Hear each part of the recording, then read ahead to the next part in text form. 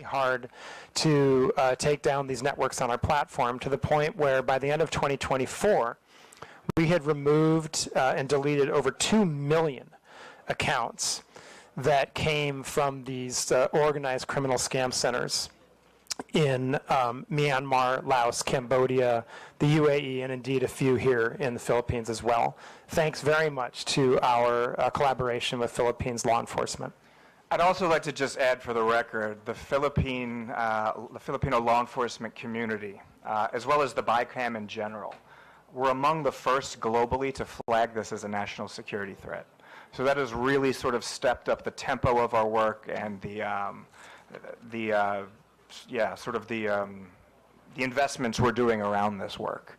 So I just want to publicly acknowledge the law enforcement agencies, the military agencies, the regulatory agencies, and indeed members of the BICAM, who have been among the world leaders in flagging this not only as an economic threat to individual Filipinos, but as a national security threat here in the Philippines and globally. Of course, I don't want to get too granular on that, but the law enforcement agencies, and I'm sure your good self, Mr. Chair, are aware of exactly what I'm speaking of. If there are further, more granular conversations that you'd like to have around that, Mr. Chair, I, of course, would be honored to do that in executive session. And we have a great relationship with your law enforcement agencies and CICC. We held a conference in November in Bangkok, largely closed door and held under Chatham House rules. Filipino law enforcement were among sort of the flagship entities that were there. NBI spoke, PNP spoke, the PNP attaché in Bangkok spoke. He's been a fantastic advocate and source of trend sharing. So I just want to express gratitude for helping shape the narrative on how serious of a threat this is to the global infrastructure. Thank you, Mr. Chair. Thank you. And if we can go to the next slide, I'd like to address how we specifically deal with misinformation on our platforms.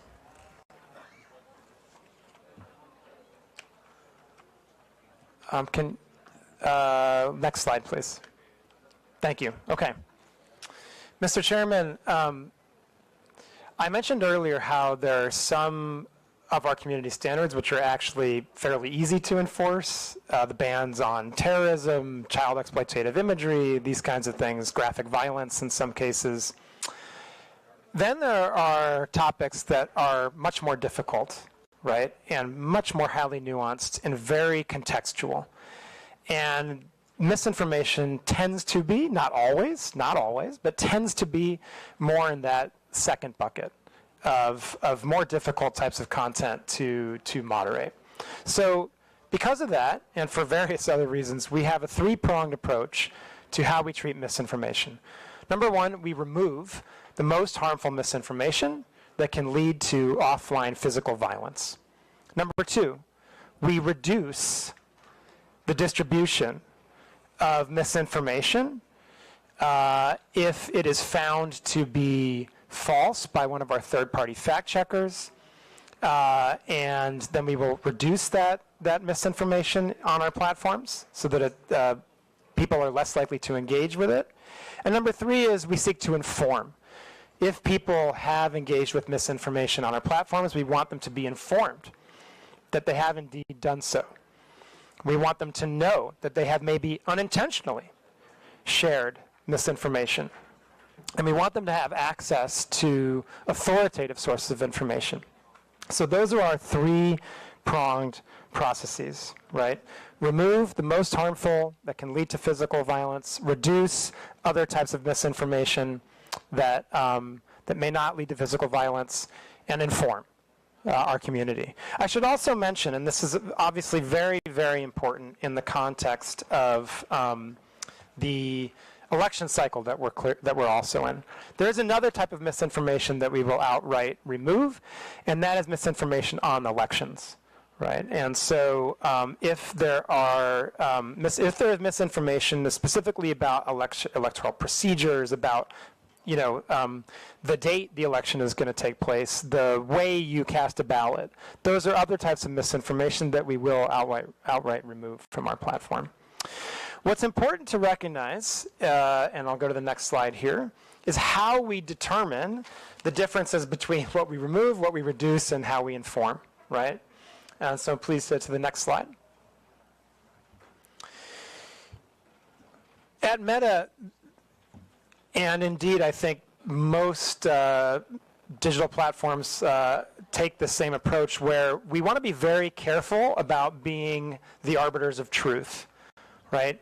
In many ways, in many aspects, we feel that that's a responsibility that that is too great for us to have, and can lead to situations where we're trying to make determinations that we're just not qualified to make about what is true and what is false. And as you might imagine, trying to police misinformation at the scale of more than 3.2 billion people every day would become practically impossible, right?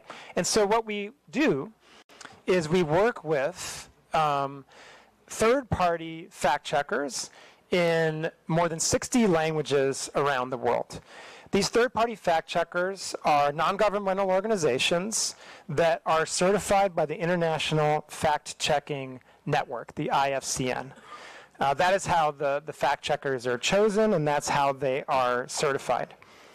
And so what we do is, when we are made aware of a potential piece of misinformation, that piece of content will be enqueued to the third-party fact-checkers themselves. In Philippines, we work with 3 third-party fact-checkers. We work with Verifiles, Rappler, and AFP.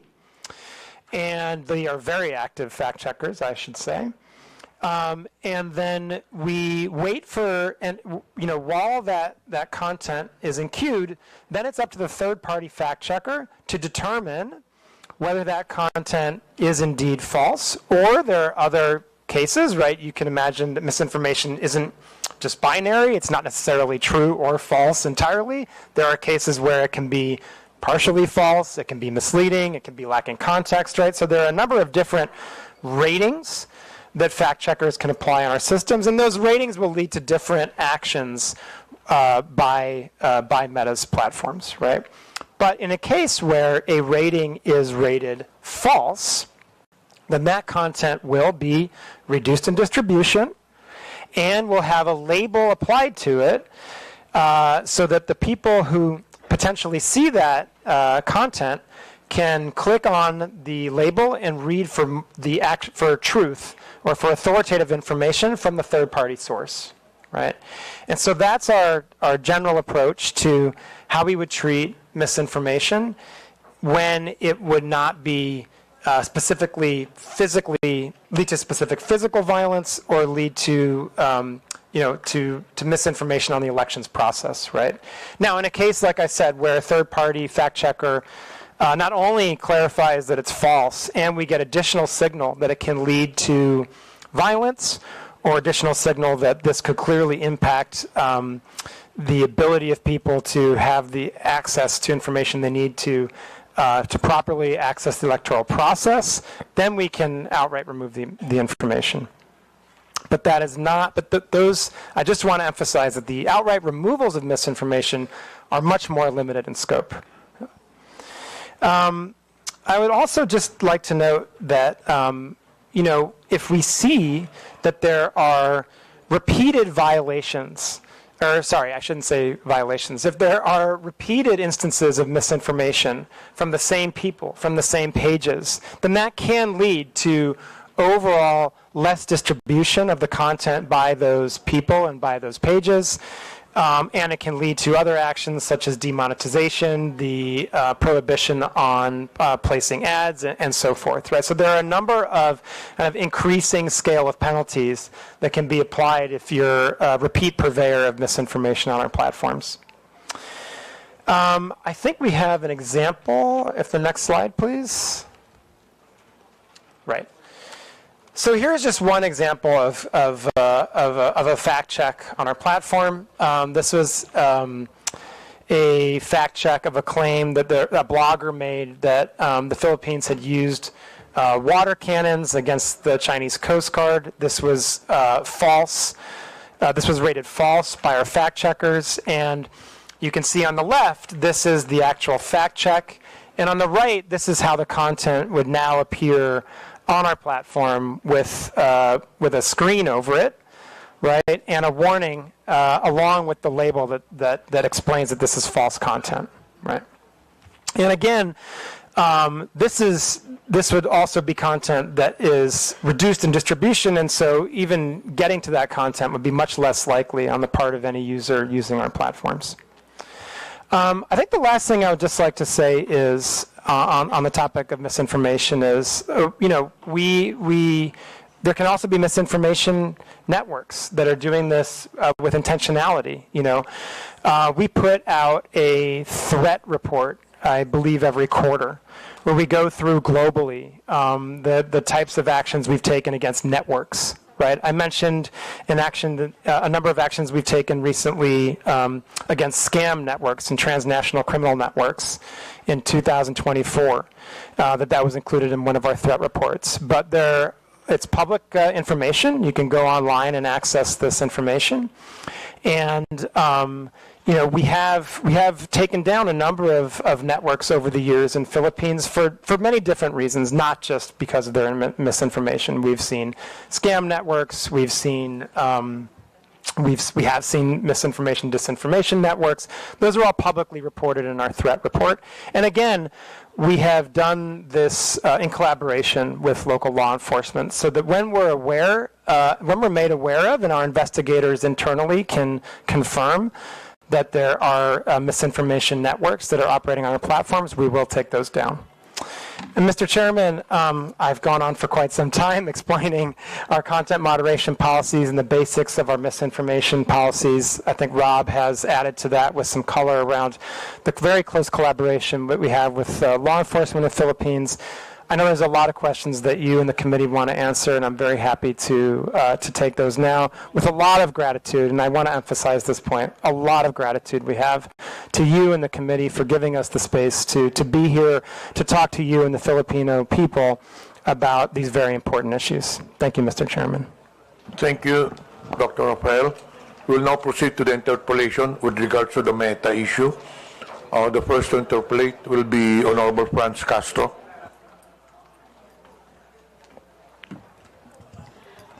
Thank you, Mr. Chair, and I also thank the Meta for coming here after 3 notices.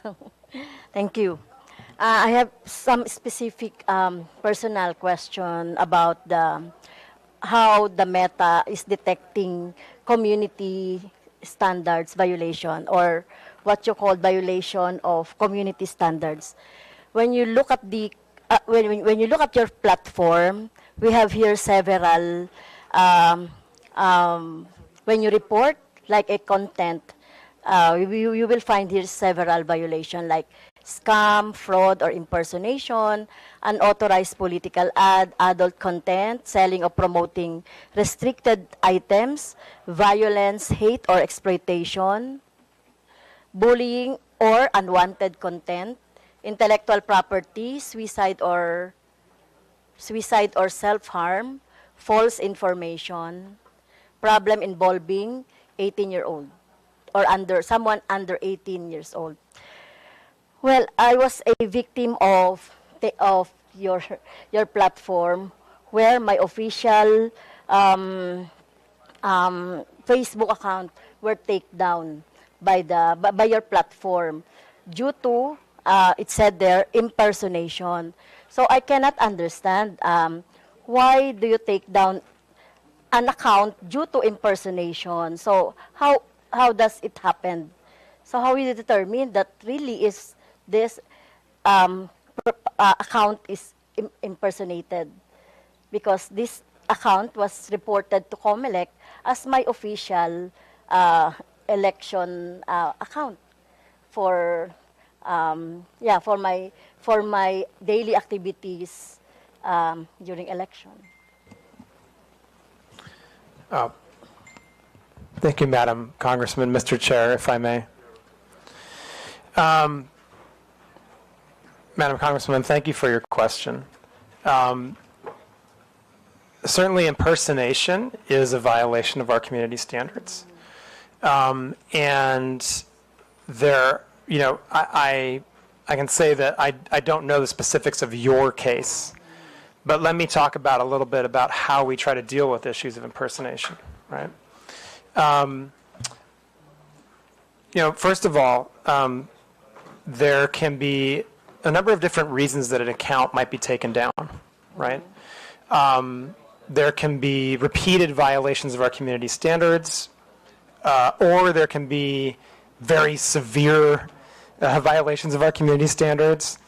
But other times, it can be because someone was able to, unfortunately, gain access to your account. Not your account, but anyone's account, right? It can happen that unauthorized access can take place, right? In those cases, they may, once a hacker has gained access to an account, then sometimes what we see is they go and delete the account, or then they take over that account to use it for their own purposes, and what we do in those cases is we work with the rightful account holder to retake control of their account, right? So we ask for credentials. It could be a government ID. It could be various email addresses or other identifying information that were used with that account in order to regain control of it. I think one thing we've seen and that we know is an extremely effective guard against having accounts taken over by hackers is two-factor authentication. Two-factor authentication is really the first line of defense that any user on Facebook, including members of Congress, have against their accounts being taken over. If you have two-factor authentication on, anytime someone would seek to make changes to your account, it would ping you to make sure that you're the right person and you're authorizing those changes. I would urge everyone to make sure they have two-fact turned on their account. I think it's also worth noting that, for government officials, for politicians who are engaged in an election cycle, we have specific channels where we can work together. We have our Meta Support Pro channel that you can access and that we're happy to work with you to make sure you have access to, so that if you have specific issues with your account, other members of Congress, other people running for election can access those channels. I think it's also worth noting, and I didn't really mention this in my opening comments, but I think I should, that that there are a number of different statutory agencies that have specific channels with Meta where they can report community standards violations, account hacks, and any other issues that the government is experiencing with Meta's platforms and our services. In fact, there are 11 different government agencies that have direct channels to us. And so those are other channels that can certainly be utilized in cases where members of Congress experience those types of actions. And I would just also say it does also happen from time to time that we make mistakes. That is also something that happens, and we're sorry for when that happens. We know it's a really poor experience. We don't want that to happen. We take those instances very seriously. We do everything we can to try to minimize them. And so that's also just something that can happen sometimes. So when my account was took down, we complained to we write to the Meta about my account, and then why is it that you are taking down specific account without explanation or without any justification to the subscriber? Like, for example, just take the account and that's it. So no explanation at all. So you will just explain if we will write to you on what happened to the account. So there's no, is there a like for example due process in place in your platform? Thank you for the question, Congressman, Mr. Chair, if I may. Madam Congresswoman, again, I'm not familiar with the specifics of your case, but I, again, can talk in general. Users should receive notifications if actions have been taken against their account. That is certainly part of the due process that we have in place, and users have a right of appeal. And in fact, when we see mistakes happen and users appeal those actions, the content in question, if it was a community standards violation, may often be restored. In some cases, the account would be restored. I do just want to highlight, in the specific case of hostile takeover of accounts, or what Meta believes may be a hostile takeover of an account, that can be a more complex process for very good reason. We want to make sure that we are not providing access to the account of someone who shouldn't have it. And so, Madam Congresswoman, I would just emphasize again that if you or another member of Congress is having any types of these issues, we can certainly provide you access to our Meta Support Pro and other channels so that we can solve these problems together. Mr. Chair, may I ask also that, are you familiar with troll armies? Troll armies, or mass reporting of an account so that it could be taken down for any other reasons. Are you familiar with that? Because I'm suspecting that my personal account was a victim of that scheme by army trolls, or by a group who would like to take down my account. Because as I can see here in your process of checking the misinformation and disinformation, it would be, if it is mass reported, it goes to your AI, and then after that, human checking, right? Right? In your graph of how to determine the disinformation or violation of your community standards. So, so my questions is, are you familiar with that scheme? Mr. Chairman, thank you. Madam Congresswoman, coordinated mass reporting absolutely violates our policies. We have seen that type of behavior before and certainly if we detect that type of behavior, then we would seek to make sure that any decisions that are made about accounts are the correct ones. And then we would also try to go after the people who are engaged in the coordinated mass reporting, because that clearly does violate our policies. And that's the type of abusive network that we would seek to prohibit from utilizing our platforms.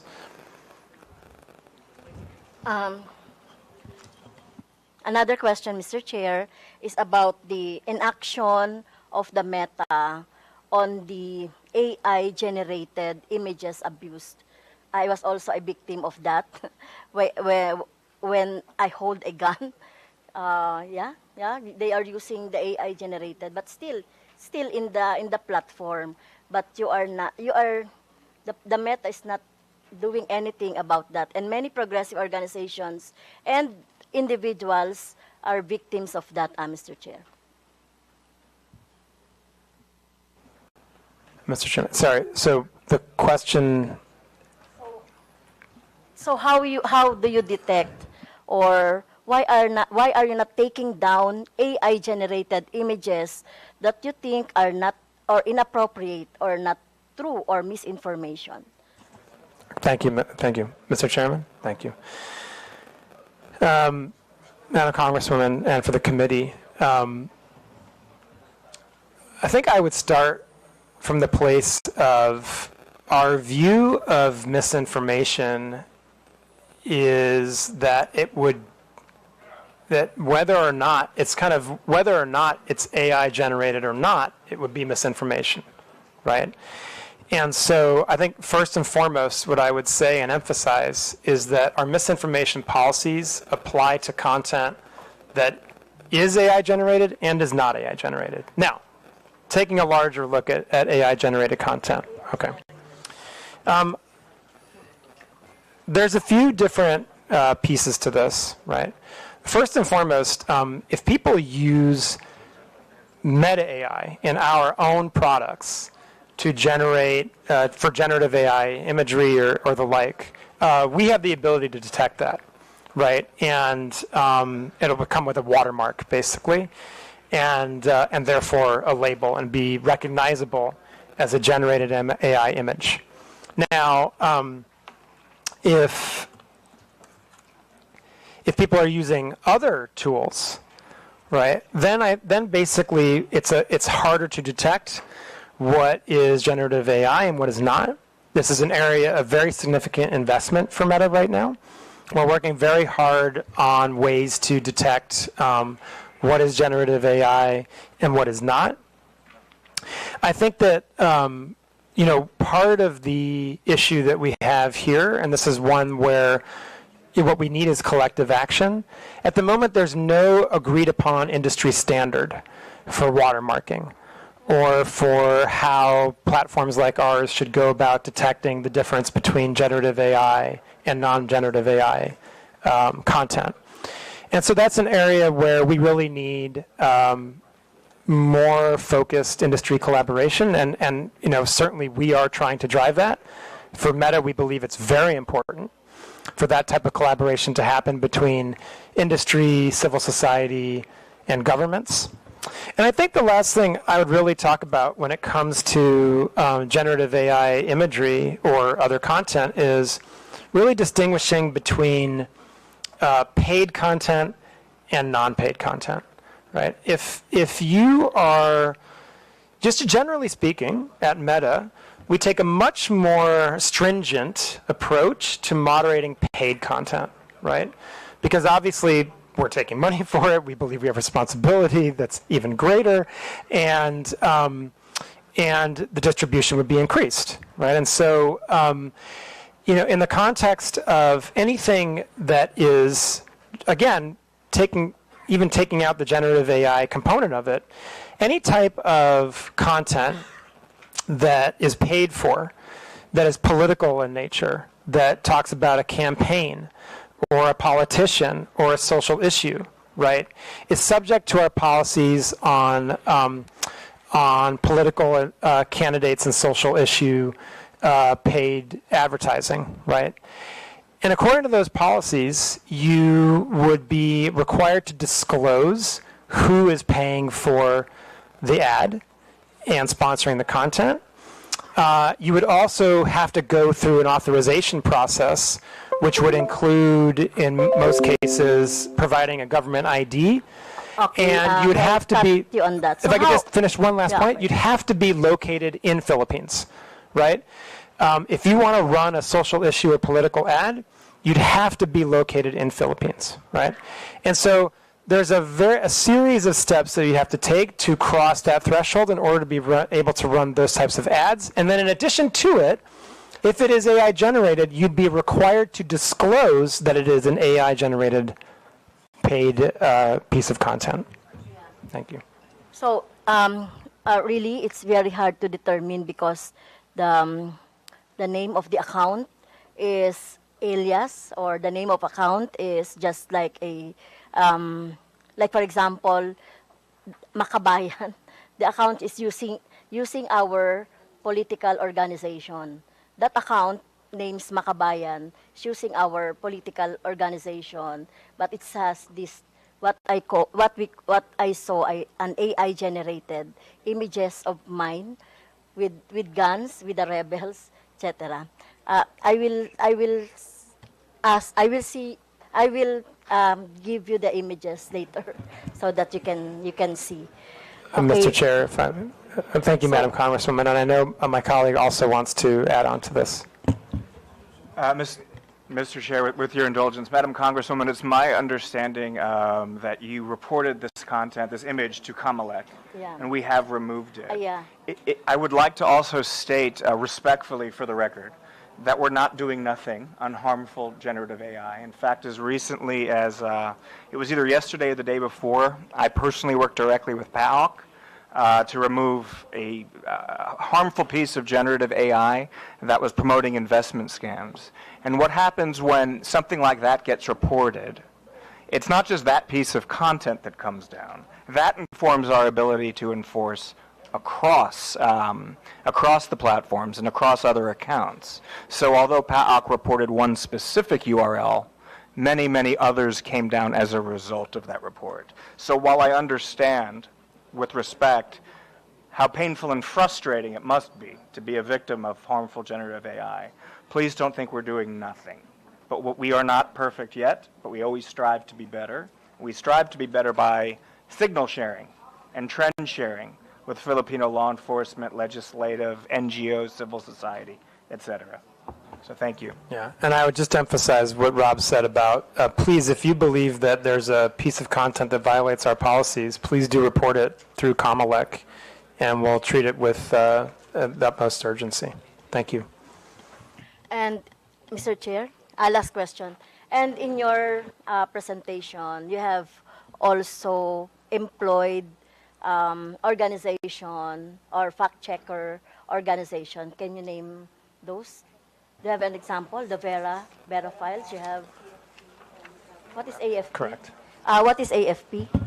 That's a Mr. Chair, if I may. Agence France Presse. Okay. It's a global news organization. Okay. Thank you, Mr. Chair.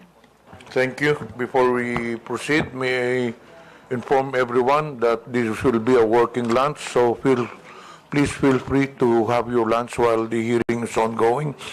Before we proceed with the next interpolator, may I acknowledge the presence of Deputy Speaker J.J. Suarez, Honorable Jefferson Conghon, Honorable Julien Baronda, and present online, Honorable Janet Garin, Honorable Isabel Maria Zamora, Honorable Ramon Rodrigo Gutierrez, Honorable Joe Sobiri, Honorable Drixie Cardema.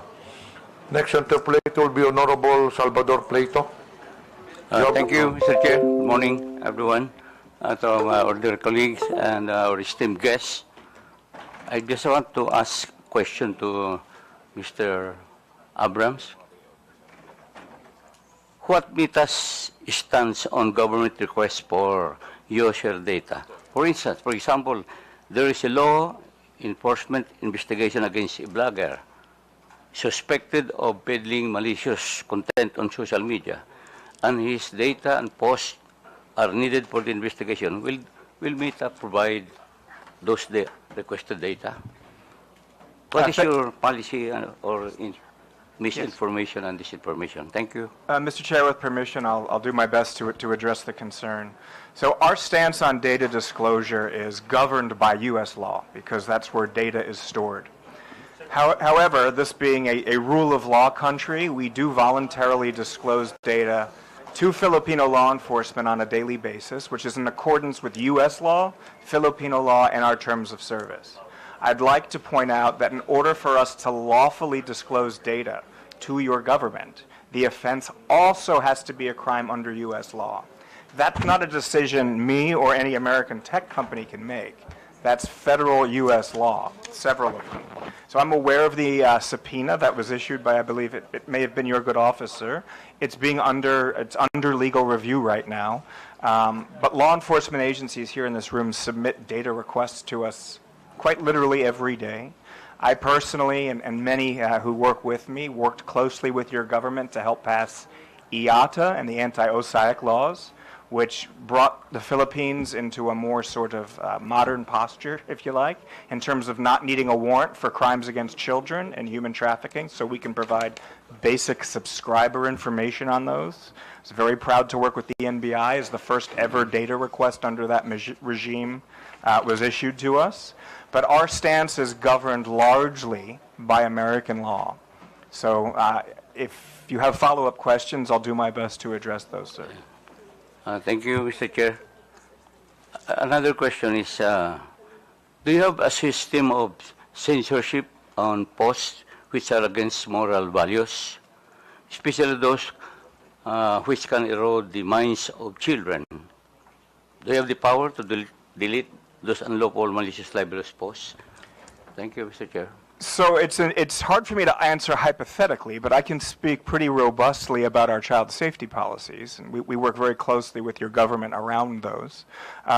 So bullying and harassment, of course, CSAM and OSAIC and human trafficking, both illegal and against our terms of service. As Rafi mentioned at the top, we're doing a lot on digital literacy so that Filipinos can analyze for themselves or are better equipped to analyze what is harmful content and what is not. But without more specific information, I don't know that I can address those. I do, however, think, as I stated in the Senate last week, We are among industry leaders, if not the leaders, when it comes to our forward-leaning stance around child safety.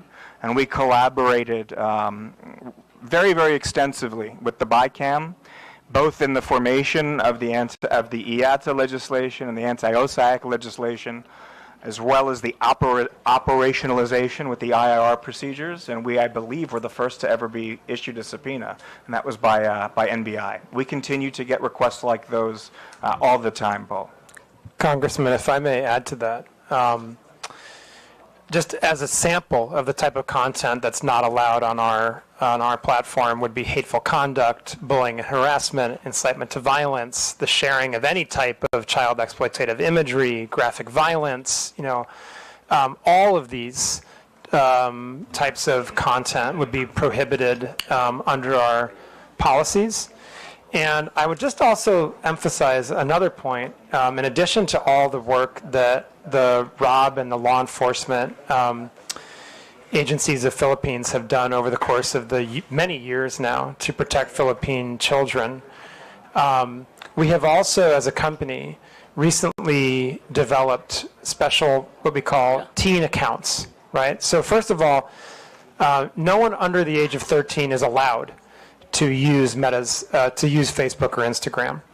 But if you're within the age group of 13 to 18, we've recently developed special teen accounts. 13 to 18? 13 to 18, right? Because below 13, you're not allowed on our services. And obviously when you're 18, now you're an adult, right? So we're talking about special teen accounts for youth in the range of 13 to 18 years old. Just as an example of some of the features of those accounts, you would have filters against sharing of nudity. You would have blockers on the ability of people who are much older than you to reach out and contact you. If you're in the range of 13 to 16, there are specific elements of parental supervision and indeed control that are built into those accounts so that parents can really supervise what their teens are doing online. There are provisions to remind teens to basically set alarms for how much time they're actually using the services so that they're not using them too frequently. And those are just a few of the features that we have developed recently with the specific objective of protecting children and making sure that youth on our platforms have a positive experience that really aligns with what parents want and that gives parents really strong tools to understand how their children are using our services and in many cases to supervise the use of our services. Thank you, sir.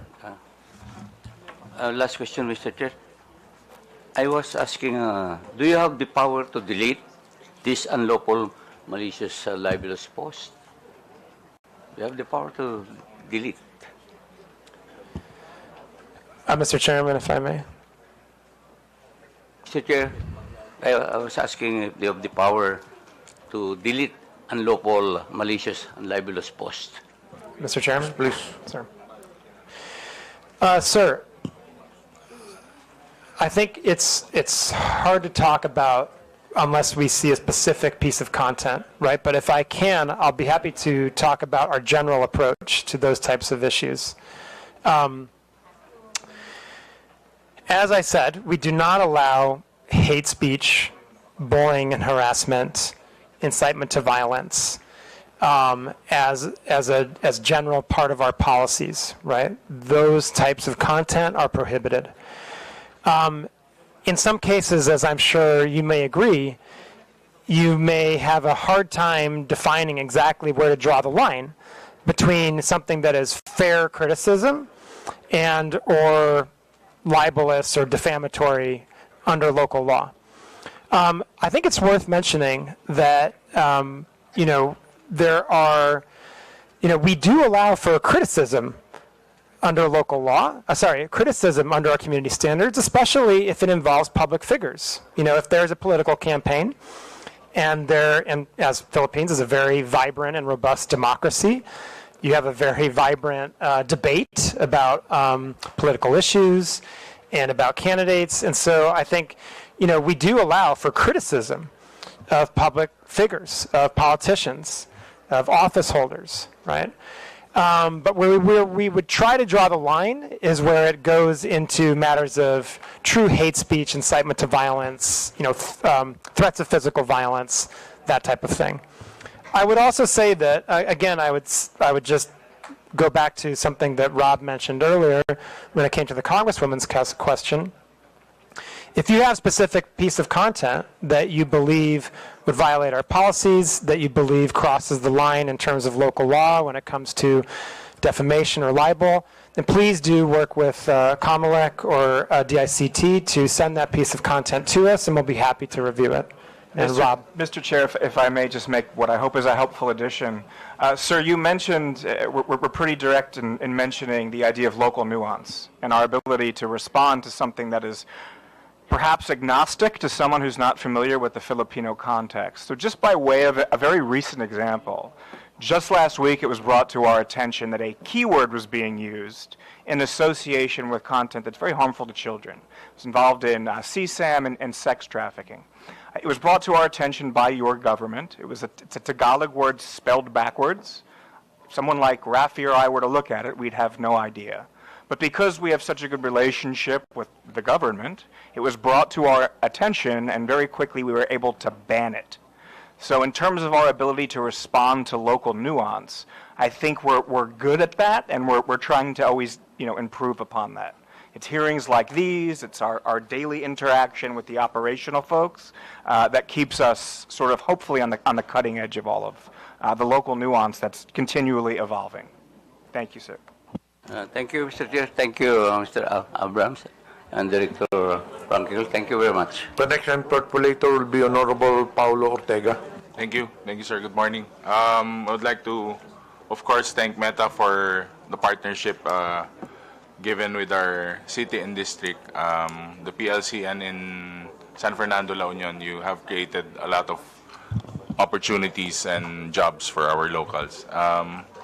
With that, Mr. Chair, I would like to zero in on a few questions, mostly on the political context. The presentation has shown us a lot of different contexts, but I was looking for the political context side, but I have a few questions directly about this.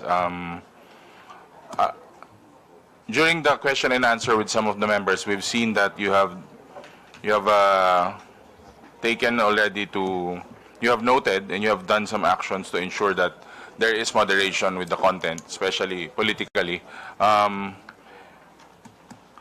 you hiring Filipino moderators? Do you hire Filipino moderators, or like your previous statements, you have partnered with the IFCM? Mr. Chairman, if I may. First of all, Congressman, thank you so much. We're really happy with the partnership we have with the PLCN and thrilled for the benefits it's providing to the Filipino people in terms of connectivity. And we only hope to do more. Yeah, and so we really hope that we can continue that type of partnership to bring these types of services and digital connectivity to Philippines, which obviously in the 21st century would be a huge boost. Thank you very much for the question. I think that I would, let me break this down into two different parts, right? First of all, absolutely yes. We very much have moderators that are from Philippines, that are native language speakers, and they're looking at content in the Philippines every single day. So absolutely yes, we do have those. I just want to make a distinction between moderators that look at potential violations of community standards versus third-party fact checkers. They're not the same thing. The moderators that we have are really looking at potential violations of our community standards. The third-party fact checkers are looking to determine if pieces of content are misinformation, right? But to be clear, those are also local, right? We work with 3 third-party fact checkers in Philippines, Verifiles, Rappler, and AFP. And again, all of them, of course, are local. and have the local context, local native language capabilities. So absolutely, very much yes. We have the capabilities to both moderate content against our community standards and work with third-party fact checkers on misinformation in Philippines. Mr. Chair, can I add, do you think they have the capacity for real-time review? Or is it a taller task than it is? Mr. Chairman, if I may. Congressman, again, I would like to break these because they're two different things, really. And I think we do have to make sure we're being distinct about how we talk about our general content moderation versus the misinformation. So starting with our content moderation and our community standards moderation, what we do is we prioritize the most severe harms first. It is not necessarily a first in, first out content moderation system. What we do is we prioritize the most harmful pieces of content first. So, for example, if we see that there are reports of child exploitative imagery, that's going to jump all the way to the top of the queue, right? If we see reports of terrorism content, incitement to violence, right, those types of things, those are going to jump ahead because of their potential to cause harm, right? And then that's the type of process we use so that we ensure that we are acting in a timely fashion against the most severe harmful content. Now, when it comes to misinformation, again, different, right? What we can do is we can ourselves send content for the fact checkers to check, or the fact checkers can do it themselves. They have the ability not to wait for us and to actually check content on their own. And what we see in the Philippines is they are very robust. I think we have some of the most robust fact checkers in the world active in the Philippines. And very active in terms of many of the political and types of content trends that we're seeing on our platforms today in Philippines. So Mr. Chair, you're saying that you are prioritizing real-world harm, something that would really harm a specific place, a community, or even other countries, same country you're in. Is that how I understand it, sir? Mr. Chairman, if I may. Yes, I mean, there's some nuance here, but in a basic sense, yes, right? I mean, certainly if there's content out there that can lead to real-world, offline, physical harm, then yes, that's going to, generally speaking, jump to the top of the queue. Yes.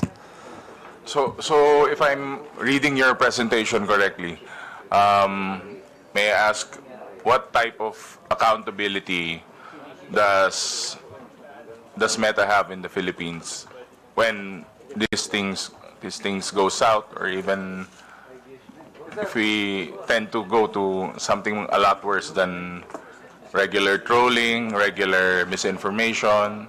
I would like to be clarified on that, sir. So, Mr. Chairman, if I may. So, just to emphasize again, I want to be really clear. These systems are operating in parallel.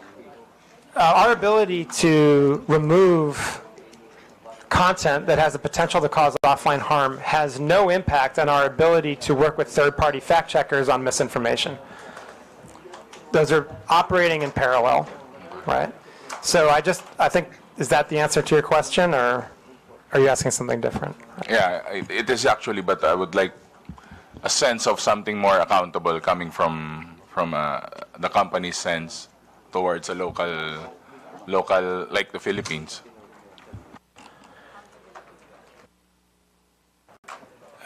Mr. Chairman, if I may. Congressman, I think that, first of all, we're sitting here today, which I'm glad to be doing. I think it's very important that Meta, as a company with such ubiquitous and important services, answer your questions on these really important issues, especially in the lead up to an election. I'd like to point out that maybe we didn't actually show that slide now that I think about it, but we put a slide on our presentation that showed the award that we received from Comelec after the last election for the work we did to protect the integrity of the election. And so, and we intend, and we are in the process of doing that same work now with the midterm elections that are around the corner.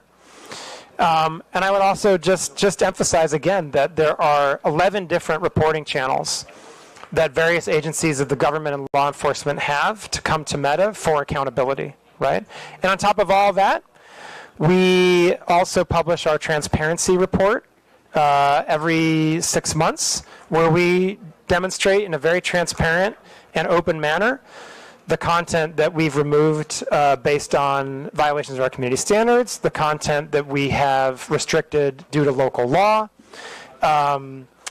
data requests that we have acted on based on law enforcement, and a number of other metrics that really show kind of how Meta is approaching our responsibilities in the Philippines. And I believe my colleague Rob would also like to add to that. Mr. Chair, with your indulgence, may I add to the response? A very important question when you're talking about accountability. So I just want to speak briefly about real-world harm. When there is potential, and there's been a crime committed, and there's potential for real-world harm, law enforcement agencies in this room know how to lawfully request data from us. So we've helped mitigate innumerable threats here in the Philippines, from terrorist threats to kidnapping threats to child exploitation threats. We proactively escalate suicidal users.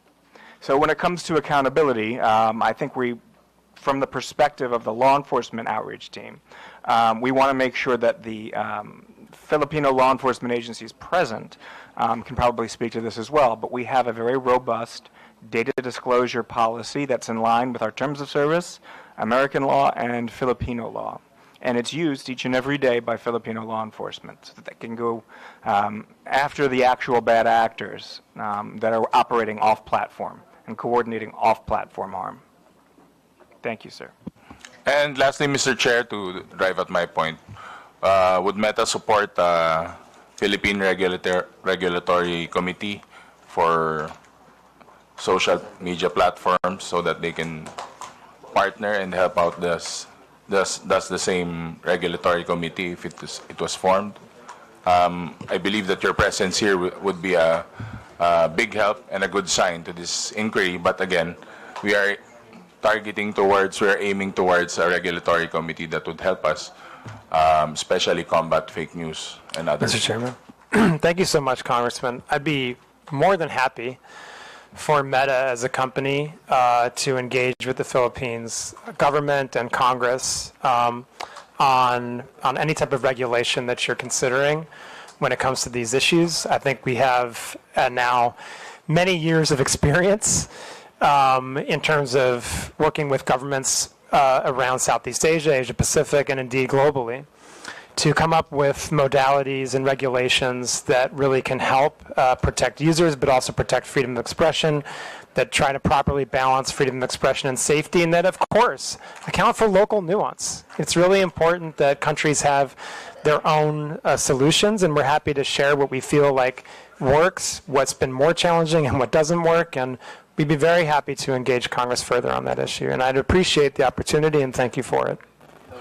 Thank you, Mr. Chair. I'll reserve some of my questions for the second round. Thank you, sir. Honorable Arlene Brosas is recognized. Yes, thank you, Mr. Chairman. I have a few questions also, Mr. Chair.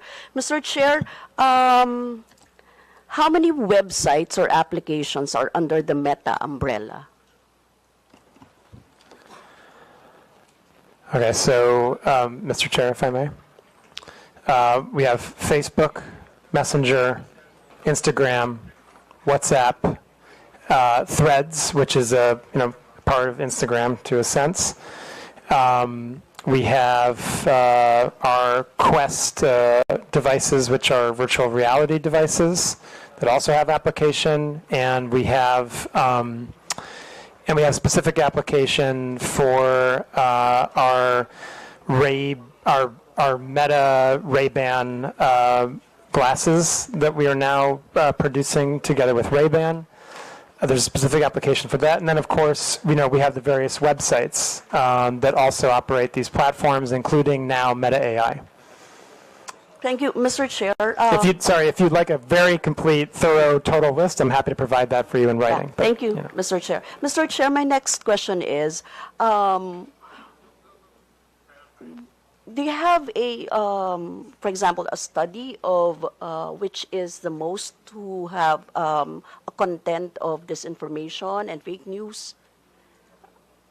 Which of these, the websites or applications have the most? Is it Facebook? Mr. Chairman, if I may. So thank you. Congresswoman, that's a very tough question to answer. Again, I'll just go back to the kind of place where I started with, which is how do you determine what's misinformation, right? That is not an easy question to answer, but what I would say is we can qualify it as what's reported, right? Yeah. So if is you it Facebook? Can you give us? Oh. Yeah. So if you look at the fact checks that are reported, and now, but I just want to be clear, just speaking of Philippines, right? I believe, and I can check this to make sure that it's accurate after the hearing, but I believe that the most fact checks we see in Philippines are on Facebook. Thank you, Mr. Chair. Mr. Chair, my question is, how do you ensure that there are no disinformation or fake news that are being disseminated in, for example, in the Facebook platform? Previously, my colleague said that she reported the fake news, the AI-generated content. Do you have a mechanism of removing a content if it's a disinformation or fake news motu proprio? For example, if it's not reported and it's being generated, so those are two different things, right? One is reported and one is not reported. If there's no report of that, but it's an AI generated and it's a disinformation or fake news kind of news. Mr. Chairman, thank you, Congresswoman. The fact checkers that we work with, the third-party fact checkers, have the ability to, and they do very often, fact check content even if we have not reported it to us. So the answer is yes. And I would say, I just reiterate, from earlier in my presentation, that whether a piece of content is AI generated or not, we would still treat it the same as misinformation. So there's a form to. If there's no report, you can actually flag it as a disinformation or fake news, right? Mr. Chairman, if I may. Yes. So let me talk about all the different ways that this can be done, right? First of all, as your colleague showed earlier, a user that's scrolling through Facebook can report something if they believe it's false information, and that would flag it for our systems so that we would have a look at that and potentially pass it on to a third-party fact checker. Also, we ourselves have the ability to look at content that we see going viral, and if we have reason to believe that that would be a potentially harmful piece of misinformation, we can send it to the third-party fact checkers. And also, the third-party fact checkers can and very much do fact check misinformation on their own without any prompt from us or anyone else. Yes, and I would just like, sorry, and I would also just stress that the government also has its own reporting channels to us. So if we get a report of misinformation from COMELEC or DICT or other agencies that are onboarded to our channels, we will also review that and pass it to the third-party fact checkers. Thank you. Mr. Chair, I have here an example of the fact check, example of the fact check image. This is from Digsan.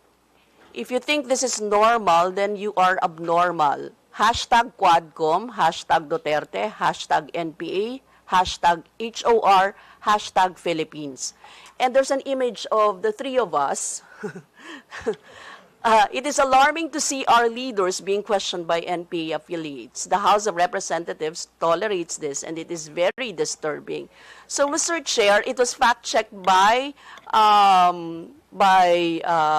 Rappler, and the claim was it's false. No, so this is an example of how the Meta does it, right?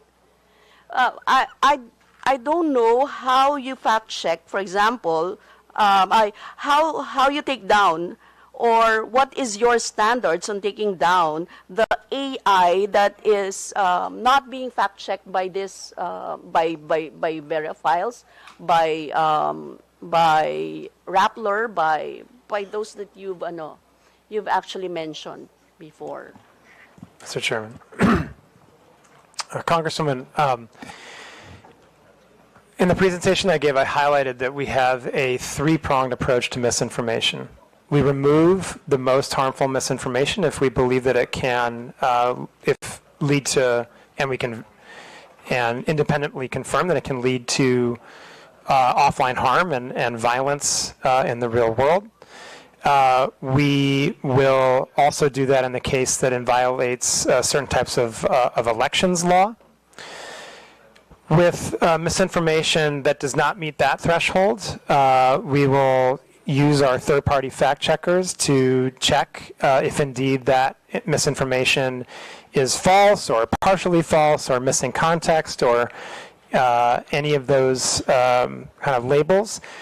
And if the third-party fact checker does confirm that it's false, then we will reduce the distribution of that content on our platforms, and we will put a label on it so that someone who sees that content understands that they are looking at content that has been determined by a third-party fact checker to be at least false or partially false, or as I said, there's a number of other labels they can apply.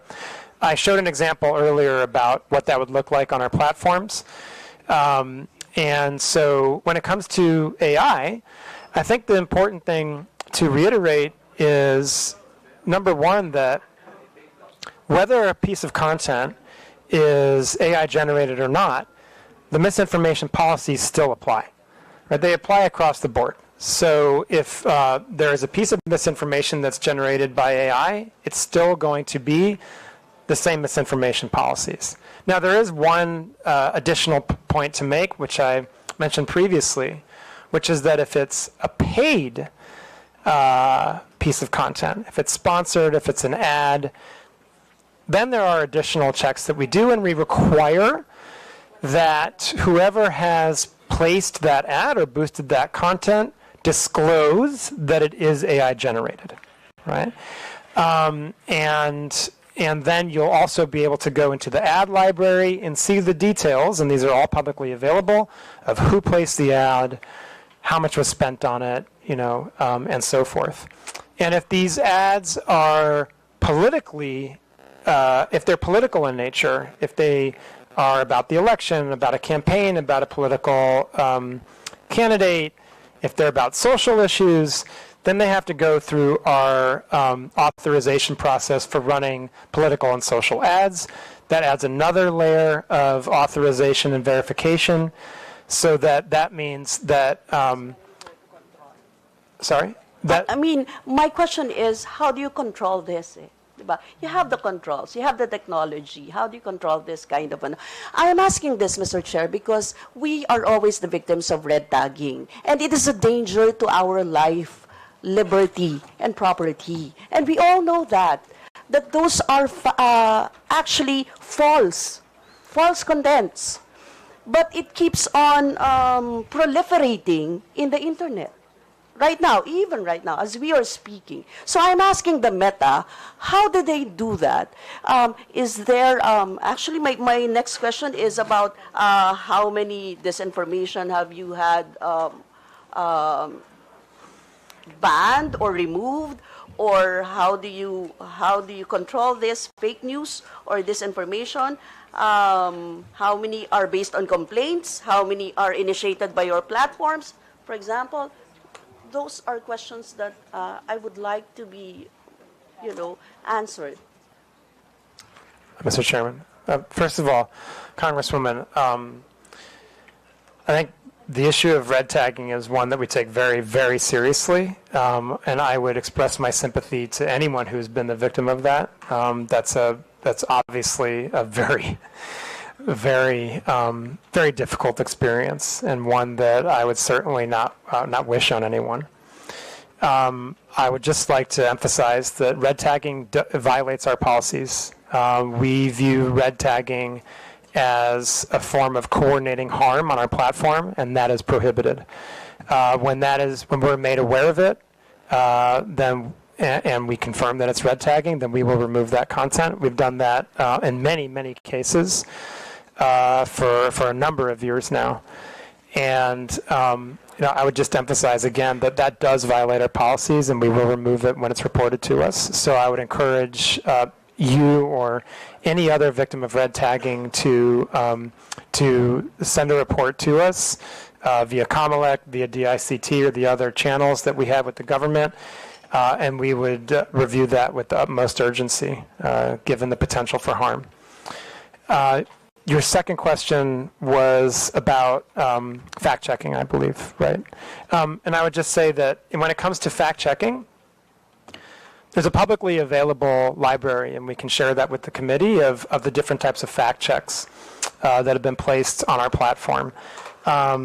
Just recently, I think we've seen a number of different issues that have been covered by our fact checkers in Philippines, and again, I think those are all publicly available, and be happy to share a list with the committee. But anyone can find that also, as they're all online. Thank you, Mr. Chair. Just to be clear, in terms of red tagging, you act through complaints. For example, you mentioned the ICT, you mentioned COMELEC. So if there's no complaint, you don't act on it. Mr. Chairman, if I may. Congresswoman, we would act on it if we were, in any case that we're aware of it. If a member of our internal teams finds it, they would act on it even without a report. So I do just want to make that clear. I think that we do very much benefit from the reports we get. I mean, it is hard. I think one of the things that we know about red tagging is that, and I kind of mentioned this before, there are different types of content. When we look at violations of our community standards, there's the type of content that very clearly violates. It's not even close. It's a clear violation of our community standards. The really obvious examples are child exploitative imagery, terrorism, graphic violence. I mean, it is much easier to moderate that kind of content. When we get down to the level of speech, and red tagging is one of these issues, it sometimes can be nuanced, right? Now, it doesn't mean we don't take it seriously. We take it very seriously, right? You have guidelines on that. We do absolutely have guidelines on that. We absolutely have guidelines on red tagging. Red tagging per se. Sorry? Red tagging. Do you have guidelines for that? Yes, we have guidelines on red tagging. Rob, do you want to add anything on this point? Just say in general, red tagging often involves doxing, which puts people at risk. So that would be a red line, for example. But I think, again, to emphasize, as Rafi's made clear, this is often very nuanced. But that's why we have what we call the trusted reporting channel. So when we get information from DICT, from COMELEC, from your good office, from law enforcement and others, they're treated with great deference and treated with great priority. But doxing, putting people's lives in danger, that's obviously a red line for us. Yes, thank you, Mr. Chair. Mr. Chair, knowing how bureaucratic and to an extent slow the processing of legal actions in the Philippines, we are more concerned on your mandate and mechanisms as Meta, as a multinational technology conglomerate in terms of taking action on these matters, no? From fact-checking and ensuring the veracity of contents and users, taking down posts and banning users that proliferate disinformation and red tagging, up to instituting protections to users so as to allow for a healthy and humane interactions and discourses on your platforms. That is what we're expecting. Mr. Chair, thank you so much, Congresswoman, for the opportunity to discuss these important issues. And we absolutely share the objective of making sure that the platforms that Meta operates in the Philippines are safe ones. And so that's why we're here. That's why we're having this conversation. And we're always, always happy to take more feedback, to look at things that if the Congress believes we can do better, we're happy to take that back and see what can be done. And I think, as Rob said, I would just emphasize, please do utilize the reporting channels that we have established that are very well functioning with the government, with DICT, with the law enforcement, with Comelec, to address these issues. Anything that can lead to the potential for physical harm, we treat with the utmost severity and urgency. So, Chair, maybe they can help us in the data. For example, how many complaints have they received? How many are initiated by their platform? For example, the total numbers, at least, no? If we can have that idea of how they actually took an action on those complaints. But that would be a substantial number of complaints. I don't know if you'll be able to submit the data to this committee. I mean, well, maybe as far as the Philippines is concerned. Mr. Chairman, thank you. We do put out transparency reports that look at how we have handled government requests, and so those are readily available. I believe the last one we have out right now would be for H1 2024. I can check on when the next one is coming, but beyond that, I'm happy to discuss with the committee, I think more in private, about how we can potentially share additional data around how we have acted on government requests. Mr. Chair, with your indulgence, might I just add to that response? I really like the fact that you said, I believe, was it humane and fair? I think that's very, very well put. I want to make it very clear that we are not in a reactive-only posture when it comes to the upcoming midterms. We've been having weekly huddles with meetings that are very multidisciplinary and cross-functional at our, at our headquarters in Singapore. That is largely staffed by our Filipino colleagues. We are firm in our belief that the Filipino election is for Filipinos, and we're doing everything we can to keep it free, fair, and free from interference. And to your point, Madam Congresswoman, humane as well. But as the chair and I were discussing along with Rafi, we've seen firsthand, and this is now my second or third round of elections here in the Philippines, it's a very vibrant, bare-knuckle democracy here.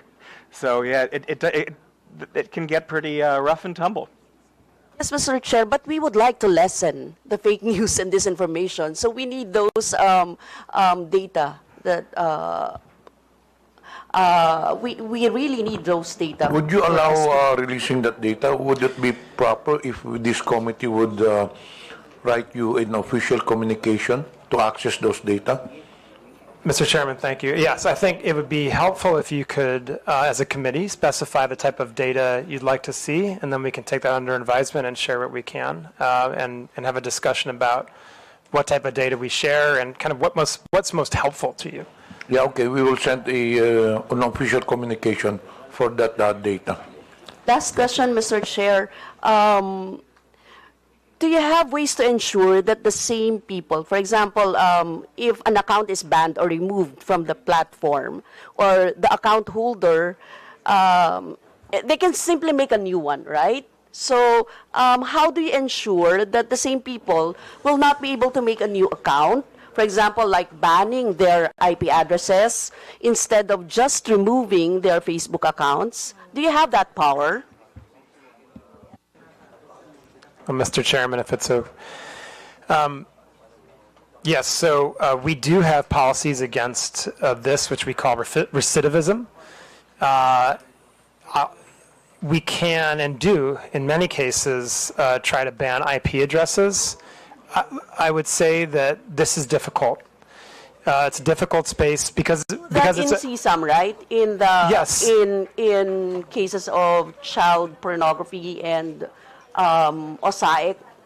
yes, absolutely. For those types of very high severity violations, those people would be banned from our platforms. And we do our best to keep people off once they have been deleted. But what I would say is what we encounter are various levels of adversarial behavior. There are some people, including very well-financed criminal organizations, who are very determined to maintain a presence on our platforms, and that is a hard battle that we fight. We do our best. We continue to fight that battle every day. We do it with the help of our law enforcement colleagues in Philippines and around the world. But it's not always easy. We try to do our best we can. We have also new technology that we use. AI is incredibly helpful and a remarkably helpful tool in helping us kind of try to. It's also a helpful tool for those who makes this. Yeah, we've talked a lot today about some of the potential harm of AI, but I think that what I would emphasize is that AI is also the best shield in many cases, right? We've developed AI technology to help moderate our platforms, both at the content level and, as you were talking about, the user level, for many, many years. We're able to delete literally billions of accounts, like the ones you're talking about, because of AI. And so those are capabilities that we have. They're always turned on. They're always active. Again, our transparency report does go into the numbers of the billions of accounts that we delete from people like that who are trying to get back onto the platform even though they've been banned, or they're creating spam accounts, or many other reasons, right? And AI is one of the best tools we have in our arsenal to act against that type of work. We're also in the process of looking at other technology, as we long have. For recidivism, you referenced IP blocks. It is something that there are cases where that's possible, but that's again difficult because there's technology that very well financed people can use to even evade that, right? So this is an adversarial space in some cases, and we do the best we can working with our partners in government and law enforcement to keep people off the platform once they've been removed. Rob, do you want to? Sure, I'd be happy with the chair's indulgence to add some additional context to that. So when we're talking about the use of AI for detection for harmful content, the reason that north of 99% of child exploitation material doesn't make it onto our platform is because of things like machine learning, AI. The reason that the investment scam generative AI issue that was brought to my attention by the Presidential Anti-Organized Crime Commission the other day is no longer allowed on our platform is because we have fed that into our tooling so that it's no longer available. The reason it's a very big step for us to take an entire device offline is because here in the Philippines, there are still places where families share a single device, where internet cafes share a device. So we want to make sure we're still providing voice to people who are lawfully using the same device. We do, however, to your point, have certain absolute red lines. So a terrorist-related piece of content, CSIM, human trafficking. There's no warnings given to users on that. Their accounts are disabled when something like that happens. Or when they post content of that nature is what I should say. Thank you, Mr. Chair. Mr. Chair, may we be furnished a copy of the red tagging guidelines na lang. And for the guidelines that they use for determining fake news and the specific timelines for the violations, for example, of the community standards violation, how long does it take? Is that being addressed to Meta? Yes, Mr. Chair. We'll include that in the official communication. Yeah. Thank you, Mr. Chair. May I remind the interpolator, I think this would be the last interpolator because the... before we proceed, may I acknowledge the presence of our co-chair, Honorable Joey Aquino, and Representative Benny Abante. The Meta representatives will have to take their flight at 3 p.m. So can you make your questions concise? The next interpolator would be Honorable Roch Gutierrez. Thank you, Mr. Chairman. I understand the busy schedule that our resource persons have. I'll try to make it quick. Good afternoon to our dear resource persons. I'd like to direct my questions to the Meta while they're here. Mr. Chair, just very briefly, I hope you can bear with us. It's been, it could be confusing for us, especially. Ideally, we would be tackling this together with Google and TikTok. However, understandably, due to schedule concerns or for whatever reason, you've appeared separately. So we'll be going through this all over again. I hope you could bear with us. Before we begin, I'd just like to verify. So, Dr. Frankel, is it, Mr. Chair, to the Honorable Chairman, can you tell us what you do in Meta? Mr. Chairman, Congressman, I'm the Director of Public Policy for Southeast Asia. And you are based in where? Singapore. In Singapore. And you are part of Meta, the American company. So I'm an employee of Facebook Singapore PT Ltd. Meta Platforms is the American company. Meta Platforms is the American company, the Singaporean company. And Mr. Abrams, to the Honorable Chairman, maybe know your position in Meta. So I'm one of the heads of law enforcement and national security outreach, handling a large chunk of Southeast Asia. My employer is the same as my colleague Rafi's. So likewise, based in Singapore. Also based in Singapore. Okay. Here in the Philippines quite often. Here in the Philippines quite often. And generally for Meta, although Meta Platforms, the American company, when they operate in Southeast Asia, they would do so through Facebook Singapore. Is that correct? Every country, sorry, Mr. Chairman, if it's okay. Congressman, every country has a different legal structure. Here in Philippines, we have a representative office of our Singaporean company. It's important to note that that representative office is not in charge of business or operations. It does not do anything involving content decisions, right? Those are really, again, those are undertaken by Meta Platforms. Mr. Chair, I'm glad you brought that up, and actually that would be my next question. So if you are representing Facebook Singapore, and you are doing these regulatory work in behalf of Meta Platforms through Singapore, I assume for Southeast Asia, what is it that Facebook Philippines, what do they do? If it's not anything to do with the support services or content regulation or the actual business of Facebook, Meta Platforms, sorry.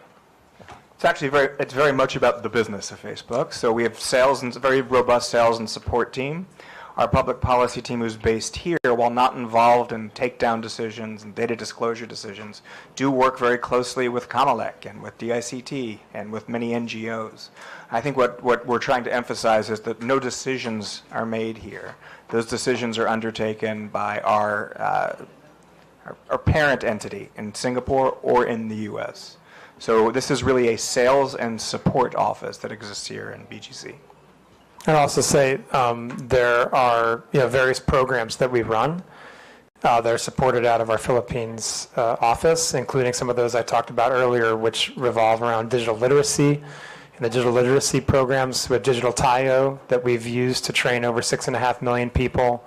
The digital entrepreneurship programs where we've trained over 60,000 micro, small, and medium-sized enterprises. Those are also examples of the type of work that our local team here has undertaken, and so forth. There's other examples. And Mr. Chair, just for the record, respectfully, sir, it's Meta Platforms, Inc. that controls all of our platforms.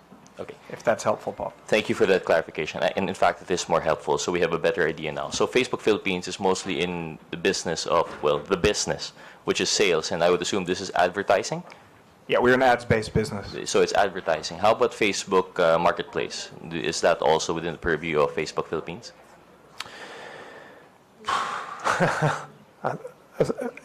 Mr. Chairman, if I may.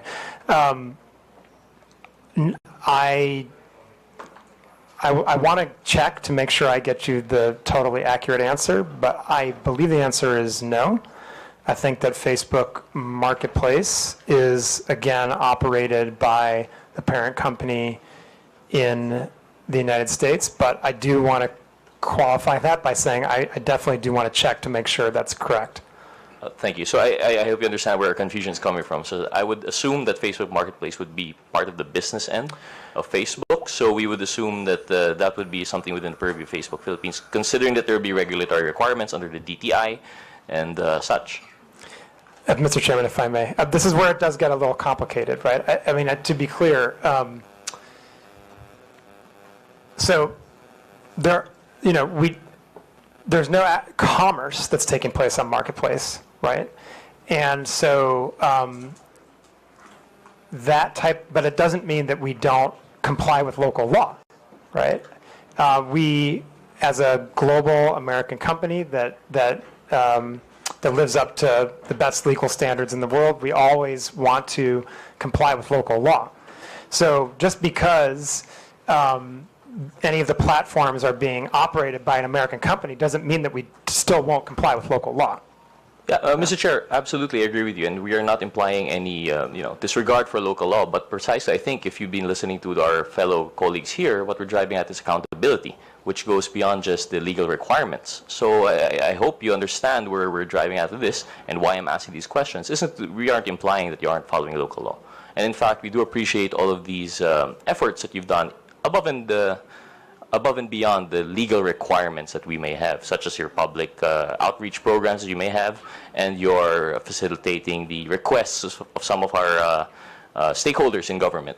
However, I hope you understand that what makes it very difficult for us is that when we have problems, it's very hard to reach Meta Platforms, Inc.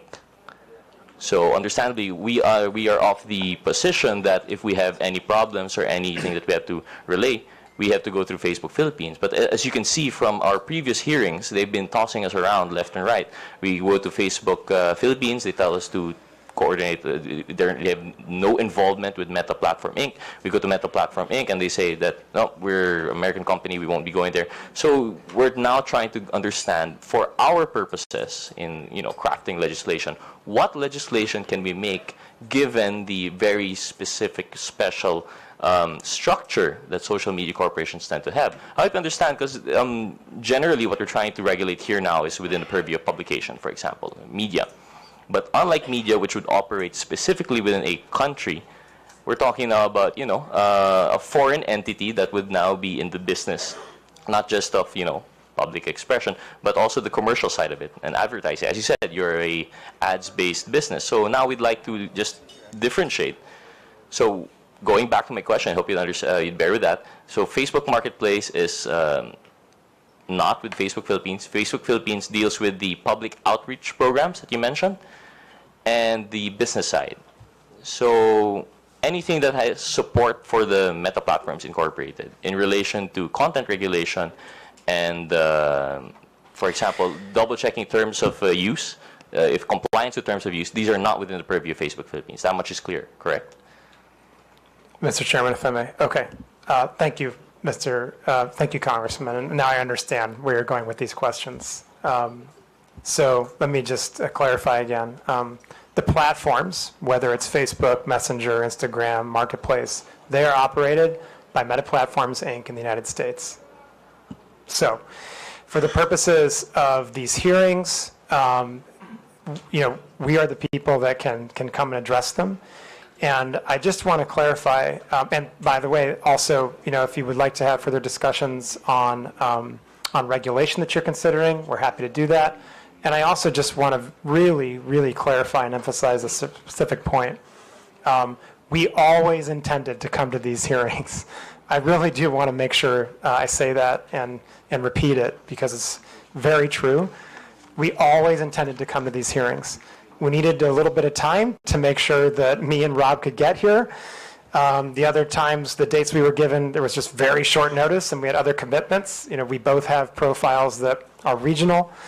And so there was always an intention to come to this hearing and answer your questions and demonstrate the accountability, which we absolutely agree you deserve.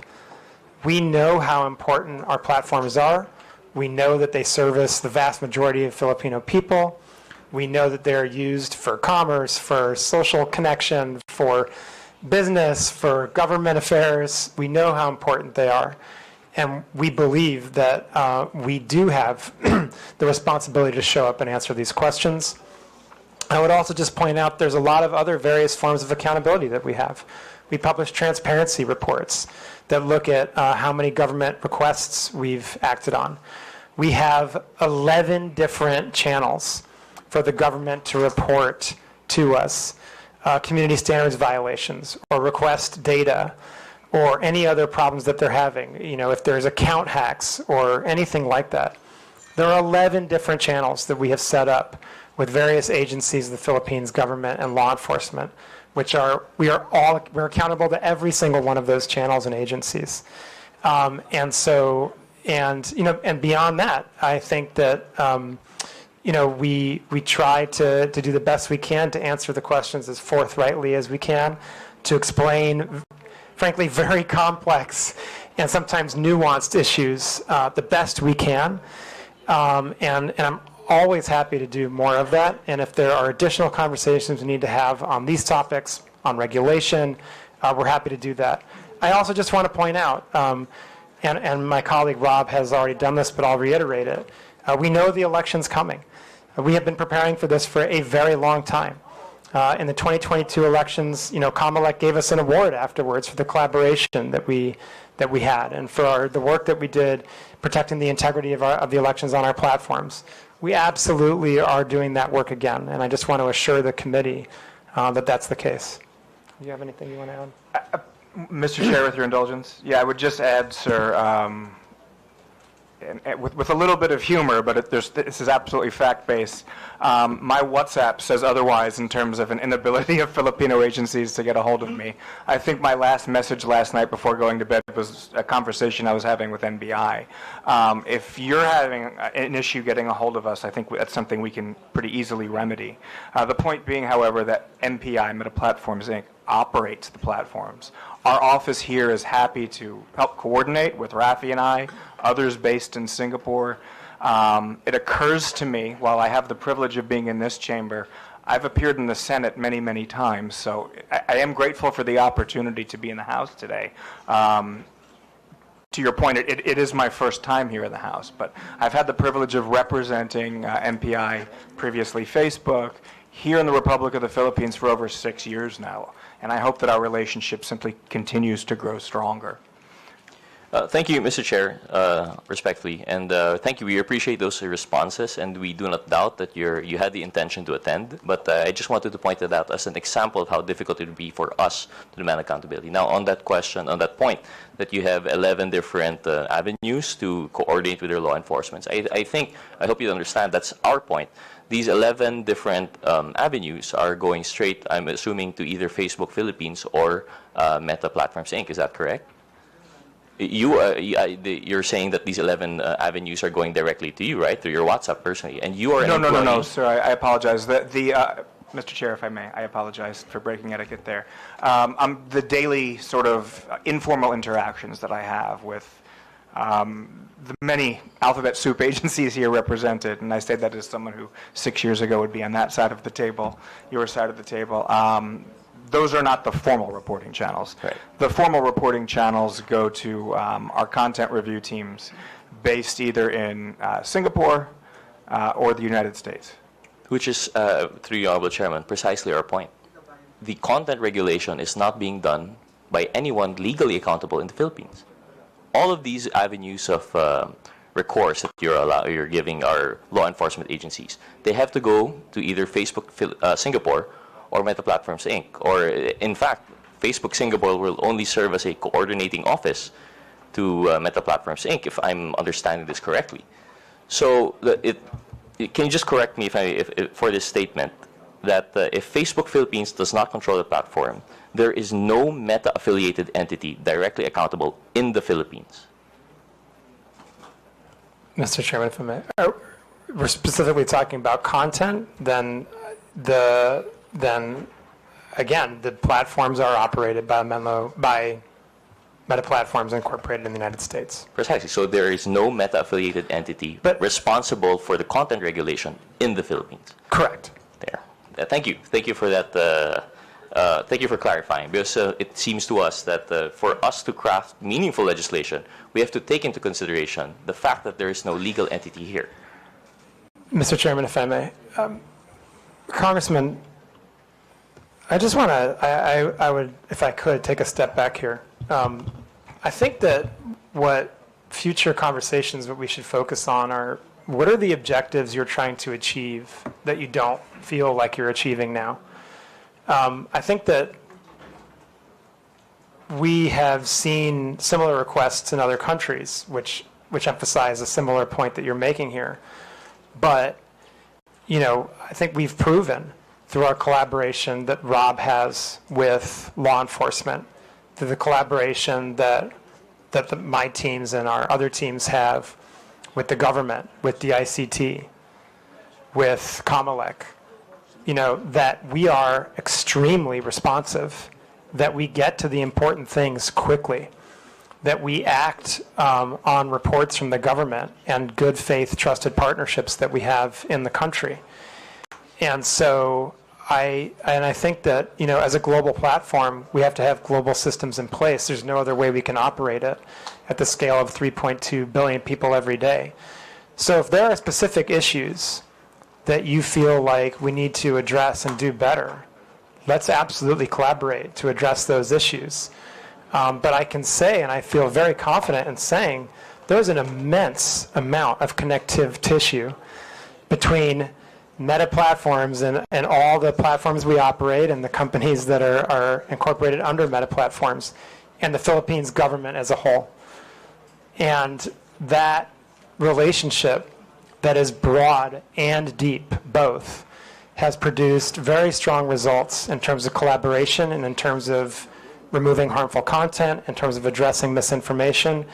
And as I mentioned before, when it came to the last round of elections, it even produced an award from Comelec. And so I think we feel pretty confident that we have the right structure in place. But if there are specific issues that you'd like to address and specific regulations that you'd like to work on, we are very happy to sit down and talk to you about those.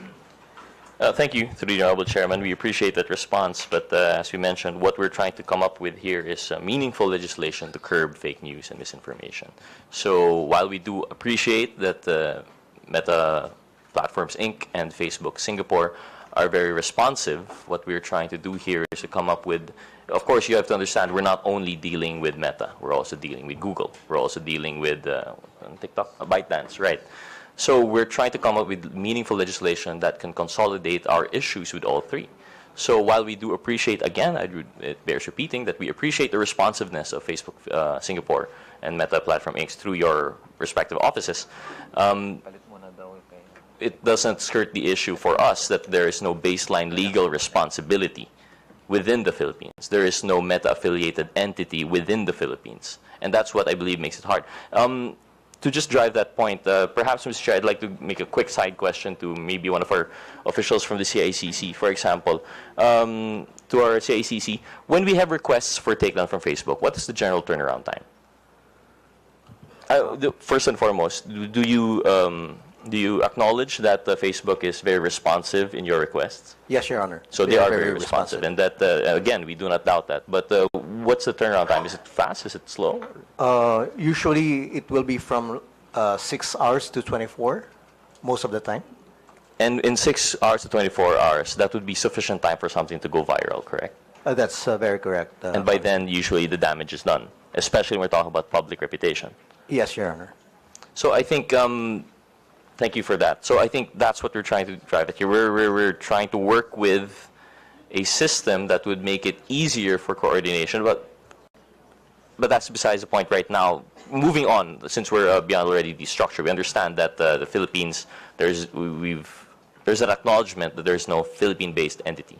I just want to go back to something you were discussing with Congresswoman Castro, that you said that there was a side-by-side, these working in parallel. You have the fact-checking, and you have, what was the other system that you have in place? Sorry?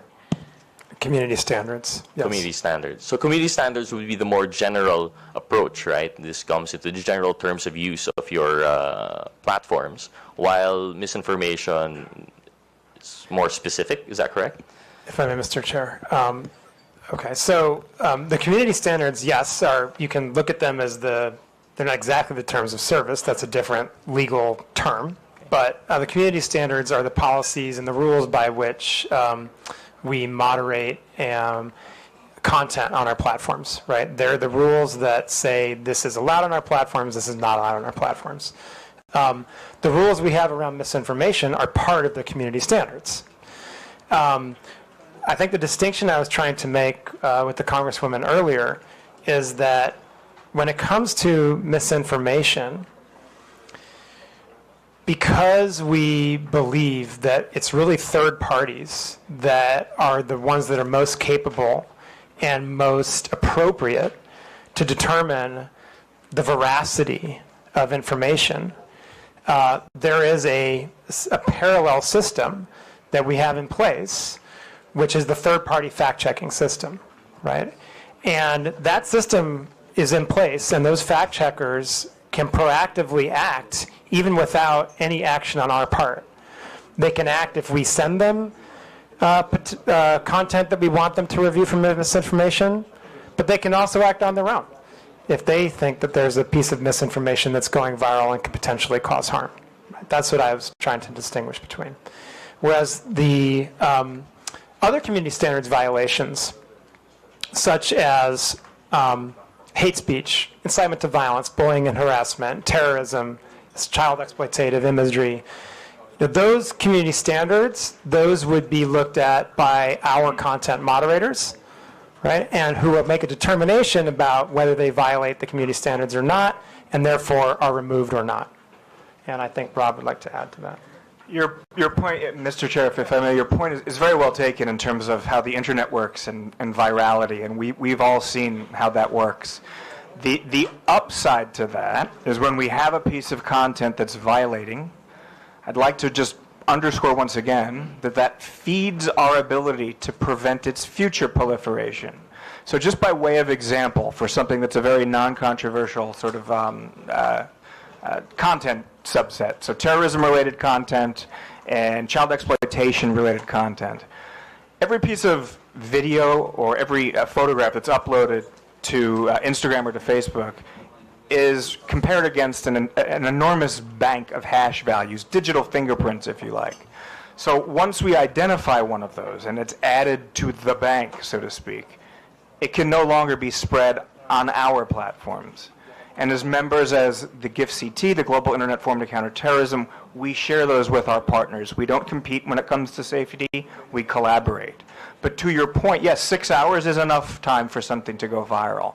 When you're operating at a scale that we are, a little bit south of 90 million users here in the Republic of the Philippines, just on Facebook, 6 hours we think is pretty good. We would love to get it down to 30 seconds.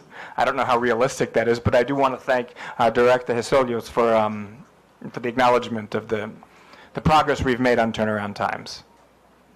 Thank you for the response, and we appreciate that point. And I stand corrected. It's not just the terms of use. It's terms of use and community guidelines, which are two different things. But in general, these are the two pillars in which you would base that one part of the parallel operation in screening, and then the other, misinformation, would be more specific, if I understand it correctly. So in relation to that, if we're talking about response times, and going back to the question of the Representative Brosas, I believe, so is there a pre-posting screening mechanism? Because, for example, what we've learned from ByteDance is that when you post a video, there's like this buffering, which isn't actually required to post their videos. But during that time, they're already screening it amongst, like you said, it's probably a digital bank of other prohibited content before it gets posted. So is that the same with Meta? Mr. Chairman, if I may. Yes, we proactively screen content. And every piece of content that's posted on our platforms is going to go through some type of automated screening. Yeah. Every piece of content will go through some type of automated screening. It does not mean that our screening is perfect, and I do want to emphasize that, right? And as I kind of pointed out previously, our accuracy rates on really clear violations are very high. If we look at our proactive removal rate on, again, issues like terrorism, child exploitative imagery, we're talking above 99%, approaching 99.9%, right? When we get down to other issues that are more nuanced, that are more contextual, that are borderline, then those proactive systems, they may flag it for a human to review, right, as a next step, because it's just kind of too difficult for a machine to make that determination, right? So the review process is complex, but it involves like many different layers. The first one very much would be an automated one as a proactive measure. Thank you for that response. So generally, the automated pre-posting screening would be very effective for those that are obviously wrong, like you have hate speech, child pornography, terrorism, and the likes. And when it comes to the nuanced parts that we have difficulty, right, which would include the point of this committee hearing, the fake news and misinformation. We understand it to be pretty difficult, and that's where, if I understand correctly, that's where the fact checkers come in. In addition to that, we came across a piece of news that Meta was actually dropping fact checkers in favor of something, I think it was community notes mechanism. Is that correct, or is that not being rolled out globally? Mr. Chairman, just one thing I want to point out. In the list of violations, you mentioned hate speech. Hate speech sometimes can be obvious, but other times it cannot. And so that one's a little more nuanced than terrorism, for example, right? Okay, yes, turning to our global fact-checking program. As of, I believe, yesterday, if I'm not mistaken, in the United States only, we have moved to a system of community notes as opposed to our third-party fact-checking system. But everywhere else in the globe, the third-party fact-checking system is the system we still use. Could you please enlighten us as to why the United States has dropped that fact-checking mechanism? Were there difficulties on their previous review system, and do you foresee that this difficulty would actually be the same all around the globe? Mr. Chairman, if I may. Congressman, the fact-checking system in the United States, I think what the determination by our global leadership was that we saw that it had become in some way politicized, and that they believed that there was the potential to improve on that system using the community notes system, right? Which companies like X have already developed and implemented for quite some time, which relies on many, many, many more users and many, many more diverse points of view to determine whether content is false in some way. And that system has now been implemented in the United States only. As of now, there's no plan to change that globally, but I think that I would just always say that whether it's our fact-checking system, whether it's our generative AI products, whether it's the user experience in some way, we're always looking to improve everything we do. We're always looking at innovation. And so, the community notes that are now rolling out in the United States, we're obviously going to be looking at, are they effective? Do they make sense? And testing like the capabilities there. But as of now, and there's no plan to change the system other than in the United States. I still have quite a few. I have a lot of questions actually, but I understand that there's a time constraint for our resource person, so I'll just stick to one or two questions to conclude. Just based on that point, I'll leave the others out. So when they drop the fact-checking, I know it doesn't apply it here, but we'd like to know the possibility of, if that were to be implemented here, we'd want to know what we're working with for our legal framework, right? What laws that we might come out with in relation to that. So if you are dropping fact-checkers and it's community-based, this would now be more in line with the reporting system that you already have. So it's going to be it's going to be based on user feedback. And how do you differentiate authentic user feedback from, for example, what we're really fighting here are the trolls? I mean, that's one thing that we can agree is very morally wrong and misleading. So when they're purporting to be other people who they're not, and they're not voicing actual, personal opinions, and they bloat their numbers per capita. Instead of just one voice, it appears to be hundreds of thousands. How do you now balance that when you drop the fact checkers? Mr. Chair, if I may.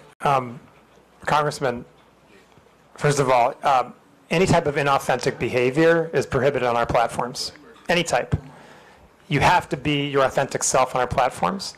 And it's especially, and I would say that in the case of any kind of coordinated inauthentic behavior, that can rise to the level of what we would call network disruptions, with my colleague Rob described earlier in our presentation, and how we treat those types of abusive networks. To your question specifically about community notes, I need to be very honest. This is a very new program that we are running, and I just don't feel qualified to completely answer the question about how it works, as it's only rolled out, I believe, yesterday. I feel very qualified to answer a lot of other questions about these issues, but on that one, I think we just have to come back to the committee. If you have specific questions, I think that the chairman and the committee are putting together a list of follow-up questions, and we'll be happy to try to address that one as well. Thank you. Just the one last question to the Honorable Chairman, if there are resource persons who could oblige, because you already mentioned that in Facebook you only allow your authentic self. But anecdotally, that isn't the case, especially here in the Philippines. I don't know if it's the same outside the Philippines, but if you've been monitoring, one of the issues that we have are these massive troll farms in which people purport to be other people, and precisely to bloat out their, public, in order to shape public opinion sentiment. So what measures do you have to ensure that? Is it possible to implement something in which, truly, not just, currently, if I understand it correctly, the closest that Meta has come to identifying authentic users would be phone numbers. By requiring phone numbers as a two-factor authentication, ideally it's 1:1, but we've passed the SIM registration bill. It's now a law. It hasn't curbed the number of SIM cards being registered to, being used by one person but registering other persons. So how do we go about it? I see Mr. Abrams doesn't agree, and I agree. It isn't the best way, but from my understanding, the phone numbers was being used by Meta to sort of validate whether a person is not. You have verified accounts in which you require them to submit IDs, but not everyone's verified. So what steps is Meta taking? What steps could they take to curb these inauthentic users? Mr. Chairman, if we go ahead. Mr. Chairman, may I respond? Actually, I actually am agreeing with you that SIM card registration was probably the way to go. That way you're getting at the bottom of the pyramid. Over 80%, I believe, and I want to go on the record as saying that's my belief right now. I don't have the actual numbers in front of me. Over 80% of our Filipino community of users uses phone numbers to register. But to say that phone numbers are our sole way of checking for authenticity is not the case. There are many back-end engineering cues that our analysts look at to determine the authenticity of an account. To that end, that's probably what flagged the Honorable Congresswoman's false positive, and that's why we were able to restore it as well.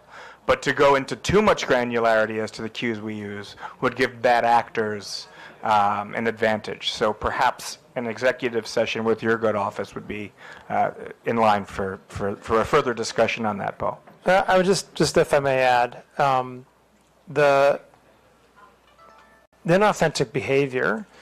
I think in our latest report, but again, we can go look up the exact figures. But we've used AI, for example, to remove, I think, 2 billion accounts in the last transparency report for inauthentic behavior. And so again, we can get you the exact numbers. We report those transparently. But what I would also just emphasize, and I think this is really important because I get your question is about troll farms. So I just want to address that head on. We would view that type of behavior, generally speaking, under our coordinated inauthentic behavior policy, which prohibits exactly what that sounds like. Any kind of coordination by people not being honest about who they are for the purposes of spreading misinformation, right? And we have very stringent policies on that, where not only if we find someone engaged in that kind of behavior, we don't just take down that account. We do what we call fan outs, and we investigate what other accounts that account is coordinating with. And that is what leads us to undertake much larger network disruptions of accounts that are coordinating in abusive behavior on our platform. We've undertaken, I believe, 9 different types of those actions in Philippines over the last, since 2017 or 2018, I think the numbers are. Again, these are all public. We can get them to you. And I think it's really important to point out, this is where our relationship with law enforcement really comes into play. A lot of those come from leads that we act on from law enforcement. And the intel sharing goes both ways. And so I would emphasize to you, I'd continue to emphasize to law enforcement, although they already know this, and other members of this committee, if you have reason to believe that there are accounts that are engaged in that kind of behavior on our platforms, please do send them to us. And we will do everything we can to investigate to see whether they are engaged in that kind of coordinated abusive behavior. Thank you. Thank you to the Honorable Chairman. Actually, if you had the time and you stuck around with us, I think you'd see through our other resource persons in questioning later on that it is, while we do appreciate that you have the guidelines and the protocols in place, it doesn't seem to be all that effective. I understand the scale that you're operating, perhaps it's very difficult, but at least in the situation here in the Philippines, you'd see later on that it's very difficult. But I understand with the time constraint, I actually still have more questions, but given that we wouldn't want you to miss your flight, so I'll be yielding to the next interpolator. I'd like to thank Dr. Frankel and Mr. Abrams for their time today. Thank you very much, Mr. Chair. The last interpreter on the Meta issue, Honorable Romeo Acop, you have the floor. Thank you, Mr. Chair. Before I proceed, Mr. Chair, I'd like to briefly manifest that the absence of a clearly accountable and empowered Meta entity here in the Philippines is a crucial issue. And I hope the Meta people would agree with that. As we have heard, Facebook Philippines does not control the platform, nor does it handle content regulation or policy enforcement. This makes it difficult for Filipinos to seek timely and effective recourse when harm occurs online. That is why we are exploring the idea of requiring accreditation or registration for social media platforms operating in this country to ensure that there is a readily accessible, responsible point of contact that understands and complies with our laws. It's a matter of accountability, Mr. Chair, not just for regulation, but for the protection of the Filipino people. And may I proceed, Mr. Chair? I'll touch on accountability, which was a little bit touched by the Honorable Gutierrez. May I ask, Meta, are you aware of the number of Filipinos who use Facebook and Instagram? Are you aware of the number? Mr. Chairman, if I may. Congressman, I assume you're referring to here in the Philippines or globally? Philippines. Yes, I think the last numbers that we've reported were over 90 million. 90 million. Over Filipinos. 90 million. Okay. And would you agree that you have a responsibility to these users to keep the space you provide them free and open? You have that responsibility, would you agree? Sorry, do we have the responsibility to keep our platforms free and open? Yes. Sir? I think we have the responsibility to do the best we can to balance the rights of Filipino people to free expression, but also the rights of people to have a safe space on our platforms. I believe that's what you're getting at. Yes. And because of such, the posting of false information and misleading news, the content that harms not only the subjects of the questionable post, but also the public trust in state institutions should not be tolerated. Would you agree with that also? Mr. Chairman, if I may.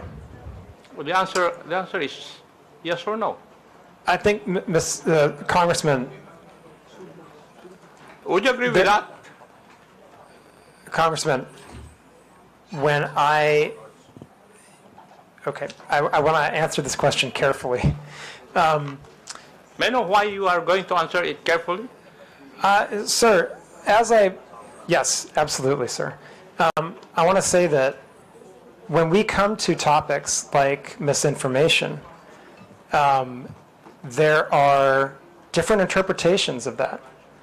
And this is why we rely on third-party fact checkers to be the authoritative sources of what is true or false and to make those determinations so that we, as a neutral platform and one that is committed to providing, again, the best we can do to balance freedom of expression and safety, are not the ones making the determination about what is true and false. So I believe that we have the proper system in place where we rely on third-party fact checkers that are internationally certified to be the authoritative sources on what constitutes misinformation. And from that point, we have the responsibility to act on the findings that those third-party fact checkers provide to us. And if they provide us the finding that that's false, then we do have the responsibility, and it is in our community standards, to make sure we've reduced that distribution of the content and properly labeled it, so anyone seeing that content knows that they are viewing something that is false and that they can access the authoritative source of information so that they can understand what the real situation is. And I think that that's the way that we do our best to make that proper balance of providing freedom of expression, but also safety for the people of Philippines and indeed our global community. And again, I just want to emphasize, even then we will go as far as to removing misinformation if it's clearly false and can lead to physical violence or violates elections law. Right? In those cases, we will remove it. And I think that that's the best that's the best system we've had over many years of dealing with these issues around the world, to kind of balancing to the best that we can those dueling objectives of freedom of expression and safety. Thank you, Doctor. But my question was very simple, whether the posting of false information or misleading news content that harms not only the subjects of the questionable post should not be tolerated. It's answerable by yes or no. Should this not be tolerated by platforms? Yes or no? But, Mr. Chairman, if I may. But Congressman, again, I want to just emphasize the point that people disagree. We're in a world right now when people disagree on what's true and what's not true. Are you trying to tell this committee that you do not agree with that? I'm trying to explain to the committee, Mr. Congressman, that the approach we have is based on remaining a neutral platform that tries our best in very difficult circumstances, in very robust democracies like the Philippines, where there are very charged political debates going on. We do our best to balance freedom of expression on the one hand and safety on the other, and that our view on the best way to do that is to rely on third parties to make the determination when it comes to true or false or somewhere in between. And we think that that's the best way forward. And Mr. Congressman, actually, I would say, I don't think you necessarily want us to be the ones that determine what's true and false. I don't think you would want us to undertake that kind of that kind of power, basically. I think that, this is, in a democratic system, this is kind of the best balance we can possibly strike when it comes to how to moderate these types of issues on our platforms in the type of context that we have in the lead up to an election, for example. And I would just note again that we take our content moderation very seriously. We take our fact-checking program very seriously. We have 11 different channels between the government and our platforms to address any type of misinformation or other harmful content. We undertake network disruptions if we see that there's a coordinated abusive pattern when it comes to misinformation or disinformation or any type of foreign interference. And as a result of that, and I would just, again, in the last election cycle, we were given an award by Comelec for this work. And so I just have to continue to lean on that posture and on that approach as the best way that we can support the community that we have here in the Philippines. Thank you. But as we have discussed earlier, that there are systems and controls in place to remove posts that violate community guidelines. So we can both agree that some posts do not belong on the platform. Yes, Would we that can be correct absolutely also? agree. We can absolutely agree on that. Yes. You can agree with that If already. there are some posts that don't belong on the platform, yes, absolutely. And as the platform itself, you would take action to remove these posts? Yes, sir, that's correct.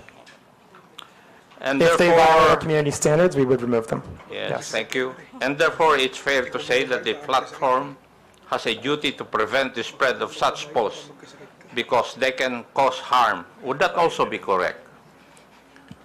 Mr. Congressman, we have a duty to act on content that violates our community standards, and in some cases, specifically if it violates local law. No, that- Doctor, my point is that you have a duty to prevent the spread of such posts because they can cause harm. That's the gist of my question. We have a duty to remove posts that we're aware of that violate our community standards. Yes. Thank you, Doctor.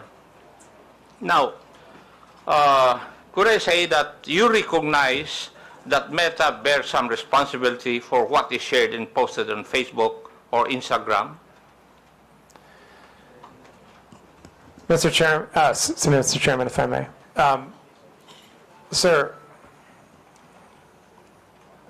every individual user bears the ultimate responsibility for what he or she posts on our platforms. I think that it's important to underline that That's point. a given. That's a given. Okay. Now, Right. what So- I'm asking is whether Meta bears some responsibility for what is shared and posted on Facebook and Instagram. That's So- my question. Yeah, so what I would say is we absolutely... Do you? Yeah, sir, if I may, we very much believe that we have a responsibility to provide a safe platform for our users around the world, including in Philippines. That's your obligation.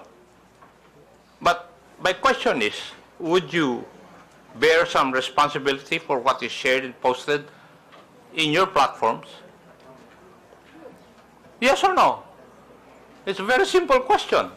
Sir, I just want to be really clear about this again, okay? Our responsibility is to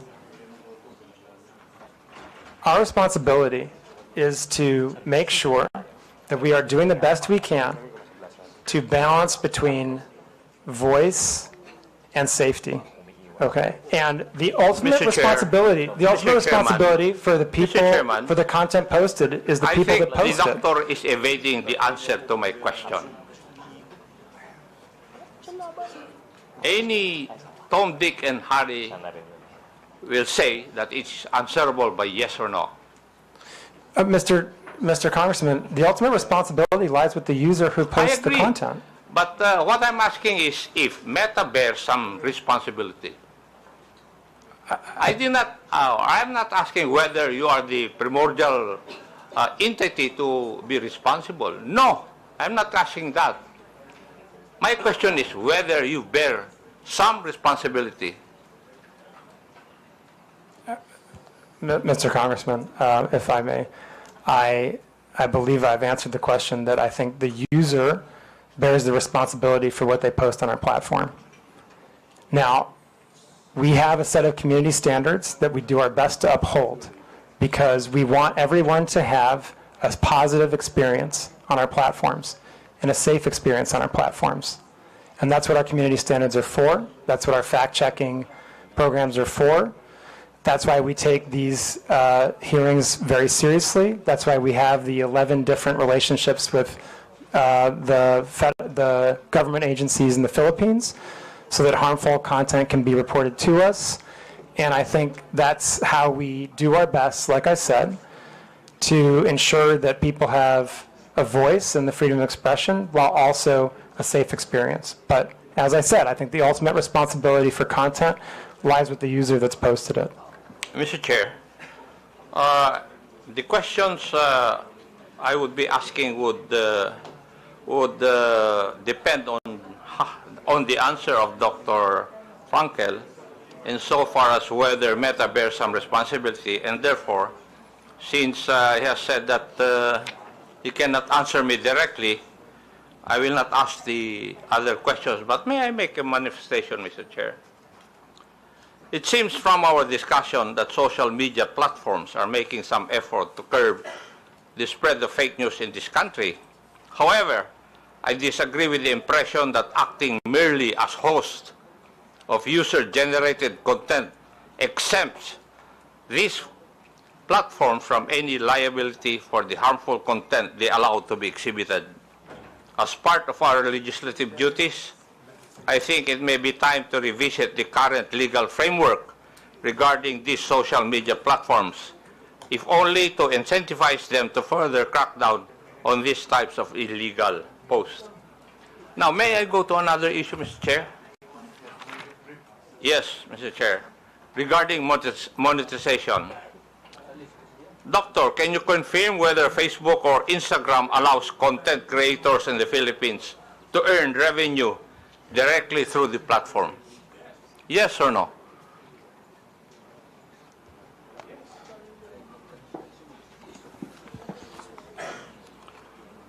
Congressman, I believe the answer is yes, but I want to make sure to check on that. I believe we have content creators that can monetize on our platform in the Philippines, yes. Thank you. And would this mean that Facebook directly pays users upon fulfillment of certain requirements and upon reaching specific targets? Would that be correct also?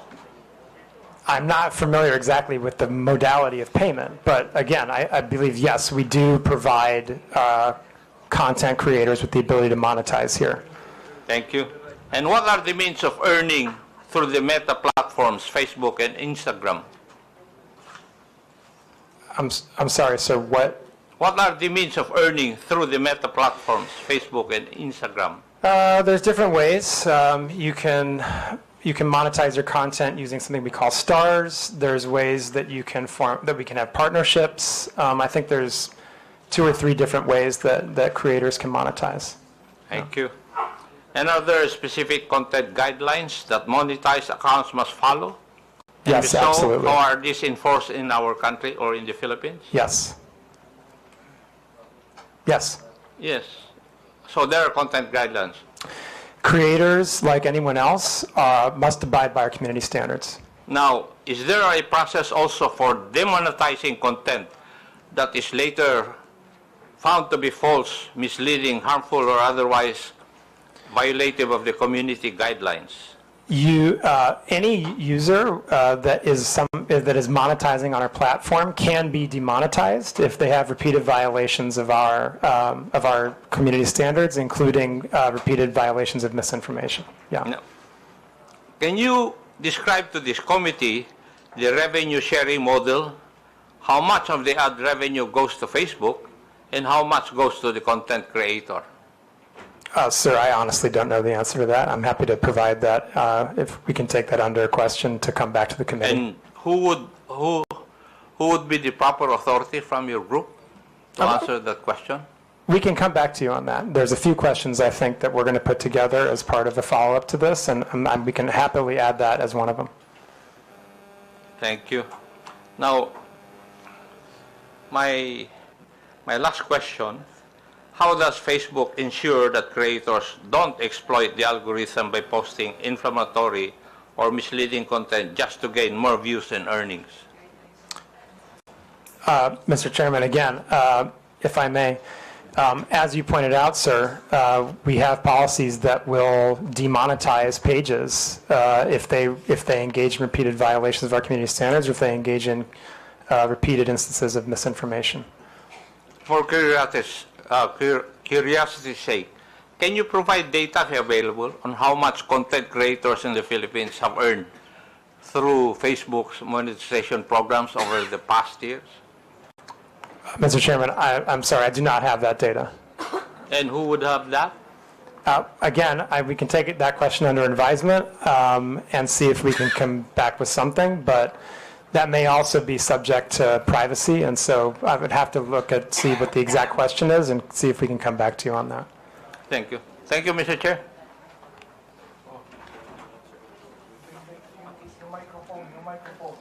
Pakipatay. Thank you. Okay, for a last manifestation, you're given 5 minutes. Honorable Abante. Mr. Chair, thank you very much. I really would like to ask some questions, but I'm not going to ask any questions anymore. But as I listen to your explanation, I begin to realize, and I don't understand what meta actually is. All right? I have to admit I'm ignorant of what you're trying to do. But I would think, Mr. Chair, that Meta is a self-regulatory agency because you have community standards. Content and accounts that violate our community standards, including harmful misinformation, and you remove it. And you're not telling us that you have, in a way, a responsibility to do it. You have, because you are a self-regulatory agency of your company, of Facebook. Now, Mr. Chair, I'd like to ask if Meta could be able to provide us a data of whatever your community standards are, because we don't even know. We'd like you to give us a data of what you mean by harmful misinformation. I'm not going to ask this question anymore because I know you're going to answer us with a lengthy statement, but just give us a data. What do you mean? Guidelines. What do you mean by community standards? What do you mean by harmful misinformations? Just give us the guidelines for that. Can you do that, Mr. Chair? Mr. Chairman, if I may. Congressman, our community standards are publicly published and available on Mr. Chair, I'm asking that you give us the data. Not being able to see it on public. We would like to ask you to give us the data.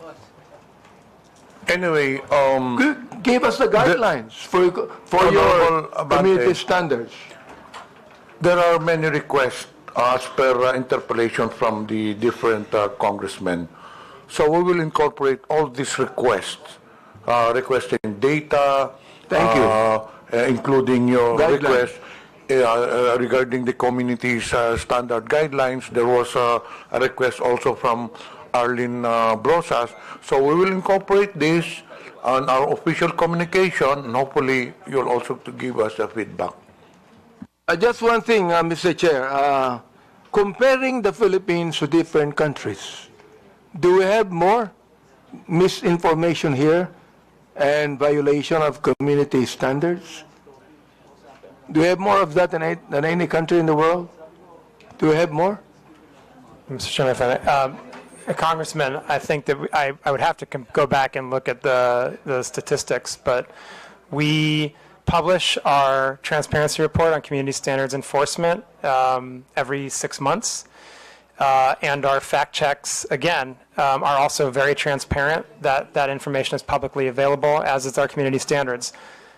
All the information that you've just requested is publicly available information. So, Rob, Thank did you. want to add Thank you. anything?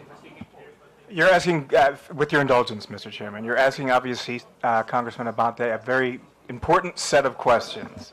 The first thing I would say is just to reiterate, our community standards are readily available online. Number two, they're iterative. So in our consultations with your government and many others, they're revised with a lot of regularity. A lot of what we do is self-regulation, to be fair.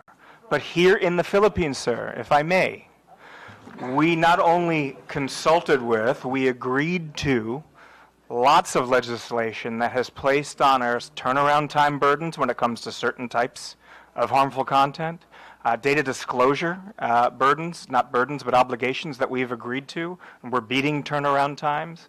We are largely compliant with data requests.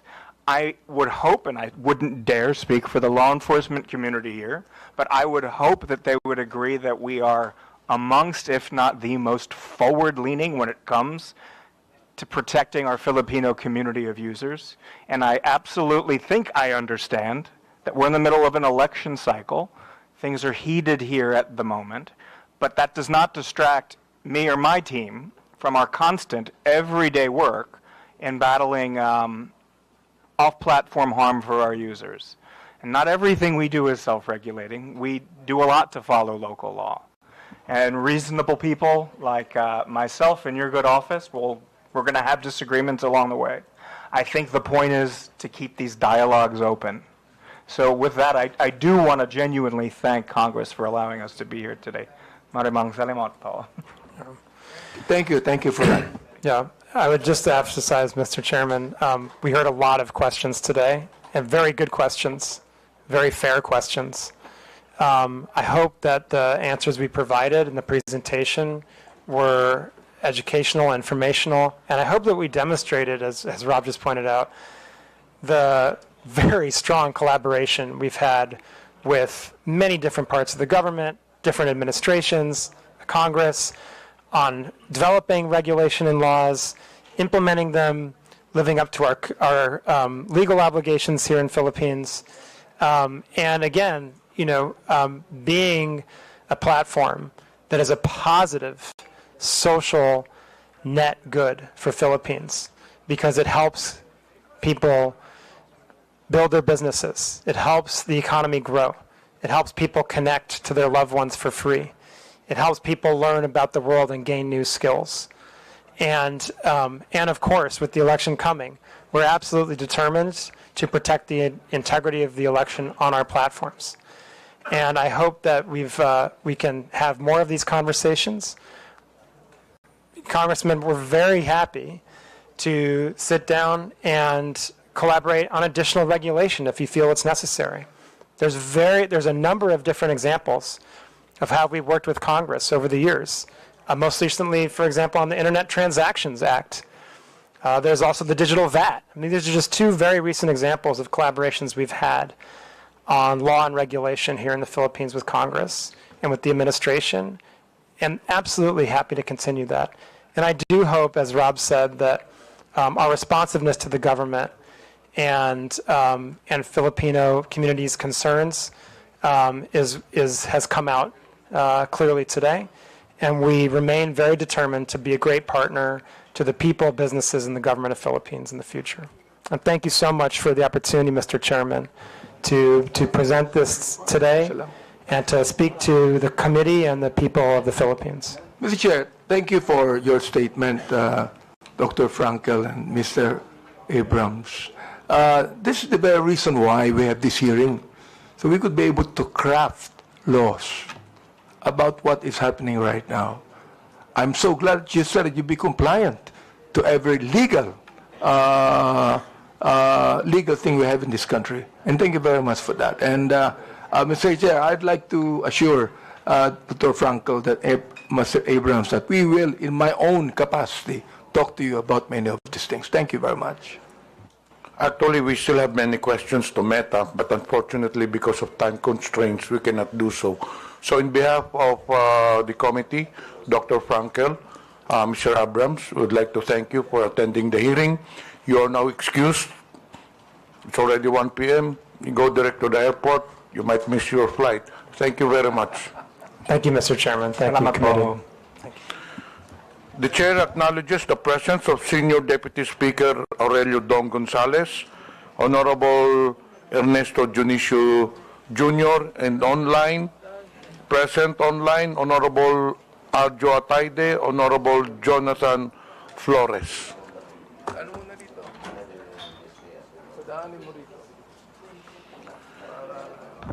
We have 5 issues to be discussed in today's hearing. 1, social media platforms. 2, celebrities. 3, testimony from Commodore Tariela. 4, testimonies from social media influencers. And the last one is testimonies from government agencies. So for celebrities, may I understand Kabayan Noli de Castro is present, so may I request the COMSEC to invite Mr. Noli de Castro.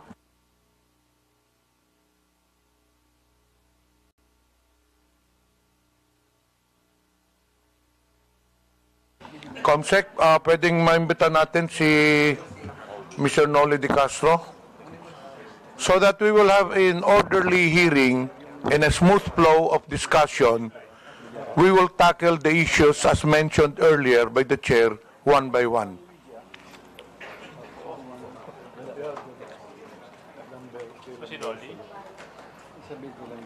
Comsec, I understand, I was informed earlier that Mr. Noli De Castro is in the holding room. Yes, sir. He's on his way. Okay. Can we invite them?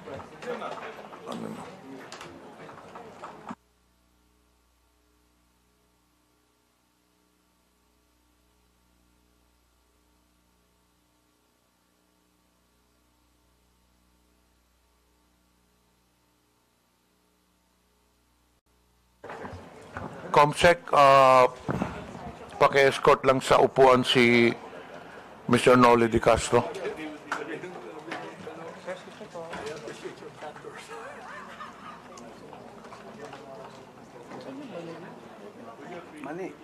Thank you, Kabayan Noli, for attending the hearing. We will give you an opportunity if you would like to make an opening statement.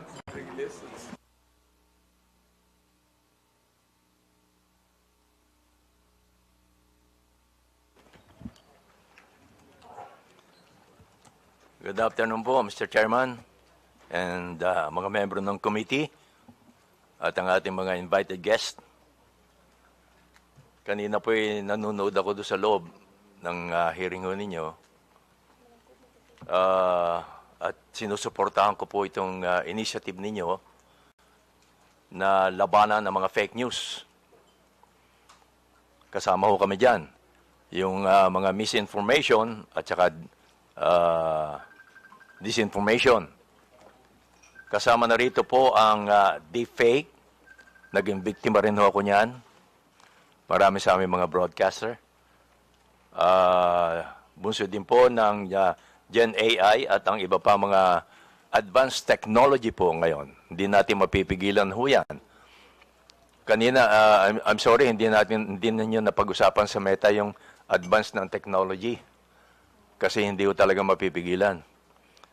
Yung pinsala na dulot nito ay hindi lamang po sa aming mga personalidad and even to you, Congressman, kundi pa sa pangkalatan sa publiko na nakababasa, nakakita at nakakapanood po nito. Kailangan ng sabayang pagkilos para sa education ng publiko at sa aming media practitioners para mamulato ang mas nakararami tungkol sa masamang epekto ng fake news sa ating bansa at sa demokrasya. Kami ho sa media ay alam ko malaki rin ang responsibility sapagkat mas mabilis kaming ma-check ang mga fake news. At the same time, ma-check agad namin ang fake news. Although sana po ay naka-ready din ang mga government agencies na sagutin yung mga lumalabas na fake news. Especially sa mga congressman din po. Thank you. Thank you po. Thank you, Mr. Noli De Castro. As per our House rules po, all resource persons will have to take their oath. So, can you please rise? Comsec, please administer the oath. Comsec, please administer the oath. Please raise your right hand, sir. Do you swear to tell the truth, the whole truth, and nothing but the truth in this inquiry? Before we proceed with Thank you, interpellation, Mr. the Chair acknowledges Honorable Geraldine Roman. The first to interpellate, Representative Kunghon. You have the floor. Thank you, Mr. Chair. Magandang hapon po, former Vice President Noli De Castro. Good afternoon po. Gaya nga po ng sabi ng ating chairman, ni Kong Johnny Pimentel, ang peking balita ay walang sinasanto. Lahat nabibiktima, lahat pwedeng maapektuhan. At bilang public personalities, isa sa madalas na nagiging biktima ng fake news ay ating mga local celebrities at sikat na media personnel. Mula sa peking iskandalo hanggang sa maling impormasyon, lagi silang nadadamay ng di makatarong paghuhusga. Dahil dito, may inimbita tayong mga ilang sikat na media personality para magpahayag ng kanilang karanasan bilang nabibiktima ng fake news. Mr. Vice President, I think it's fair to say na madalas po kayong nagiging subject ng fake news.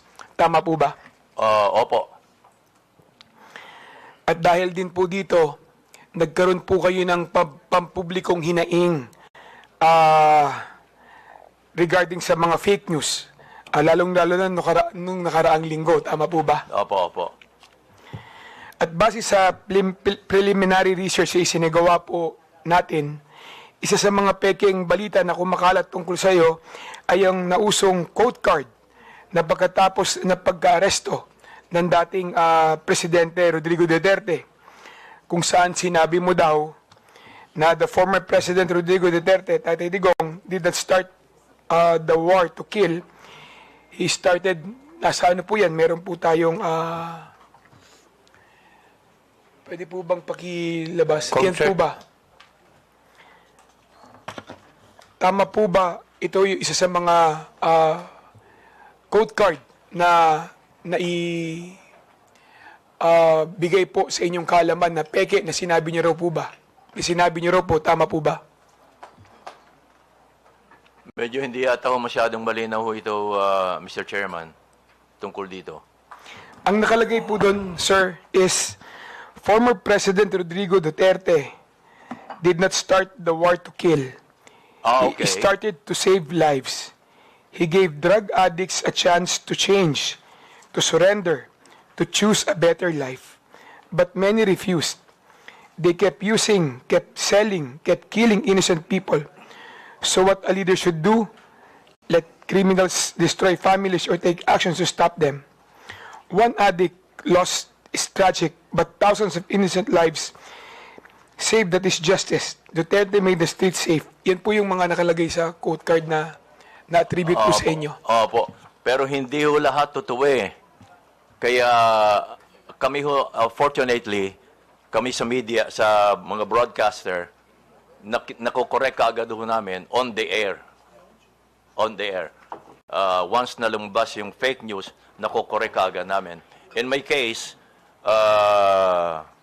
meron po akong IG na ginagawan ko kagad doon ng word na malaki na in bold letter na fake. Tapos nakikiusap po ako sa aking mga kaibigan na may Facebook din, may IG, and other form na ipakalat naman nila na yung lumabas na ba na news item ay fake. Yun ang mga ginagawa ko para mabilis na nakakakalat yung information na that item ay fake. Thank you, Mr. Vice President. Mr. Vice President, nakikita niyo po ba yung nakalagay sa screen natin ngayon? Opo. Ito po ay galing kay ito po ay pinost, no? Ni JM, di ko alam kung paano i-pronounce itong Almine o Almine? Oh. Almine. Ayan, JM Almine.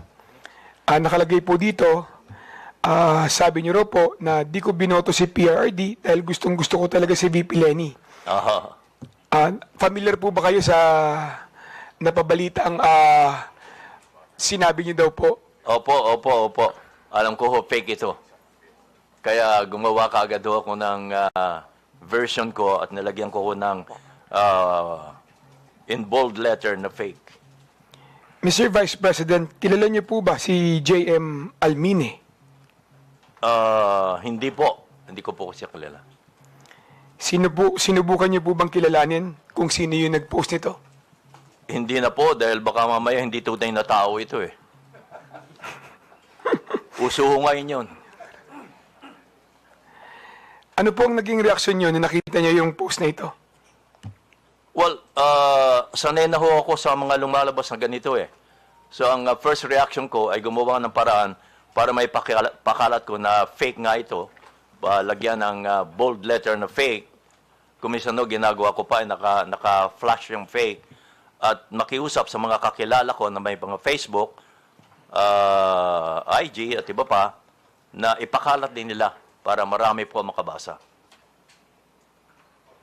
Nung nakita niyo po ito, ano po yung personal na naramdaman ninyo? Dahil karamihan po sa nakabasa nito, naniniwala na sinabi niyo raw po ito. Well, of course, ang iba maniniwala ho, lalo na kung hindi ako kilala. Pero sa newscast, nako-correct naman ho namin ito itong mga ganito. Kaya madali lang ho hindi ho ako masyadong naapektuhan kapag ganito. Maswerte lang ho kami dahil mga broadcaster ho kami. But kung pag-uusapan ho yung pangkaraniwan tao, yun ang madaling maapektuhan. At wala silang means, wala silang source para makorek agad yung lumabas na fake news. Mr. Vice President, pagkatapos po kumalat itong mga fake na quote card na ito, madaming organisasyon ang nag-post at nag-fact check din ng balita na ito. Alam niyo ba kung ano-ano yung mga organisasyon na ito tulad ng ABS-CBN Fact Check, Opo, meron po Verifies, kami ganon. etc.? Opo, meron po kami ganon. Ang ABS-CBN may fact check at inilalabas po namin yan sa TV Patrol. Yung mga fina-fact check po namin. Sa inyong personal na opinion po, Mr. Vice President, nakakatulong ba sa pagtigil at pagkalat ng fake news ang pagpa-fact check ng ABS-CBN, Rappler, Verifies? Nakakatulong po ba ito? Well, nakakatulong ho, pero hindi ko alam kung ilang porsyentong na itutulong dito. Pero nakakatulong ho. Definitely. Thank you. Sir, isa na naman pong balita na kumalat sa inyo ay yung pagkakadulas ninyo. Naalala niyo po ba ito noong 2021? Dadulas. Meron pong fake news na kumalat noon, yung pagkakadulas ninyo, pagkakoma at pagkamatay umano. Oh. Noong October 26, 2021. Opo. Naalala niyo po ba ito? Opo. Kung saan kayo po ay nag-post katabi ng inyong koi pond ng magandang umaga bayan, pagpalain sana po ng Diyos ang inyong umaga, mga kabayan. Naalala niyo po ba yun? Kasunod po nito, yan po yun, kabayan, nasa screen po natin. Kasunod po nito ay nag-post kayo ng isang video na may caption, miss ko na po kayo mga kabayan, abangan. Opo. Naalala nyo rin po yun. Pati po ang inyong anak na si Madam Kat Di Castro ay nangangailangan pa mag-post upang patunayan na ang balita na yon ay fake news din sa inyong pagkamatay. Kaya ang sabi niya, "Hi everyone, my dad's absolutely fine. We just had dinner." Ang post ni Madam Kat Di Castro. Opo. Ano po ang inyong reaksyon nung nakita niyo na may kumalat na kayo ay pumanaw na? Well, sabi nga ho nila, kapag kayo nabalita na patay na kayo, ay masahaba ang buhay nyo. But isa pa ho, sabi ho namin kami mga personalities, bad news or good news ay publicity pa rin ho. Kaya kung may ganyan, ay pag-uusapan pa rin kayo. Pero may mga news naman na medyo masakit na. Lalo kung affected ang ating bansa, Kung ako lang, okay lang 'yon. Pero pag affected na ho ang bansa, iba na 'yon. Mr. Vice President, yung mga tao sa paligid nyo, yung pamilya nyo, naapektuhan ba sa fake news na ito? Medyo ho, mas una silang naapektuhan kapag may mga fake news na involve ako. Naniwala ba sila agad nung nakita nila yung balita na yan? Ay hindi ho, dahil alam naman nila ang nangyayari ho sa akin. Kaya hindi sila naniniwala kaagad. Kaya lang, nag-worry lang sila. Sir, yung mga taong hindi mo naman personal na kilala, tulad ng karamihan na yung mga viewers, na yung mga fans at supporters, ano ang naging reaksyon nila sa balita na yan? Well, ang nababasa ko lang ho, hindi rin sila naniniwala. Yung iba naman ay nagko-condolence na, no? Lumabas ng balita na ako'y patay na. So, sinasagot ko sila, hindi ho, buhay pa ho ako. Yung mga ganon. Sir, sinubukan niyo po bang alamin kung sino yung nagpalaganap ng fake news na ito? Gusto ko ho lang alamin, pero wala akong means na alamin kung paano Kung ang meta nga, walang masyadong means para alamin eh. Napansin ko kanina sa tanong nila, Congressman Gutierrez eh. Sir, ni-report niyo po ba yung fake news na ito? I mean sa Facebook, sa Meta? Hindi na po. Hindi na po. Lately ko lang nalaman na kinakailangan pa palang i-report mo para umaksyon no sila. Kailangan pang i-report. Actually, pagkatapos nung kumalat na kayo ay pumanaw na, marami din po ang nag-fact check, no? Na organisasyon para siguraduhin na may tama yung kumakalat sa inyo na balita na kayo ay pumanaw na.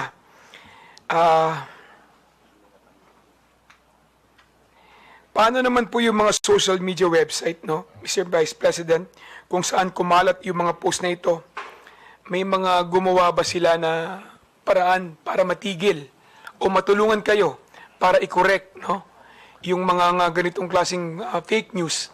Meron po bang mga tumulong na mga website? May mga tumulong po bang mga individual para kayo'y matulungan na pagsawata nitong mga fake news na kumakalat sa inyo? Again, may means kami para maharang kaagad yung mga fake news na yan because nakikita nila ako sa television na nagbabalita pa rin ng live. So, that means, yun ang patunay na, hey, buhay pa pala si kabayan eh. Nagbabalita pa ng live. Yun ang sinasabi ko na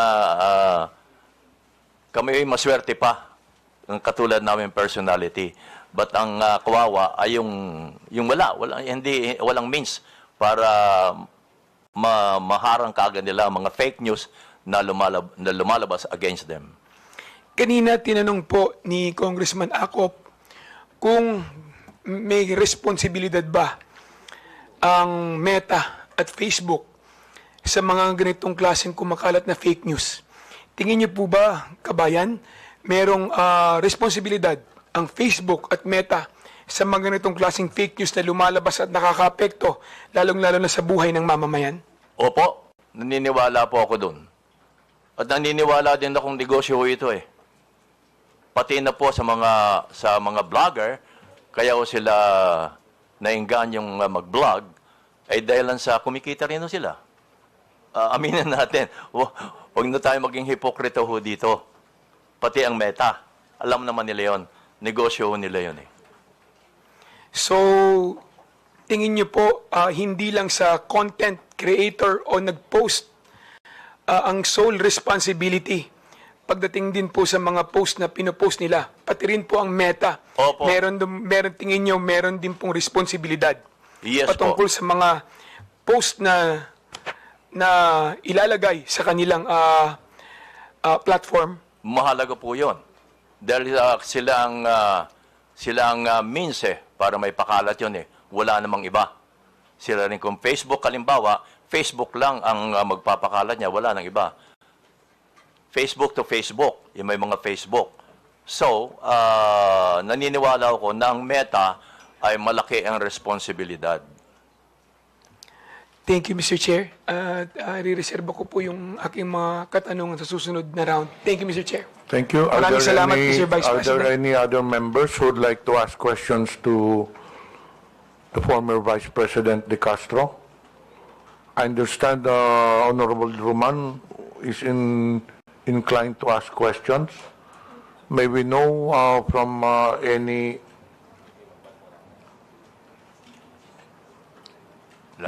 Nagpalista po si si General Honorable Roman.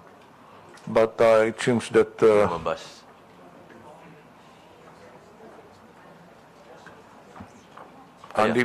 Dito po. So the next interpolator is Congresswoman General Din Roman.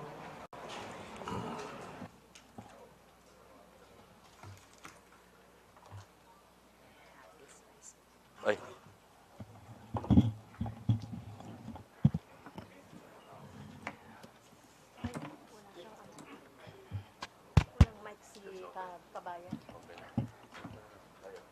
Hindi ko naman kayo interview. Magandang hapon po, Mr. Chair, ang aking mga kasamahan sa Kongreso at ang ating mga resource person. Today, we are celebrating the fourth TRICOM meeting, whose aim is to eventually eradicate fake news by means of state regulation. What have we established in these past 4 meetings? What has become obvious to all of us is that the different social media platforms lack a uniform regulation that would require them to, number 1, establish a legal entity in our country. Ito po yung kadahilanan kung bakit ang ilang social media platforms po natin ay walang physical presence sa ating bansa.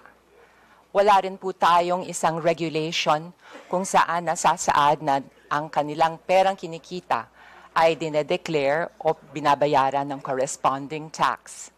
Pero hindi ko na po panghihimasukan yan sapagkat yung aspekto ng taxation ay beyond our objective here in the TRICOM. Also, we do not have a regulation that will actually establish the duties and obligations of the different social media platforms in relation to the other stakeholders, such as the content creators. Paano po ba ang relasyon ng mga social media platforms sa content creators? Also to the advertisers, digital advertisers. Also to the government itself.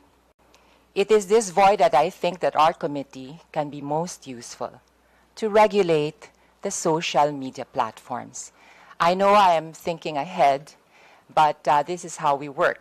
We look at the problem, analyze it, while toying with the possible solutions that come up from different members.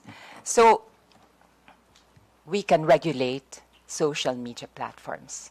But to actually regulate the area of content creation is potentially and most probably unconstitutional. In my research, I have discovered that any kind of state regulation over content creation should pass the strict scrutiny test that will be actually applied by the Supreme Court or any corresponding court if the constitutionality of this state regulation is questioned. So from a pragmatic point of view, mas mabuti pa sa puntong pa lang ito, alam na natin kung ano ang haharapin kung tayo ay magkakaroon ng state regulation over content creation. Why? Because content creation is the expression of our fundamental right to free speech. And this is guaranteed by the Constitution. We cannot regulate opinions. We cannot regulate how and what content creators should produce. But we can regulate social media platforms by empowering them and requiring them to act as gatekeepers by establishing guardrails. To give you an idea kung ano po ang magiging problema kung tayo ay magre-regulate ng content creation, ay yun ho, mangyayari, magdedemanda to, question sa Supreme Court, at by default, actually, it will be considered as unconstitutional. Dahil automatically, we are dealing with a fundamental right, the right to free speech and the right to expression. And the government will have to state and prove and establish a compelling reason, which is rather difficult. So, if you were to ask me, and this is something that I've been wanting to tell my colleagues, if we are to regulate, let's regulate the social media platforms. Mr. Chair, this afternoon, I would also like to report to the committee what has been going on in the past weeks. Actually, in the past TRICOM meetings, I have been proposing the establishment of a Digital Council of the Philippines. To recall, it is similar to the kapisanan ng mga broadcasters of the Philippines, to be formed among the stakeholders themselves by associations and groups of content creators, as well as the digital advertisers, as well as digital marketing firms, as well as the Global AI Council, as well as members of the academe, rather, because the idea was to make the Digital Council of the Philippines a medium by which we can educate the public, in particular the youth, on the responsible use of social media and, most importantly, critical thinking. We also wanted representation from the DICT in the Digital Council of the Philippines, as well as the NBI and the PNP. So the idea is basically self-regulation. It has worked for the advertising world when commercials are submitted to the scrutiny of the Ad Standards Council to see, based on their own code of ethics and standards, if the commercials are fair and true. So, depende po sa findings ng Ad Standards Council of the Philippines, ay aaprubahan ng isang commercial o hindi. Sa kapisanan ng broadcasters ng Pilipinas naman, sa aking pagkakaunawa, ito po ay hindi government-controlled. Ito po ay self-regulating. And they came up with their own code of ethics and standards, which is to be followed by its members. And they also have their own redress system. And to my knowledge, the Kapisanan ng mga broadcasters in Filipinas also acts as a guild of sorts for its members, to give its members legal assessment and counseling, as well as legal assistance in case any of its members encounter, I don't know, a lawsuit or something in that like. Or as a group, as a guild, because there is strength in unity, it could use its position to leverage. If there is something they have to negotiate with the government. So, going back to the Digital Council of the Philippines, in the past weeks I have met with the CICP, I have met with the Global AI Council. I also met with the Digital Marketing Association of the Philippines. And they are all in agreement that they would rather that they form their own council and that they come up with their own code of ethics and standards than being regulated by the government. Now, you may ask me, para pa tayo entonces nag-investigation? Well, as I said, the regulation should come with regards to the social media platforms. Okay. Kasi mukhang interesado si Vice President Noli de Castro, I will briefly explain kung anong functions itong Digital Council of the Philippines. Yun na nga, unang-unang kailangan meron siyang ma-formulate na code of ethics and standards to be followed by its members. Number 2, ito po ang mag-serve as a vehicle to address complaints of victims of fake news. It has the technical means. Ito po yung parang konseho na magsusuri at magfa-fact check kung ang isang complaint ay may basihan, kung tunay na biktima ang isang grupo ng isang scam or isang businessman ng isang scam o kaya ng isang government agency, ng isang fake news, and it will come up with its findings. So what do we do with the findings of the Digital Council of the Philippines? Pag nalaman po niya at napagtanto ng isang piece of information ay walang basihan at fake, ito po ay ifa-flag niya at sasabihin doon sa social media platform.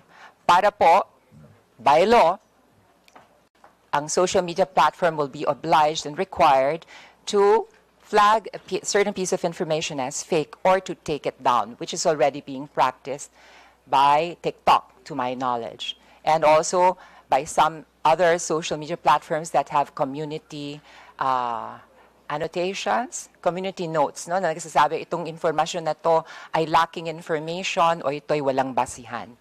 So this is a way of administering justice without stepping on the constitutional right to freedom of speech or expression. Kasi sa laban po sa fake news, ang kalaban po natin talaga dyan, syempre, of course, is the piece of news itself. Ako po ay naniniwala kapag ang isang piece of information ay walang matibay na pundasyon na nakapatong at nakasalalay sa katotohanan, ito po ay babagsak. Pero kailangan nga lang ho ay mag-cooperate ang ating mga social media platforms. Maaaring tanong po ng iba dyan, paano mo ma-ensure na lahat ng content creators na magiging miyembro nitong Digital Council? Pero hindi po ito ang pangarap ng Digital Council of the Philippines.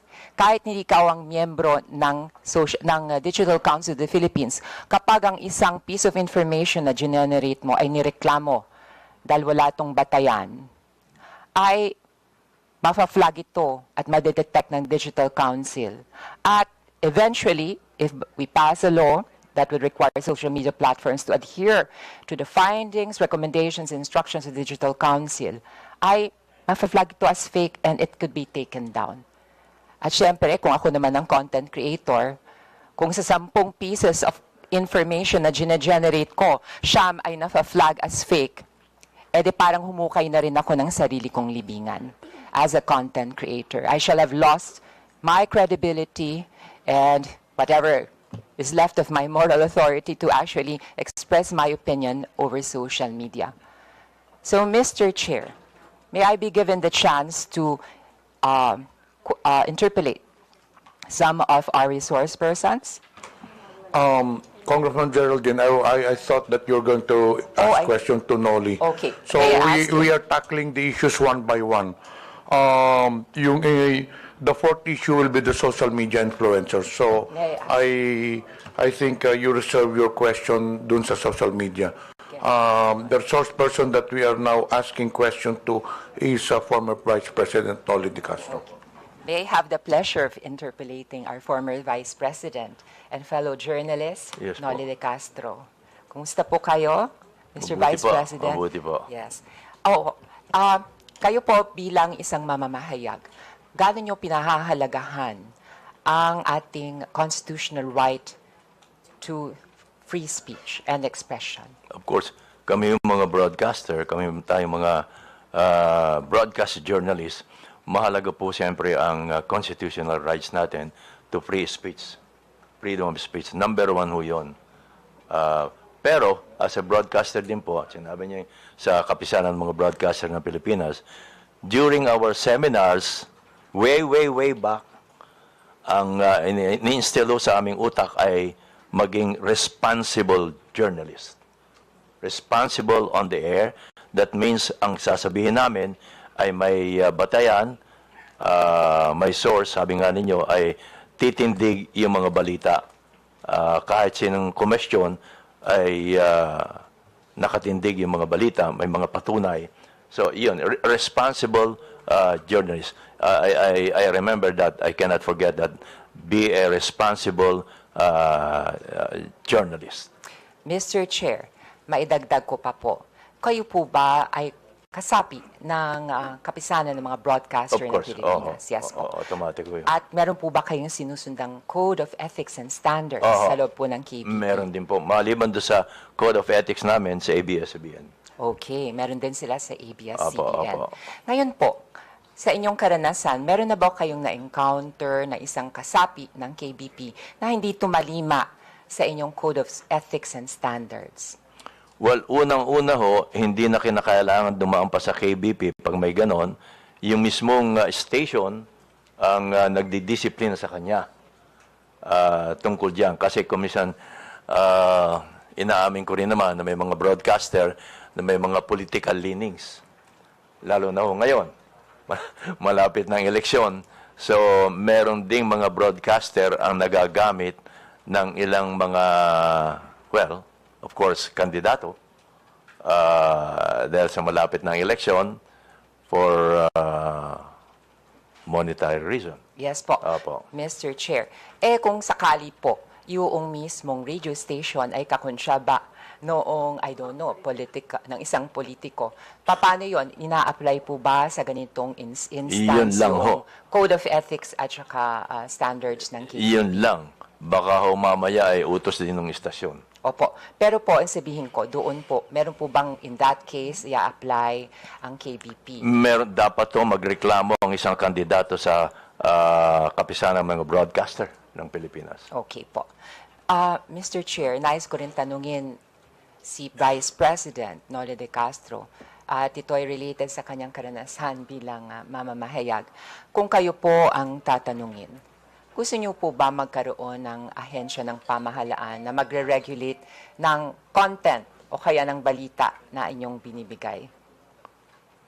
Medyo pumapasok ko doon yung freedom of expression, freedom of speech. Doon pumapasok.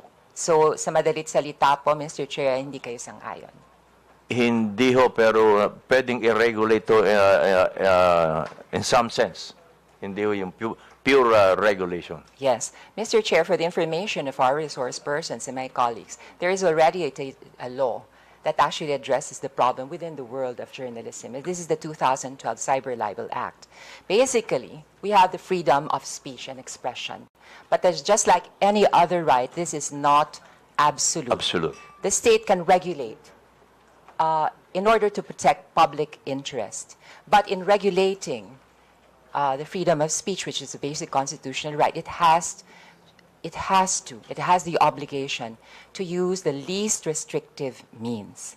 At may dadagdag ko pa po, pagdating po dito sa pag-regulate ng free speech, it's parang, it's a lost cause basically. Kasi iko-question talaga yan sa Supreme Court. Ganun po ang mangyayari. So maitanong ko po sa inyo, Ms. Kabayan, na pakinggan niyo po briefly yung aking sinasuggest na Digital Council of the Philippines. Kumbaga ito parang self-regulatory, pero magfa-fact check din po siya. Tapos, yung findings niya ay ipapasa po doon sa different social media platforms katulad ng Facebook, ng Instagram, ng X, ng TikTok. At nakabase po doon sa findings, pwede po nilang i-flag, pwede po nilang i-take down yung content.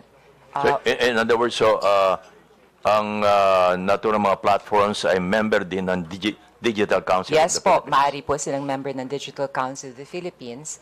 At yun nga ho, sinasangguni ko na maaari po tayong magkaroon ng isang batas para obligahan itong mga social media platforms na i-flag itong mga pieces of information na matutuklasan na fake. Opo, dahil malaga po ang sa hearing ho kanina at yung mga guests mula sa Meta, importante talaga ho yung mga platforms na sila ang mag-control, or mag-monitor ng mga lumalabas sa iba't ibang platform nila. Yes po.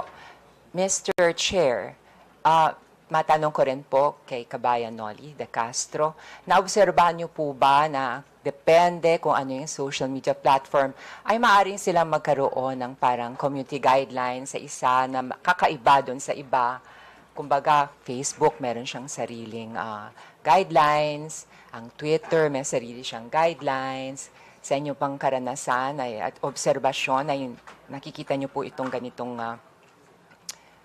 sitwasyon.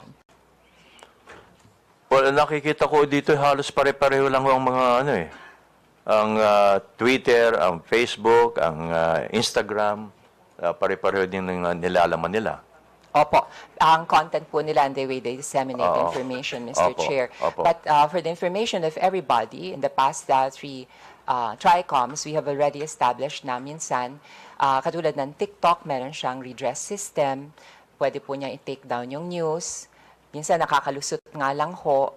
At yung fact-checking, hindi naman po ginagampanan din ng Facebook. Parang i-report po ang isang piece of information. Paramihan po ng report. Kahit totoo na po yung news, pero natalo sa dami ng trolls ng kabilang kampo o kaya ng kabilang bando, iti-take down ito. So it's not really on the basis of what is true or what is fair. It is on the basis of gaano karami kang magre-report, di ba? Parang popularity contest. So ito po ang problema nga natin. So with that, Mr. Chair, I would like to conclude by asking, would you agree to the idea of a digital council of the Philippines. Yes po, Congressman. Itong Digital Council of the Philippines, just like kapisanan ng mga broadcaster ng Pilipinas, ito ho ang maaring, kasi sabi nga ninyo ay hindi ho tayo pwedeng maglabas ng batas dahil makikwestiyon hanggang Supreme Court.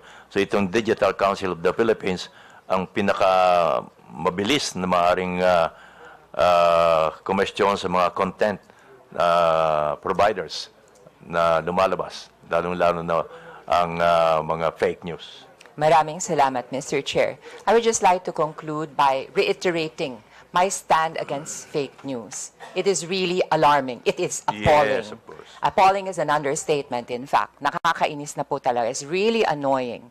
Especially na ngayon, maraming political developments, it's election time, iba-ibang paninira. And I have also observed, it is also, katulad ng isang araw lang, meron akong isang constituent na halos mabiktima ng perang scam. Ginamit ang deep fake ni Mr. Ramon Ang as well as ni Katunying.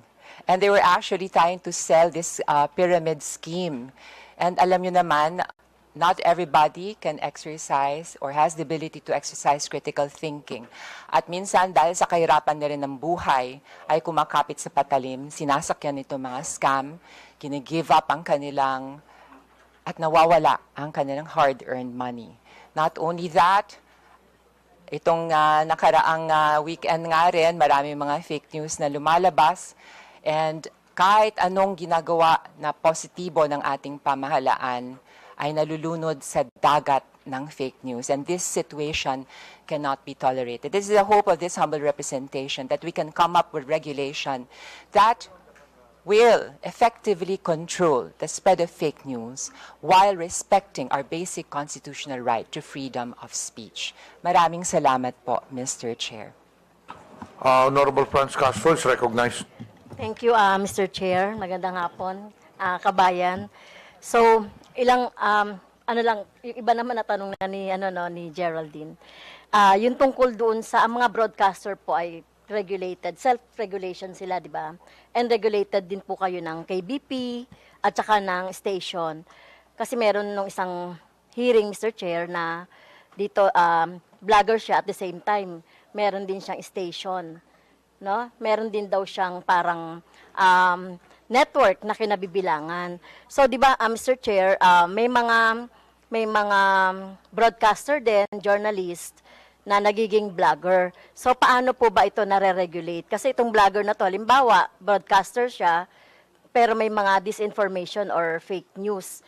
Nire-regulate din ba ito ng station o yung network na kinabibilangan niya, kabayan? Dapat po, kasi kung mga fake news ang sinasabi niya, at hindi lang once, twice, or thrice, dapat ay kumilos na ang istasyon or even ang kapisanan ng mga broadcaster ng Pilipinas. Okay. So, nag-a-announce ba ang network na may mga ganitong disciplinary doon sa mga broadcaster at the same time vlogger na nagbibigay ng disinformation? Normally ho, ang aking experience ay sinasabihan lang ho sila. Okay. To stop yung ginagawa niya. At nagko-correct. Tama po ba? Dapat i-correct Dapat niya. kino-correct yung mga disinformation. Kasi kung hindi niya i-correct, paulit-ulit na siya sasabihan or until isuspindi siya. Okay. Kahit na po ito ay information, dapat po kung meron siyang sasabihin na opinion, ay dapat nakabase pa rin sa facts. Sa tamang impormasyon. Yes, sa tamang information. Opo. Pangalawa, Mr. Chair, ito syempre, kanina sinasabi natin na hindi naman maiwasan na yung isang broadcaster o kahit na kayo po kabayan, meron kayong sariling opinion sa mga bagay-bagay. So, paano nyo po yun masasabi? I mean, di ba, freedom of expression, pero kung kayo po ay nakapaloob sa, sa isang network na, halimbawa, may political leaning, paano po nyo ma-express yung inyo pong, sa programa ninyo? Well, sa akin pong experience, hindi ko po tinitingnan yung kung ano man political leaning ng istasyon. Ang sa akin po ay kung ano aking opinion, kung ano ang tama, yun ang sinasabi ko. Wala pa naman ako na-experience na sinabihan ako ng istasyon, oy, medyo hinay-hinay ka dahil yung ating boss ay iba ang political leaning. Wala pa naman akong ganong experience. Dahil ang human being po, Mr. Chair, ay socially and politically charged. Siyempre, meron siyang sariling opinion. So, naniniwala kayo na among broadcasters, journalists, wala naman talagang sinasabing neutral. Tama po. Kasi meron din kayo talagang sariling choice, political opinion, etc. Opo, talagang meron ho kami. Okay. So, gusto ko lang sabihin, Mr. Chair, kasi katulad din sa teacher, experience ng teacher, na yung mga teacher kasi, minsan, minomonitor yan ng mga kanilang superiors. Kaya, syempre, ang mga teachers dapat din nagpapahayag ng sarili nilang experience or sarili nilang pong choices, etc. So, katulad din po yan ng mga broadcasters, though, meron po silang tinatawag na regulation. So, ano pa rin po, Mr. Chair, above all pa rin yung freedom of expression. Thank you po. Maraming salamat, Nor Franz Castro. Mr. Vice President, mukhang wala na yatang magtatanong na congressman, pero bago po kayo umalis, meron lang akong katanungan out of curiosity sake. Hindi pa niyo sinubukang alamin kung sino ito mang nagpakalat ng fake news sa inyo? Hindi na po, Mr. Chair, Kasi karaniwan naman hindi tunay na pangalan na ginagamit nila Oo. Although, nag-isip sana akong lumapit na ako sa NBI kung hindi siya hihinto. Pero huminto naman ho nung sagutin ko na sa pamagitan ng paglalagay ng bold letter nga na fake. Madalas po ba kayo ginagawa ng fake news? Well, pag ganito malapit ng eleksyon. Pero pag walang eleksyon, hindi ka na kayo ginagawa. Medyo tahimik ko sila. Pero sa tingin nyo, Vice President, bakit kayo ginagawa ng fake news? Meron ho bang galit sa inyo? Hindi naman siguro being a radio and television personality, nakikita nila na kapag akong ginamit, mukhang sisikat sila. Yes, parang gano'n parang gano'n Pati nga, sorry to say this pati nga yung utot ho binibintang sa akin. Nag-viral ho yun sikat ho talaga kayo You're well known all over the country, so probably some of these, I would say, bloggers are taking advantage of your popularity. Ika nga ginagamit kayo para naman sila maging popular din po. Well, sabay na ho yun. Sabay na yun. Kaya lang ho, hindi ako kumikita, sila ang kumikita. Hindi, kumikita naman po kayo doon sa broadcasting. Last tanong ko po, yung ganyang fake news, hindi po ba kayo nasasaktan? Hindi po ba kayo nagagalit? Hindi naman po Hindi ako tinatablan Hindi ako tinatablan po. Hindi kayo naapektuhan, kagaya noon, na pinagbintangan kayo na hindi kayo bumoto kay PRD, bumoto kayo o yung sinabihan patay na po kayo, hindi ba kayo nadidepress o nagagalit? Hindi po kasi nasasagot ka agad.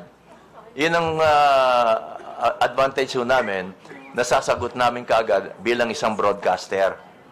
Oo. Pero sa pangkaraniwan tao nga po, sabi ko nga, baka mahihirapan sila dahil hindi kaagad nila masasagot. Wala silang means para masagot kaagad. Alam niyo, Vice President, you're very well known sa broadcasting industry, and I believe that you are liked by the people around the broadcast industry. Pero nakikita mo kahit na magandang ang ikangang image mo sa broadcaster industry, wala ka namang kinakalaban, wala ka nang kinakaway, pero meron talagang mga tao na gusto lang talagang sirain ang isang tao. Hindi po ba? Kahit kayong mga congressmen, ganun din. Lalo na po kami, lalo na po ngayong eleksyon. Kahit maganda ang ginagawa ninyo, dahil sa mga fake news ngayon, iba ipalalabas nila. Sabi nyo kanina, hindi kayo naapektuhan kahit na anong fake news ipalabason ninyo. Eh, ano ho bang pwede niyong i-advise sa amin? Kasi kami naapektuhan minsan eh. Ay sagutin ka agad dun nyo. Ganun po ba? Sagutin ka agad. So, kailangan sagutin ho namin. Opo, na may mga kaibigan naman ho kayong may mga YouTube din, may mga Facebook, gaya ng ginagawa ko nga ho, bold letter, at kung minsan nagpa-plus pa, fake. Tapos pinakikiusap ko ho sa mga kaibigan na ipakalat. Yan o. Kasi hindi naman kayo pwedeng o kaya, tumawag ho kayo sa mga broadcasters, sa mga broadcast journalists. At ipakiusap nyo kung pwedeng ma-interview kayo para ipaliwanag nyo itong lumabas na balita. Siguradong tatanggapin naman po kayo. Basta open lagi po. Yan ang pinakikiusap ko sa mga government agencies na open lagi sila kapag may lumalabas na balita. Kasi kung minsan ho ay kumakalat na yung balita ng mali, hindi ka agad nasasagot ng mga government agencies. Sa tingin po ninyo, kailangan ng Kongreso gumawa ng batas para mapigilan ang paglaganap nito mga fake news, para naman maprotektahan yung mga reputasyon ng mga tao. Kasi nakita naman ho ninyo, marami yung mga personalidad nasira rin ng reputasyon because of fake news. Tingin nyo, kailangan ho natin gumawa ng batas? Baka ho magandang pag-aralan nitong kay Congressman na Digital Council of the Philippines. Para lahat ng Facebook, YouTube, member ho dito, para kung meron ng reklamo tungkol sa mga post na hindi maganda o hindi totoo, may papasok ka agad dito sa Digital Council of the Philippines. Kasi po, I don't know, Congressman, Mr. Chairman, baka ho kumisan pag may batas, napapalusutan pa ho eh. Tama po. Pa ho pa sa batas. Umaabot ho hanggang sa Supreme Court. Baka ho dito, baka makatulong itong pag-aralan ho nating mabuti ang Digital Council of the Philippines. Baka ho mas may ngipin ho ito para mapigilan ng pagkalat ho ng fake news. Actually, Mr. Vice President, pagkatapos po nitong hearing na to, meron na ho kaming mga proposed legislations to counter this fake news. So hindi na po ako magtatagal, Mr. Vice President. In behalf ng committee, maraming salamat po sa presensya ninyo. Pwede na po kayo ma-excuse po. Kasi we'll now proceed to the next issue, which is yung kay Commodore Tarriela, and after that, the social media personalities. But before that, I noticed dito sa mga resource persons na inimbita, some of these, I believe, wala nang pong question yung ibang mga congressmen dito ngayon. Some of the resource persons were requested to be invited by some congressmen who are not present. Sila po may gustong tanong. So, are there any questions for SWS rating survey company? May question ba, mga congressmen? Wala. So, dito po kaninang SWS, hindi po ba? So, I believe that there are no questions. Actually, there was one congressman, I will not mention anymore, who requested you to be present, also Pulse Asia, and then yung ibang mga survey firms. But he's not around, so the congressmen are not inclined to ask questions to you unless you have a statement to make. None, Mr. Chair. Okay, you are now excused. Thank you. Itong broadsheets din, andito po ba ang Philippine Star, Daily Inquirer? Nandito po ba? Wala. Okay. So we'll now proceed with the next item on the agenda, which is the issue of Commodore Tarriela. Do you have any statement to make? Yes, Mr. Chair. I prepared the presentation. Okay. Let us proceed with the presentation. Afterwards, the first to interpolate will be Congressman Ernest Junicio.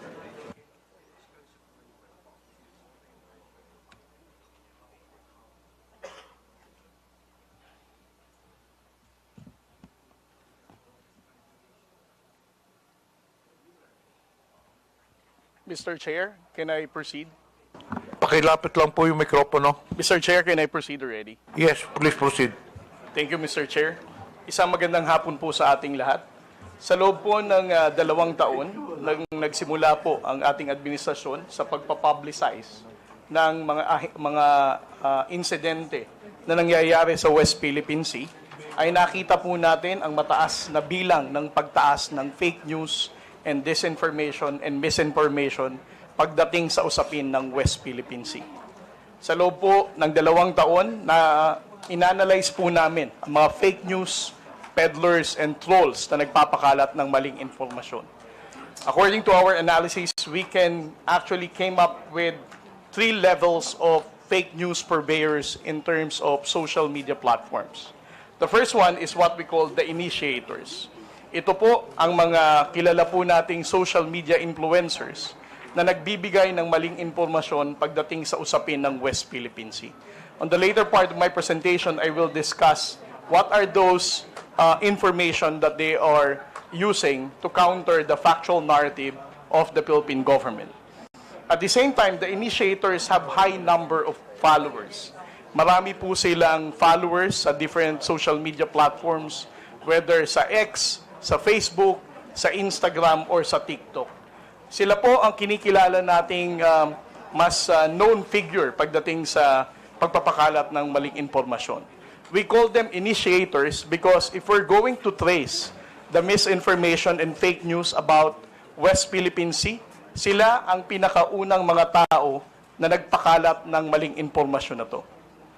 The next level is what we call the disseminators. Gaya po ng sinabi ni Kabayan Noli de Castro, marami po tayong trolls sa social media na soulless account. Alam po nating wala silang totoong identity, newly created ang account, but these disseminators are being used by the initiators to spread this initiated information na mali. Sila po ay walang kilalang known network, but they are used only to spread this misinformation and fake news about the West Philippine Sea. And then the third one is what we call the reposters. Ito po mga reposters ay kapwa po natin mga Pilipino. Maaaring sila po ay sumusuporta lamang kay initiator o meron silang sinusuportahan na politiko na umaayon dito sa narrative na ito na mali naman. And then the last level is what we call the general public. The general public is actually the victim of the disinformation and fake news in the social media. Dahil po sa mga maling impormasyon na ito na ipinapakalat sa West Philippine Sea, ay nahahati po ang opinyon ng ating mga kababayang Pilipino. Minsan po naniniwala silang walang West Philippine Sea, minsan naniniwala silang tayo ay inuudyukan lamang ng Amerika, minsan sila ay naniniwala na ang gobyerno mismo ang gumugulo pagdating sa usapin ng West Philippine Sea. Next slide, sir. Ngayon, ang tanong po ay who are these initiators? No? Gaya po ng sinabi ko kanina, the initiators are the ones who start the conversation. They are the ones who spread the initial fake news and misinformation. At ang account nila ay may mataas na bilang ng follower. At most of the time, the initiators are known or recognized na social media influencer. At ang posting nila sa social media are always publicly posted. Hindi po ito nalilimit lamang sa kanilang mga followers or friends. Intentionally, their postings are made public so that it can be easily shared ng kanilang mga disseminators at ng kanilang mga followers. Next slide. The initiator social media lines. Over the course of time and analyzing the lines of these initiators who spread fake news in the West Philippine Sea, it can actually be divided into 6 parts. Ang una sa lahat is yung sinasabi nilang, we do not have legal basis in our fight in the West Philippine Sea. Ilang beses na po nating narinig yan. Later, I will discuss all of this, how they make use of these lines as a way for them to mislead the Filipino people. Second, ang West Philippine Sea ay hindi natin primary concern. Ito daw ay hindi dumudugtong sa sikmura ng ordinaryong Pilipino, kung kaya't ang ordinaryong Pilipino ay hindi dapat makialam sa issue ng West Philippine Sea. Pangatlo, Philippines is one escalating the tension in the West Philippine Sea. Sinasabi po nila na ang Coast Guard or BFAR or other agencies of the government are the ones responsible for the escalation of tension in the West Philippine Sea. At ang pang-apat po is the fear-mongering, ang pananakot po sa ating mga kababayang Pilipino na kapag patuloy nating tinindigan ang laban natin sa West Philippine Sea, ay magkakaroon po ng gera. At ang panglima po, ang Philippines is only dictated by the United States. Ilang beses na rin po nating narinig ito na ang nangyayari sa West Philippine Sea ay galing lamang po sa pag-uudyok ng Estados Unidos. And the last part is that the West Philippine Sea spokesperson, kasama ko po si Jonathan Malaya at ang iba pong mga akademya na dumidepensa sa paninindigan natin sa West Philippine Sea, has always been a victim of disinformation and fake news. Next slide, sir.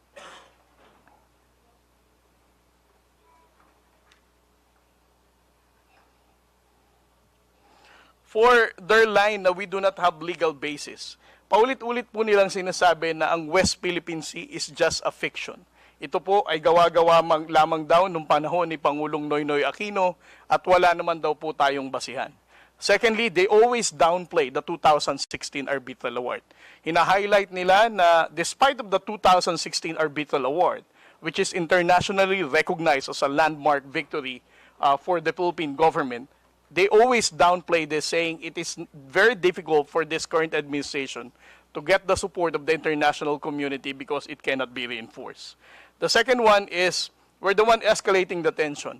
Kung makikita po natin ang mga posting ng mga tao na to, lagi nilang ang sinisisi ay ang Philippine Coast Guard. Kami daw po ang bumangga sa China Coast Guard. Kami daw po ang dahilan kung nagdala ng mga isda doon, kaya nagkaroon ng gulo sa Baho de Masinloc. Instead of criticizing the aggression and unlawful activity of the Chinese Coast Guard, Philippine Coast Guard po ang nilalagay nila sa kanilang mga posts trying to distort the reality of what's really happening in the West Philippine Sea. Next slide, sir. At ang narrative na ang Pilipinas po ay inuudyukan lamang ng Amerika. Ito po ay paulit-ulit din nilang sinasabi, ang West Philippine Sea ay gawa-gawa lamang daw po ng Amerikano. Ang Amerika din daw po ang nagdikta ng naratibo natin pagdating sa usapin ng West Philippine Sea. At ang kanila pong favorite line, the transparency initiative of the Philippine government is actually dictated by Mr. Ray Powell, na paulit-ulit din binabanggit ni Mr. Mark Lopez sa kanyang social media posts. And then the next one is, West Philippine Sea spokesmen are pro-US and accepting bribes. I have been a victim of disinformation and fake news. Sinabi nilang CIA ako, sinabi nilang pro-US ako, sinabi nilang pumunta ako sa bahay ni Speaker at meron daw akong 3 black bag. Sinabi rin nilang tumatanggap ako ng $4 million as part of my talent fee sa US Embassy. Panglima po, WPS is not our primary concern. They are confusing the Filipino people by saying poverty is the main issue of the Filipino people and not the West Philippine Sea.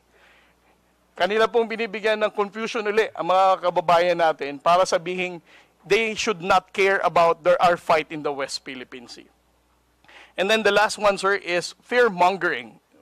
There will be war. Ilang beses na po nating narinig ito sa ating mga social media trolls. Sinasabi nilang kapag patuloy na pinanindigan ang ating laban sa West Philippine Sea, ay maraming mamamatay na Pilipino, hindi kaya ng Armed Forces of the Philippines na tindigan ang pakikipaglaban sa China.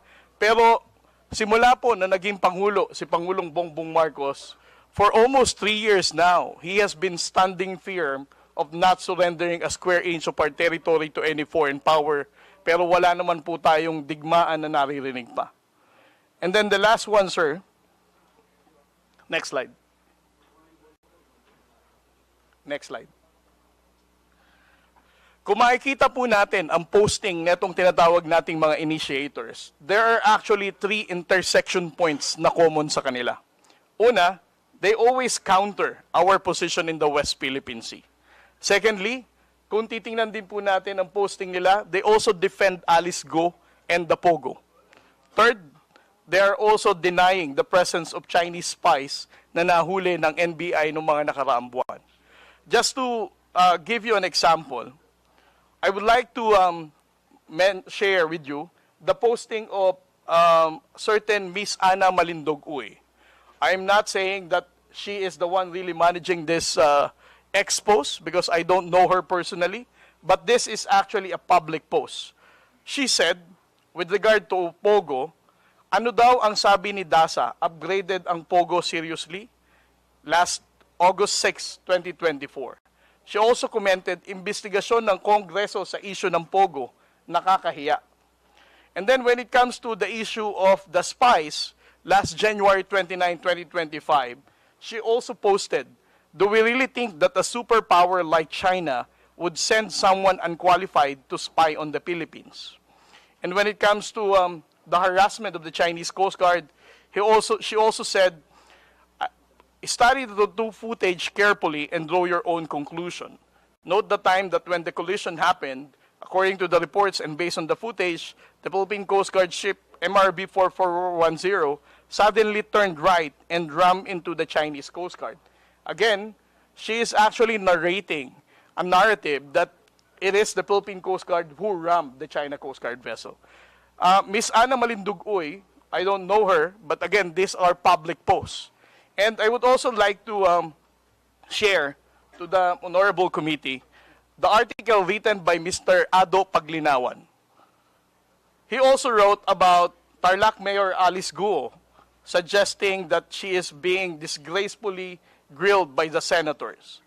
And when it comes to the spies, he also wrote an article 2 months ago saying that it's a mistaken identity is a result of sheer incompetence. And when it comes to the issue of the West Philippine Sea, publicly posted last February 27, he said the West Philippine Sea lunacy continues as China Coast Guard simply ignores our cheers. These are the types of the issues that I would like to present to the Honorable Committee, sir, to highlight that the issue of disinformation and fake news is actually countering our own position in the West Philippine Sea. Thank you very much, Mr. Chair. We'll now proceed to the interpellation. Our next judicial representative is now recognized. Thank you, Mr. Chair. Thank you to our colleagues. Commodore J. Tariela, magandang hapon po sa inyo. And thank you very much for the detailed presentation. Actually, marami po akong tatanungin sa inyo, supposedly, but it was already answered by most of the questions na tatanungin, nasagot na po ng presentation ninyo. Commodore J, alam ko yung laban nyo sa West Philippine Sea. I would see you in the news, yung mga fake news naman na kayo yung dinidiin pa na masama. Yung masakit kasi dito, Mr. Chair, kung sino na yung nilulusob, sino na yung inaargabyado, yung pa may kasalanan. This has to stop. So, Mr. Chair, just like to ask a few more questions kay Commodore J. Commodore J, ito bang ano bang talagang diferensya sa opinion ninyo yung pagkakaiba ng opinion sa fake news? Mr. Chair? Well, para sa akin po, Honorable Congressman, sir, no? Ang usapin po ng West Philippine Sea should not be subjected to your own opinion. Actually, as part of the transparency initiative of the Philippine government, we have been disclosing factual reports, no? Incidents that really happened, supported by photos and videos to show the Filipino people what really transpired. So if you are a blogger or a social media influencer trying to counter such narrative, I think we should understand everybody is entitled for their own opinion, but disclose countering a factual narrative of what really transpired with regard to our own national security is really a concern.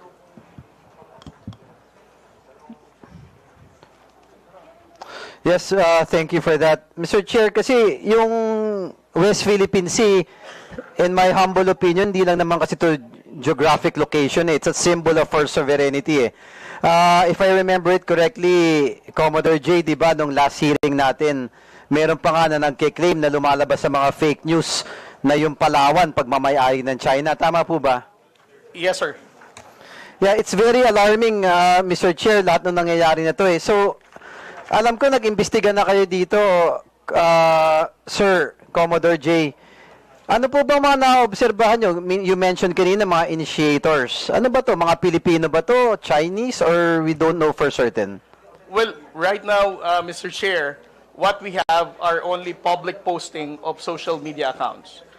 Just like what the former Vice President mentioned, we cannot really ascertain whether these people are the ones managing those accounts dahil hindi naman talaga natin alam kung sila yon. Mr. Chair, may nabanggit po kanina na si Ana Malindogoy. Yes, Mr. Chair. Do we know, Mr. Chair, does this committee have any information na bisita po ba natin siya ngayon or Filipino vlogger po ba to? Or... Sino? Si Mark Lopez? Hindi po. Si Ana Malindogoy. Mentioned by Commodore Tariela earlier, Mr. Chair. Did you invite this personality? Unfortunately, she was not included. Is that a female? Yes, Mr. Chair. She was not included in the invitation to the resource persons.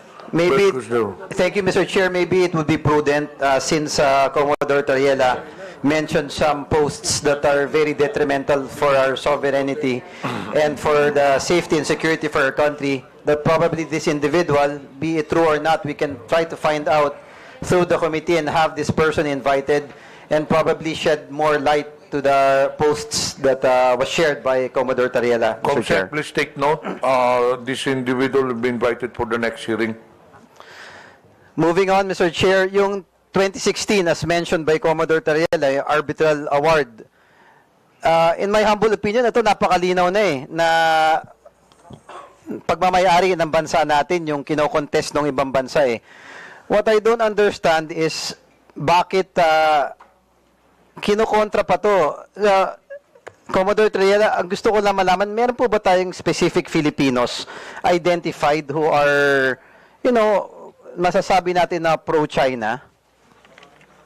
Well, Mr. Chair, if we're going to base on the social media posting of what how they appreciate the 2016 Arbitral Award and how they downplay our fight in the West Philippine Sea, I would say that they are really going against our national security and that they are not pro-Philippines, Mr. Chair. However, I would also like to add that what is difficult for us on the Philippine Coast Guard is that we cannot really identify whether these people who are using such accounts are those actual people named with that social media account, sir. Thank you. Mr. Chair, I would like to request that all the information that has been presented by Commodore Tariela, also yung mga vloggers na hindi naman natin ma-determine kung tao ba o Pilipino ba, baka makuha natin yung mga handle nila and maybe NBI or someone from our government can really check. Mr. Chair, this has to stop. We have to find out who these people are. Baka mga Chinese to o kung hindi man, baka mga Pilipino na pinagkakalulo yung bansa natin. This has to stop. This is the reason why we have this hearing, to shed light and to stop the fake news na nakaka-apekto na sa sovereignty ng ating bansa, Mr. Chair. Also, nakakabagabag kanina yung presentation ni Commodore Tariela na hindi lang pala West Philippine Sea, na nagduduktong-duktong din to dun sa Pogo, o na dinidepensahan pa nila, na naduduktong pa doon kay Alice Guo, na allegedly, na spy, na, ang narrative nila all about pro-China So, Mr. Chair, na again, kay Commodore Tariela, kung hindi naman kalabisan sa inyo, please give this committee a copy of all the information that has been gathered by on your side sa Philippine Coast Guard, and we will try to dig deeper and find out who these people are and put a stop to it. It will also give guidance to us on the laws that we will be making to determine, Mr. Chair. Ito na nga yung pinag-uusapan last hearing tsaka ngayon with what Congressman Rog was saying earlier, na importante talaga na naka-register yung mga tao sa account ng mga social media Anyone can simply make an account, gagawa ng false claims, kung ano-ano, tapos ini-influence yung mga Pilipino. But I do believe Filipinos are very smart at walang Pilipinong tunay na magkakalulo. Ang hindi ko maintindihan, kung meron man, ano bang reason nila? Is it political or is it because of monetary gains? But there should be no Filipino na dapat ipagpapalit mo yung bansa mo para sa mga idol nyong politiko o para lamang sa pera, kapalit ang sovereignty at security ng ating bansa. This has to stop. So again, Mr. Chair, may I manifest that we really have to find out who these people are. We will not stop. The committee will not stop. And again, ako lang, simple manifestation, Mr. Chair. To Filipino vloggers, minsan nakikarried away tayo sa mga nababasa natin o napapanood. Last hearing, tinanong ko yung mga vloggers natin. Sinabi naman nila na walang naniniwala sa kanila na ang Palawan parte ng China. Yun na pinapakalat online Ako yayayain ko lang yung ibang vloggers natin, no? I know masipag kayo mag-post o gumawa ng iba't ibang content. Why not do a content that will protect our country? Why not do a content, meron kayong mga following meron kayong mga taong naniniwala sa inyo. Isn't it prudent enough for a Filipino na kung gagawa ka na lang ng content mo, it's to fight for our country. Sometimes nalulungkot ako kay Commodore Tariela, tinitira pa ng ibang tao na tuta daw ng Amerika. Tapos yung Amerika minsan tinitira na yun daw may gusto ng gulo. No. Let's try to dig deep. Sino ba nang gugulo sa Pilipinas? Sino ba ang pumapasok? Sino ba ang agresor? Mr. Chair, enough is enough. Kami sa Tondo, mga batang Tondo, hindi kami papayag sa mga taong ganyan. So, Mr. Chair, again, I appeal, sana sa mga kaibigan nating vloggers, if you are true Filipinos, let's all work together. O i-prove natin na maka-Pilipino tayo at makabansa tayong Pilipinas. Labanan natin ang negative news ng China, and let's stand for our country. One flag, one country, and one Filipino. Thank you, Mr. Chair. Thank you. Mr. Chair, Honorable Pamante. gusto ko lang pong tanungin si Commodore Tariela kung sino yung mga vloggers na yun. Can you identify those vloggers now? Isa lang ba o meron pang iba? Can you identify them? Well, Mr. Chair, I cannot attribute it to the person, but what I can quote are the name of their handle account, social media handles. I cannot attribute it to a person, but I can attribute it to a social media account. So, ano mong ibig sabihin? Because, as I said, Mr. Chair, hindi naman natin alam kung sila talaga yung may-ari na account, but alam ko na yung pangalan na account. Like, for example, si Mr. Rugando Sasot. We don't know whether it is really him who is managing his social media account. The same thing with Ana Malindog Uy or Ado Paglinawan. Those names are known to be writing about pro-China narrative. Well, Mr. Chair, why, Commodore, why don't we ask the NBI or the DICT to identify? Why? Why don't we ask them? Now, you keep on telling us about these things, and you're not telling us who the people are. So why don't you ask the NBI or the ICT to identify those people who they are? Because they can be identified. Oh, it's up to you because you're the one being bashed in this case. Perhaps even your statement here can even be treasonous. Why? Because these are Filipinos who are actually siding with China. Oh, saying things that are against our own sovereignty. So, Mr. Chair, I would like to ask to Commodore Tayela to ask the NBI and the ICT to finally identify these people. And if you do that, Mr. Chair, we're going to invite them here. So they could be able to shed light to what they're saying. And also, let them realize that this committee is now crafting a bill that will regulate these things. Akala ba ng mga vloggers natin, malilibre sila lahat sa mga bagay na yan? No. There should be certain regulations on this, Mr. Chair. Do you know why? Because freedom of expression is not absolute. Are there any further questions with regards to this issue from the members? Mr. Chair, I would like to ask Commodore Tierla if he's willing to ask the NBI and or the ICT or the Department of Justice to finally identify these people. Yes, Mr. Chair, on the part of my office, I will be forwarding the report and the post of those known social media influencers that we have identified that are countering the factual narrative of the Philippine government when it comes to the West Philippine Sea. I believe we have the presence of the NBI resource persons. Andito po bang NBI? Ano mo nga yung anong pwedeng gawin dun? Good afternoon, Mr. Chair. Good afternoon to the members of our Congress.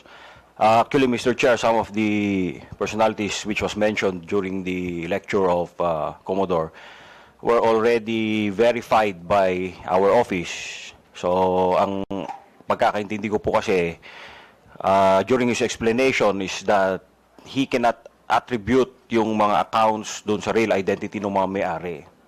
And we can provide some, but for those other accounts po, totally dummy account po siya. And we cannot identify kung sino yung mga ano po niya, totoong nagmamayari.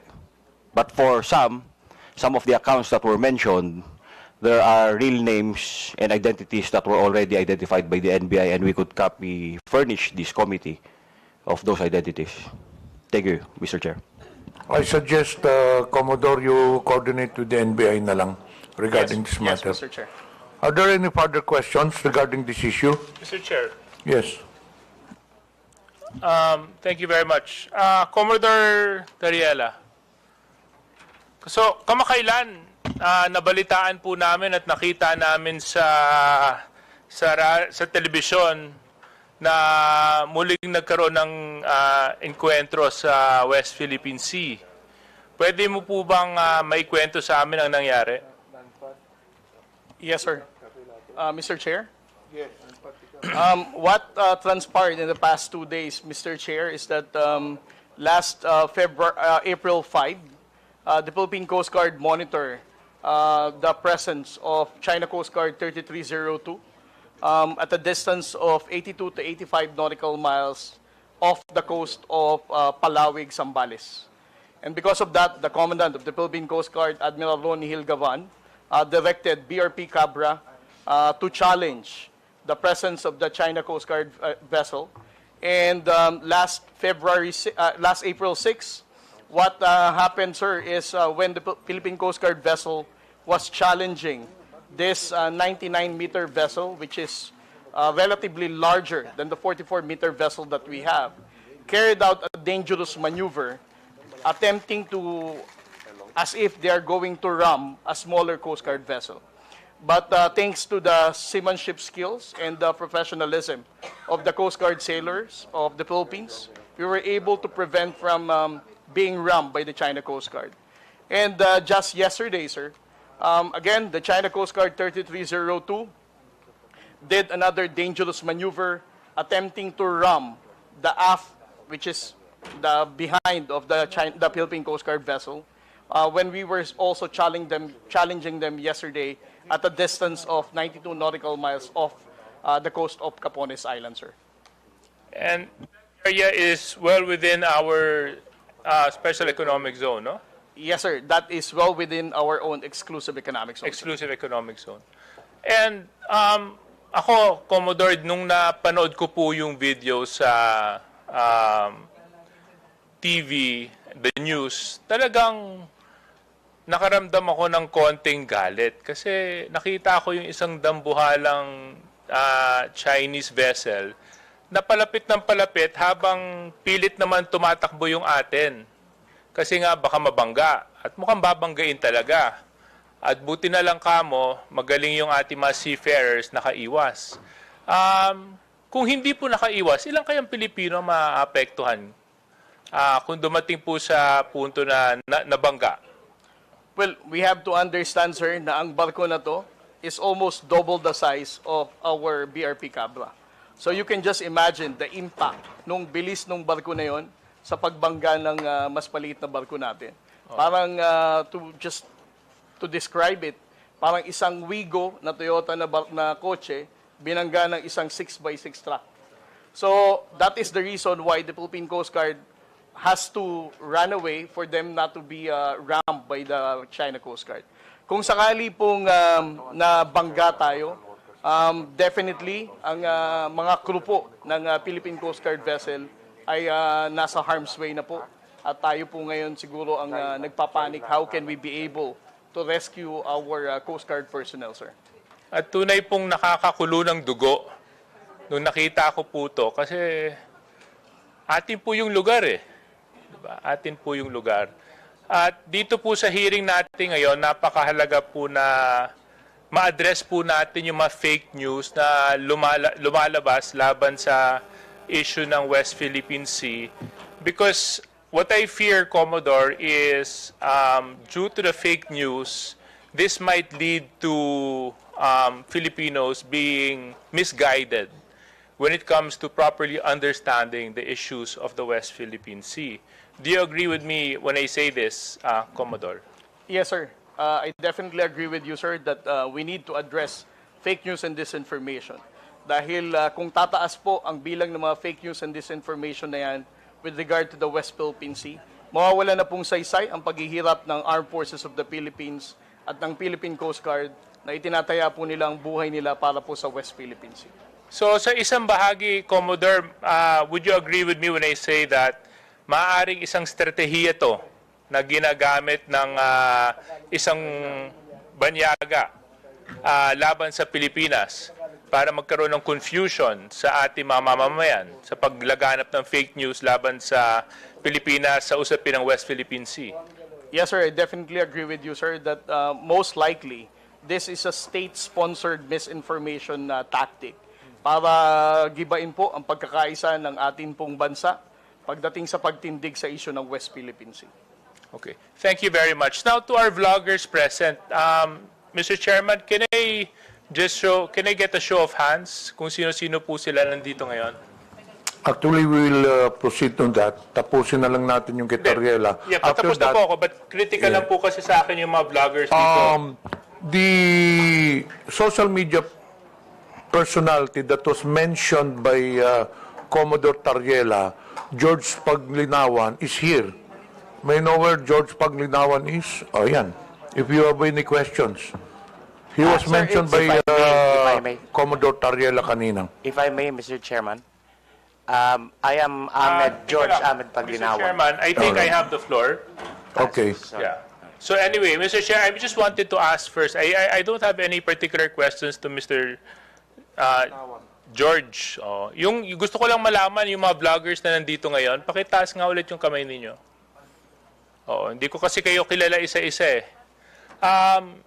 Kanina, kung susubaybayan po natin yung takbo ng hearing, makikita po natin na napakahalaga po ng papel na ginagampanan ninyo sa paglaganap ng balita at sa mga pangyayari sa ating bansa. And in a certain way and in a certain form, you influence the manner of thinking of certain Filipinos. No? And I'm sure you agree with me that when I say the Philippines is a sovereign country. Now, I just want to find out from the vloggers present, do you condemn what China is doing in the West Philippine Sea? Yes or no? Can you raise your hand? Can I just, all of you? All of you? Yung mga nasa dulo, hindi ko po masyadong, sorry malabo kasi yung mata ko. Are those vloggers as well at the end? Yes? Do they also, are you also raising your hand? Yes? Okay, so you also condemn what China is doing in the West Philippine Sea. Is this correct? Yes, okay.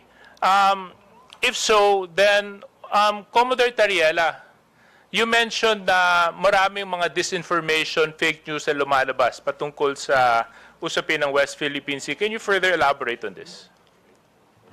Yes, sir. Just like what I mentioned a while ago, sir, no? There are 7 types of narratives that they're saying. Una, wala tayong legal basis Second, dinidiktahan lang tayo ng Amerika. Pangatlo, Pilipinas ang gumugulo sa West Philippine Sea. Pang-apat, ito ay hindi ito priority ng ordinaryong Pilipino. At panglima, ang mga spokesperson natin are actually receiving bribe from the government and even the U.S. government. Okay. So, is Mr. Mark Lopez present? No. And Comsec, can we check if Mr. Mark Lopez is present? Because I remember in our last hearing, he was very opinionated about this issue. Comsec?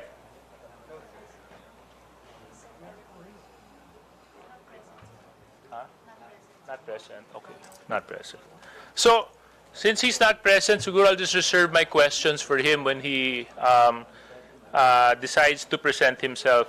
For the vloggers na nandito, dahil kayo naman, inamin nyo rin na kinukondenan nyo yung ginagawa ng China sa West Philippine Sea. Siguro ipapakiusap ko na lang sa inyo sa pamamagitan ng boses ninyo at sa pamamagitan ng kakayahan ninyo, baka pwede nyo lang suportahan ang Pilipinas. Pwede nyo suportahan ang ating pamahalaan. Pwede nyo ipakita sa pamamagitan ninyo na maski ano man ang hindi natin pinagkakasunduan, Pilipino at dugong Pilipino pa rin ang nangangalaytay sa ating lahat. At yun po ay dapat pinaglalaban natin. I think for our armed forces right now, this is very important that we show that the country is in full support in protecting the rights and the sovereignty of our country. That's all, Mr. Chairman. That's the only questions I have for Commodore Tayera. And baka pwede pong humabol ng isang pakiusap. Alam mo, campaign period ngayon eh. Kami mga kandidato nakikiusap. Baka pwede ko ipakiusap sa inyo. Sana maging boses din po kayo sa Twitter, sa Facebook, sa TikTok o anumang medium ang ginagamit ninyo na let's support the Philippines and let's support our claim to the West Philippine Sea. Maraming salamat. Mr. Chair, Yes, Honorable Abante. gusto ko lang po sabihin kay Commodore Tayel sa kayong NBI, no? Because you mentioned na these are dummy accounts, di ba? Dummy accounts po ito. And you also mentioned that it's possible that they are being used by the Chinese, no? To speak against the West Philippine Sea. So, Mr. Chair, gusto ko lang pong i-manifest dito, kung dami accounts yan, walang pinagkaiba yan nung panahon ng hapon. Oo, yung makapili na mayroong bayong, mayroong bayong hindi nagpapakilala. Oo, walang pinagkaiba yan sa mga makapili. Kaya yung mga vloggers natin dito, na mga makapili, palagay ko, merong kalalagyan din yan. Siguro, no? NBI. Meron din, no? So, it means that you could be able to really identify those makapili today. No, NBI. Kaya, no? Mr. Chair, if I may. Yes. Yes, Your Honor. As long as makumpleto po natin yung mga verification. But still, we depend on the information na kayang ibigay sa atin ni Meta as well as yung kayang ibigay ng mga telco sa atin na information. Kasi ang point po natin dito for purposes of identifying attribution is that we could determine kung sino yung gumawa ng account. Yun po ang ating basis po. Well, the fact na, Mr. Chair, that our bloggers are here with us today, hindi po ito makapili. Mga Pilipino po ito that they're appearing with us today to be able to help us craft a legislation finally, to be able to put a stop to this fake news, especially those people who are using dummy accounts. Finally put a stop to it, Mr. Chair. Yun lang po gusto kong sabihin.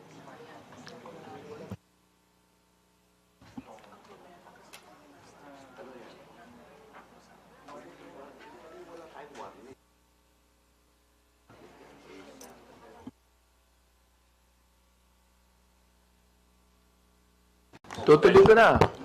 I will continue. Okay, Yeah. Chairman Abante, please continue. Oh, Mr. Chair, thank you. Andito po pa si Miss Joey Cruz. Miss Joey Cruz, andito po ba? Yes, Mr. Chair. Okay, Chairman. Asan po siya? Asan po siya? Ayan. Oh. Gusto ko lang po alam nyo, sa totoo lang, marami po akong natatanggap na bashing eh. Hindi ko pinapansin. Hindi ko pinapansin yon. Katulad ni Kabayan, hindi ako naiinsulto, hindi ako nababagabag, hindi ko pinapansin, eh wala namang katotohanan yun eh. Ano? Kaya hindi ko pinapansin yan. Alright. Ngayon, ang gusto ko lang pong sabihin kay Miss Joey Cruz, in one of your blogs in YouTube, you directed this statement sa akin. No? Akin mismo. Unang-una, hindi naman kita kilala. Hindi naman kita kaaway. Wala naman akong ginawang masama sa'yo. Tama ba ako, Mr. Chair? Meron po ba akong ginawang masama sa inyo? There is no personal action. Kaya nga, Mr. Chair, sagutin mo lang ako. Meron po ba akong ginawang masama sa inyo? No Meron ba wala? None, Mr. Wala. Wala akong ginawang masama sa inyo, ha? Pinapatunayan nyo yan, ha? Pangalawa, hindi niyo ako kilala. Tama ba, Miss Joey Cruz? You do not know me personally. Correct, Mr. Chair. And Mr. Chair, I do not even know Miss Joey Cruz personally. Am I right? Correct, Mr. Chair. But, you made a statement against me. O ito, babasahin ko ha. O, ang sabi mo, ganito, kung Abante, paswelduhan ka ng taxpayer, gago. Tinawag mo akong tinawag mo akong gago. Oh, bakit? Ba't mo ginawa sa akin yun? Gusto mo ba akong umiyak ngayon sa'yo? Sabihin ko, ba't mo ginawa sa akin yun? Bakit mo ako tinawag na gago? Bakit po, Mr. Chair? Please, yes. Mr. Chair, and I think it is already established that we do not know each other personally. Ano po yung pakilakas nga po? Hello, Mr. Chair? Mr. Chair, okay. I think it is already established that we do not know each other personally. Therefore, the statement was said based in a not personal way, but it is an observation of my reaction. Mr. Chair, meron ka pang salita. Your observation is that I'm gago? Is that your observation? This pertains to the public function as I perceive it, Mr. Chair. No, you're public what? Public action, Public Mr. action. So you mean that is the public that is actually telling me that I'm gago? No, or Mr. is it Chair, you? the statement Let me came ask from you, me. Mr. Chair, is it you? Yes, Mr. Chair. So you were the one that said that, right? Correct, Mr. Chair. Ayun. Pero hindi mo ko kilala. Wala akong ginawa masama sa'yo. Yes, Mr. Chair. It What is your already right to established. tell me that I'm gago? Because I am a citizen of What the is Philippines. your right to tell me I'm gago? That is part of my freedom of speech, Mr. Oh, Chair. is that right? Yes, Mr. Chair. So your freedom of speech is to tell a person that he is gago? Freedom of speech ba yan? My freedom of speech, part of my freedom Ang of galing speech is mo. to react Ang on the galing mo. action of Ito a pa, public official. sinabi mo ha, in another post, ito sinabi mo. Pero alam mo, kaya tayo nagmi-meeting dito, parami na-mention ko ito, no? Pero sa totoo lang, hindi ko pinansin yan, matagal na yan eh. Di ba? Hindi ko pinansin yan. Ito ha, ang sabi mo, you know, Kong Benny Abante, I can find all of this. Isasampal ko ito sa pagmumukha mo. Is that still freedom of speech? Mr. Chair, I am not very familiar. Yes on or that no, post. Mr. Chair? Is that still, you think, freedom of speech? When you said, isasampal ko ito sa pagmumukha mo. Mr. Is Chair. that freedom of speech? Yes, Mr. Chair. Ganon. Oo. So, ibig sabihin, ganito. If I tell you right now, sasampaling kita. Freedom of speech yan. That's part of your freedom, Mr. Chair. Pag sinampal kita, hindi na freedom of speech yan. Of course, sir. It's overt Hindi action na. already. Yes, Hindi sir. na, no? Yes, sir. Oo, ang galing. Mahusay ito. Oo, magaling ka. Oo. Ang sabi mo, I'm going to be Hindi ko masabi to, Mr. Chair.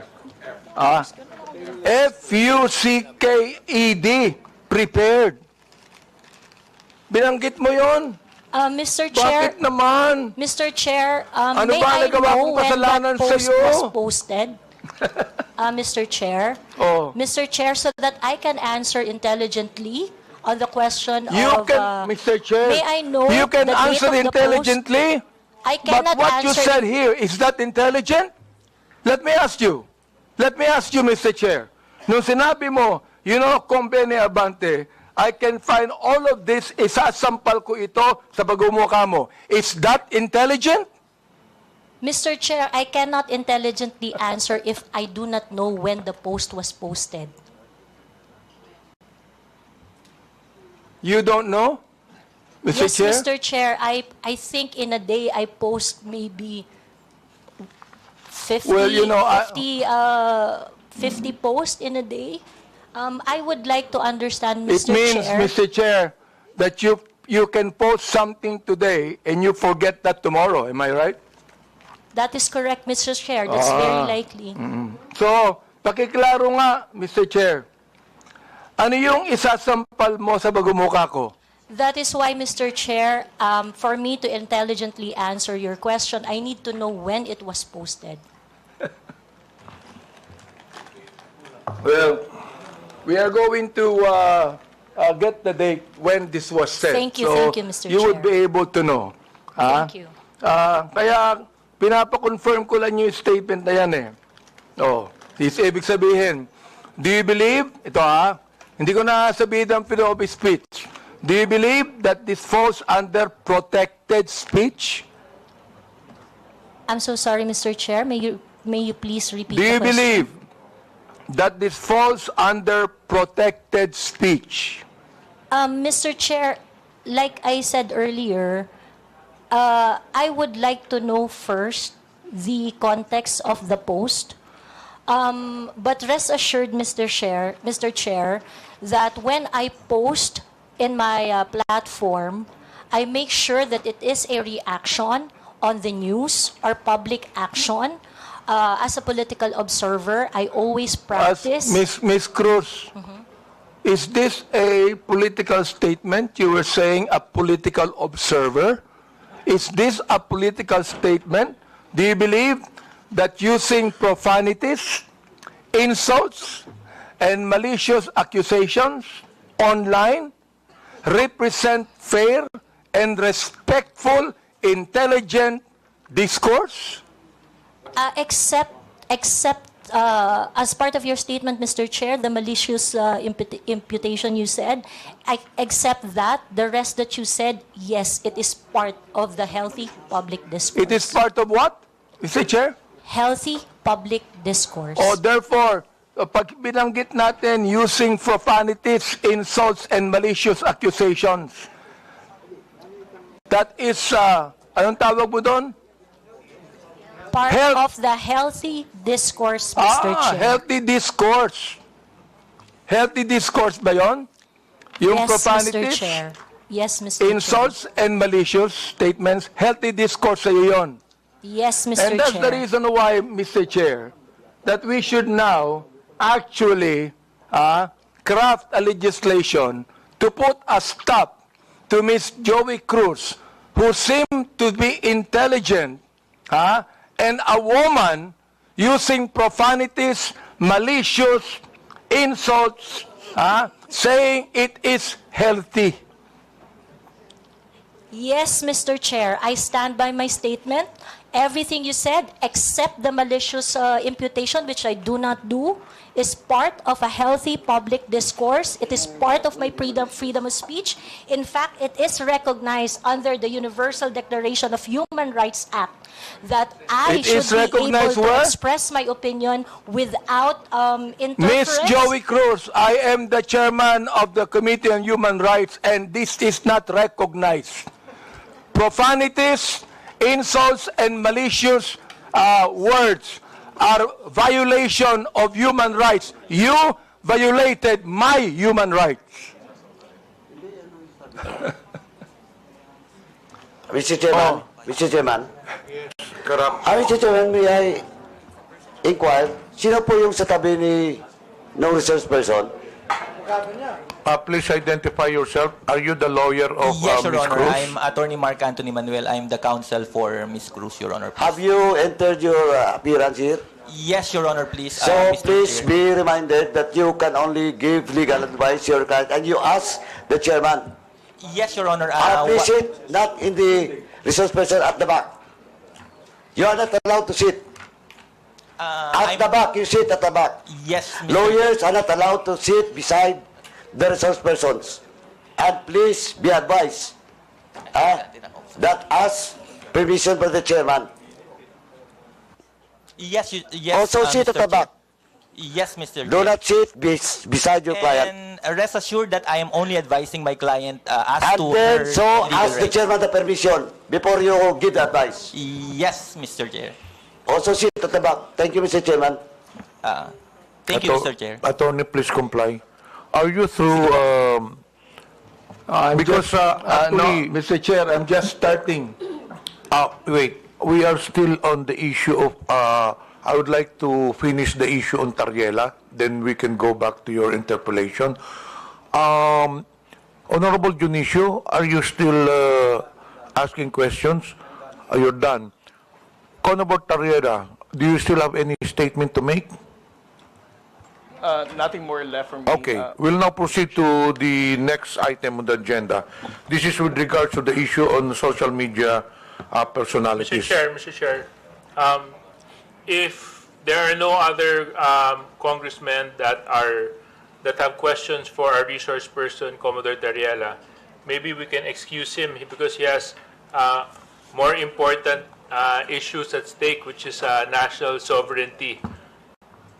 So, kung wala na po magtatanong sa kanya, baka pwede na po natin siya ma-excuse sa hearing na ito. You are hereby excused since there are no more questions. And more on that, there are some resource persons here that I believe wala na mga question ng mga congressman.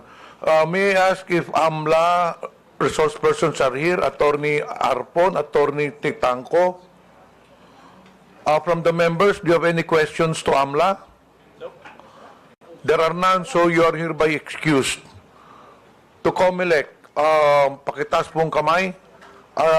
To the members, do you have any questions with COMELEC? None? You're also excused, all the resource persons in COMELEC. Dun sa mga broadsheets, you're already excused. Dito sa kay Miko David, Digital Marketing Association of the Philippines, I think you can stay put since we will be discussing next the social media personalities. Okay, we'll now proceed on the issue on social media influencers or personalities rather. May I request that all social media personalities take the microphone and introduce yourselves one by one, starting to the nearest to the chairman. Good afternoon, Mr. Chair. I am George Ahmed Paglinawan. I am a lawyer. I am not Ado Paglinawan, the one that was mentioned by the Commodore Tariela. I believe there is another person who is named Ado Paglinawan, and I'm sure that that is not me. Thank you. Okay, next. Yes, my name is Darwin Salcedo, known as Boss Dada in YouTube and Facebook. Next. My name is Dr. Richard Tesoro Mata. I'm a health blogger pediatrician.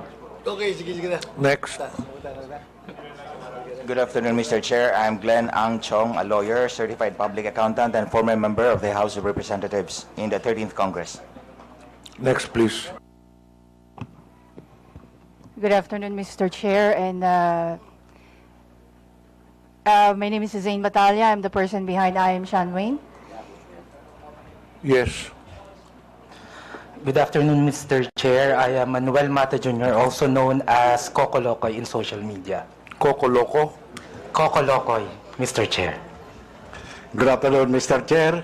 I'm former PDEA agent Jonathan Morales, behind Agent Tambayan, Your Honor. So you're now a blogger also, Mr. Morales? Di ba resource person ka sa Senate before? Yes, sir. Mula po nung pinigil yung PDEA Dex, nag-resort na po ako doon sa... You're a former PDEA agent? Yes, Your Honor. Yes, Mr. Chairman. Blogger ka na ngayon? Yes, sir. Okay. Next. I am Vivian Rodriguez, better known as Vivian Velez, as my screen name. I was not invited in this committee hearing, but I was mentioned the last time, the last hearing. So Okay. I'm here. Anyway, this is a public hearing. Anyone is welcome to attend the hearing. Next. Good afternoon po, Mr. Chair. I'm Alvin Montero. I'm not a blogger, nor I'm not a journalist. Thank you. Good afternoon, Mr. Chair and honorable members of the committee. My name is Claro Ganyak. I'm a retired professor. I'm not a blogger. I just express my opinions in social media. Okay. That's it. Thank you, sir. Good afternoon, Mr. Chair. Ako po si Elijah San Fernando, isa pong manggagawa at unionista, kilala sa TikTok at Facebook bilang Eli San Fernando. Next, please. Good afternoon, Mr. Chair. My name is Maria Florinda Princess Duque, or better known as Pebbles Duque. I am now a law student. Next, please. Good afternoon, Mr. Speaker. Mr. Chair, sorry. I'm Dr. Ethel Pineda Garcia. Okay. I think there are some vacant seats. Pwede na pong kunin yun. Yes. I am Trixie Cruz Angeles. I am a lawyer. Next, please. May I continue, Mr. Chair? Wait, meron pa yata dito sa... Kompleto na po ba ang mga social media personalities? Who is Vicente Cunanan? You're also a social media personality? Okay, so you can now proceed with your interpellation. Thank you, Mr. Chair. Again, Ms. Cruz, do you believe that freedom of expression is not absolute? Yes, Mr. Chair. You do? Of course, I'd like to ask the other bloggers if they also believe that. Yes, Mr. Chair. You also believe that? Okay. Sir, Now, there's always a limitation. Ms. Cruz said, yung kanyang statement sa YouTube, no? Na profanities, insults, malicious is a healthy discourse. Gusto kong tanungin yung mga vloggers natin, do you agree with her on that? Yes. That profanities, insults, and malicious accusations is a healthy discourse and a part of the freedom of expression? We would like to ask every blogger to answer me yes or no if they believe in that. Mr. Chair, can I be recognized? Yes. Mr. Chair, no other than the highest court of the land has repeatedly said na hindi po masama ang pagmumura, lalong-lalo na sa mga pampublikong opisyal, especially kung ang pinatutungkulan po ay yung official functions nila. Not the person, but their official functions, Mr. Chair. So yun po ang paninindigan, lalong-lalo na po namin bilang mga manggagawa, dahil kahit meron pong TikTok, Facebook o social media, sa komunidad po, yan ang lengguwahe ng mga manggagawa at ordinaryong Pilipino na nagagalit. Hindi po kasalanan ng mga vlogger o ng mga gumagamit ng Facebook, TikTok, X o kung ano pa mang social media platforms kung bakit merong ganito na mga pagmumura o profanities. Ito po ay lengguwahe ng mga manggagawa at ordinaryong Pilipino na nagagalit. Hindi ko, Mr. Elijah, hindi ko binabagit yung lingwahe ng ordinaryong Pilipino. Ang binabanggit ko, lingwahe ng vlogger. Hindi ka ordinaryong Pilipino. Mr. Chair. Tatandali lang, kasalala pa ako eh. Alright. Hindi ka ordinaryong Pilipino. Tama, mali? Ordinaryong Pilipino ako, Mr. Chair. Hindi ka ordinaryong Pilipino. Vlogger ka eh. No, I'm a manggagawa ako, Mr. Chair. Lahat pa ng ordinaryong Pilipino, vlogger? Mr. Chair, manggagawa ho ako na may platform ho. So, ordinaryong Pilipino ho ako, Mr. Chair. Mr. Chair, point of order. We have our rules here. I think the resource person cannot answer without being recognized by the chair. Sorry, Mr. Chair. Okay, to all reminder to all resource persons, let the interpolator finish his line of questioning in his statement, and resource persons can only talk when the chair recognizes them. Okay. Nabanggit mo kanina na yung profanities, yung insult, yung malicious accusation, kung yan ay sinabi sa kanyang, ang tawag doon, functions bilang public official, okay yun. Yung sabi mo, di ba? But not on a personal basis, correct? Ayan. Yes, Mr. Chair. Sabihin natin, naniniwala ako dyan. Pero, hindi naman niya sinabi yan sa akin on my public functions, official functions.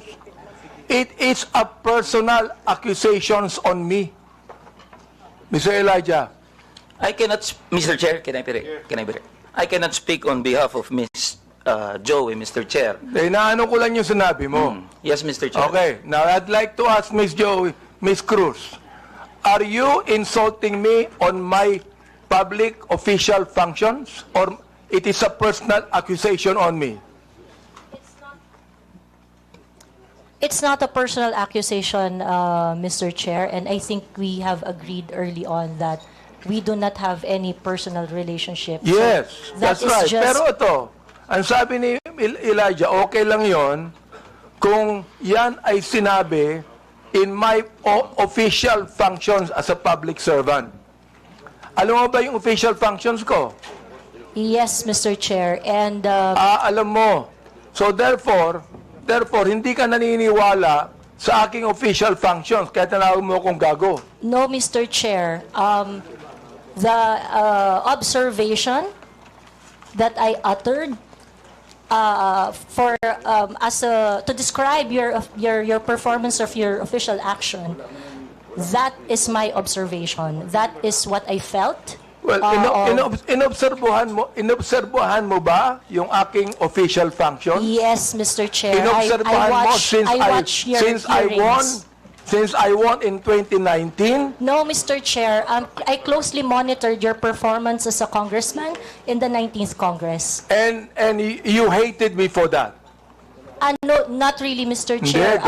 Just in the 19th mo sa akin Congress. gago, so you hated me, Mr. Chair. Ano ba ibig sabihin nun? Binanggit mo, gago ako. Binanggit mo, isasampal ko ito sa pagmumukha mo. Binanggit mo, I'm going to be... Hindi ko mabanggit eh. Okay. If you prepared, binanggit mo yun eh. Oo. Therefore, you hated me. Hindi pwedeng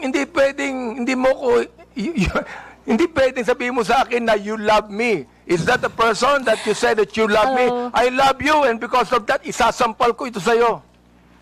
May I respond, Mr. Chair? Yeah, go ahead. Okay. Sige, Mr. Chair, go ahead, respond. At the very most, I do not like your performance as a member of the 19th Congress. But hate is such a powerful word because we established earlier that we do not have any personal relationship or any Kaya nga, personal Mr. Chair, affiliation. binanggit mo, yung human rights. Yes, Binanggit mo Mr. yan kanina, Chair. di ba? Correct, Mr. Therefore, Chair. Mr. Chair, you violated my human rights. Why? Because when you said those profanities, those insult, yung gago, yung isasampol ko ito sa pagbubukha mo, you violated my human rights. You did. May I respond, Mr. Chair? Teka, Mr. Chair, hindi ako nagagalit sa'yo. Okay? At wala akong pakialam sa'yo. Kahit na anong sabihin mo, okay lang sa akin. Alright? Pero itong ating pinag-uusapan ngayon, merong kinalaman sa mga legislation na aming gagawin later on. That is why I am asking you right now. Sapagkat napakahalaga nito. Kapag binabanggit mo, if you're saying that using profanities, insults, and malicious accusations online represent fair and respectful discourse and a healthy discourse, therefore you're telling us that the freedom of expression is absolute. You can say anything you want, and that is freedom of expression. Yun ang sinasabi ko, Mr. Chair. May I respond, Mr. Chair? Pag binanggit mo, if you said that freedom of expression is not absolute, therefore, there are certain things that you cannot say. Yun ang ibig sabihin nung freedom of expression is not absolute. May limitation yun. Di ba? Oh. Go ahead. You can answer now. Okay, thank you very much, Mr. Chair. Mr. Chair, in the universal thoughts and ideas, there would always be a limitation. The freedom of speech is not absolute. And the limitation of freedom of speech is well defined. Under the law, under the jurisprudence, there are things that you cannot say. There are things that Mr. Chair, what jurisprudence are you talking about? Supreme Court decisions, Your Honor. Can you tell me what law? Example of law that limits your freedom of expression. For Can you example, tell me Mr. the Chair, jurisprudence? yes, Mr. Chair. For example, Mr. Chair, there is, I cannot specify the specific law, Mr. Chair. There is a law on libel. Law There is a law on slander. There is a law. Is it okay, Mr. Chair, if I give my example? Okay, thank you very much. One example, and I think this example is very demonstrative, is very illustrative of the limitation of freedom of speech. Right now, it is election, midterm election, and it is not allowed that people are going to campaign on the day of the election day.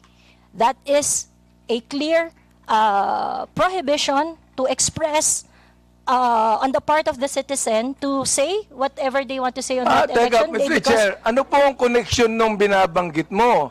I'm asking you about the jurisprudence. I just told you that there is a law against on libel, on cybercrime. What you said today is libelous. What you said here is libelous. Why? Mr. Because Chair, there is a malicious intent. When you use profanities, when you use the word gago, there is a malicious accusation, and that is libelous. Mr. Chair, if that is your assessment of that kind of statement, you not will only have libelous, Mr. Chair, dali lang ha, not only libelous, that is also unjust vexation on my part. May I respond, Mr. Chair? Go ahead. Okay, Mr. Chair, if you think that you are violated by my exercise of my freedom, you would have your right and day in court. Mr. Chair, So that the maliciousness of that statement can be sorted out in the proper authority. Don't worry. I'm not going to charge you. If I charge you in court, matatalo ka eh. Pero hindi. Oo. Unjust vexation to. Alam niyo ba yon? Are you a lawyer or not? I am not a lawyer, Mr. Chair. Therefore, you should know this. The thing is this, pero wag kang mag-alala. Hindi ako magdidemanda sa'yo. Do you know why? You're not important to me. Alright? Ang dahilan lamang, kaya natin ginagawa ito, para magkaroon kami ng idea kung anong legislation ang nais naming gawin. Pero ikaw, you are not important to me. Alright? Oo. Thank you, Mr. Chair. Yan. Kaya, huwag kang mag-alala. Hindi ako kailanman magdidemanda sa'yo. Alright? Oh. Tumatawa ka pa eh. Thank you, Mr. Chair. Natatawa ka sa akin eh. No, Mr. Chair, I am expressing my gratitude, Mr. Chair. Ganun ba? Mr. Chair, tumatawa ka and you're expressing your gratitude by your sarcastic laughter? I am not laughing, Mr. Chair. It's just a natural smile, Mr. So Chair. gusto kong tanungin po, itong ating vloggers na ito, kayo po mga vlogger natin, do you agree with what Miss Joey Cruz said? Every one of you could be able to answer, if you agree. I have a lawyer there, Attorney Trixie.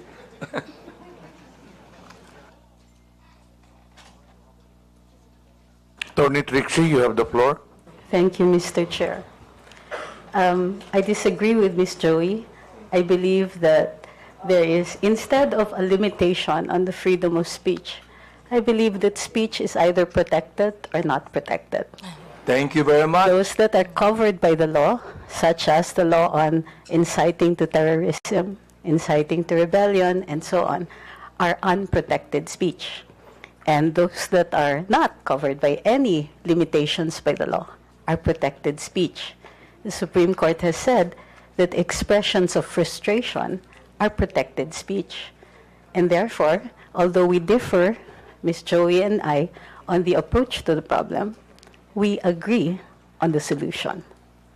Okay, let me ask the other bloggers that we have. Each of you could be able to answer and tell me if you agree with Ms. Cruz on that. Your Honor, Mr. Chair, I am Dr. Mata.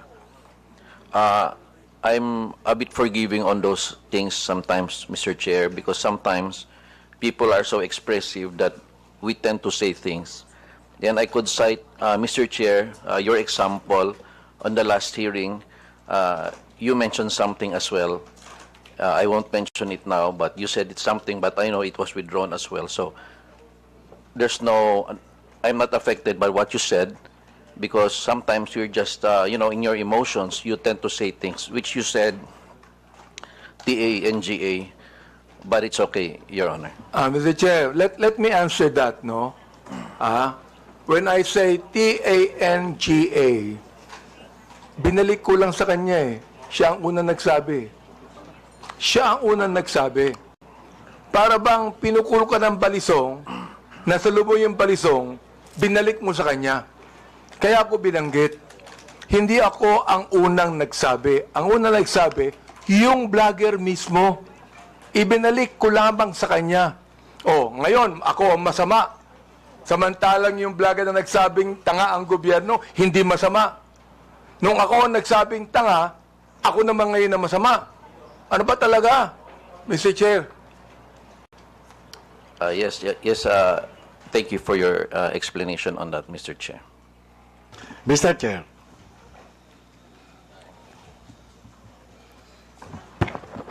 Yes, was that?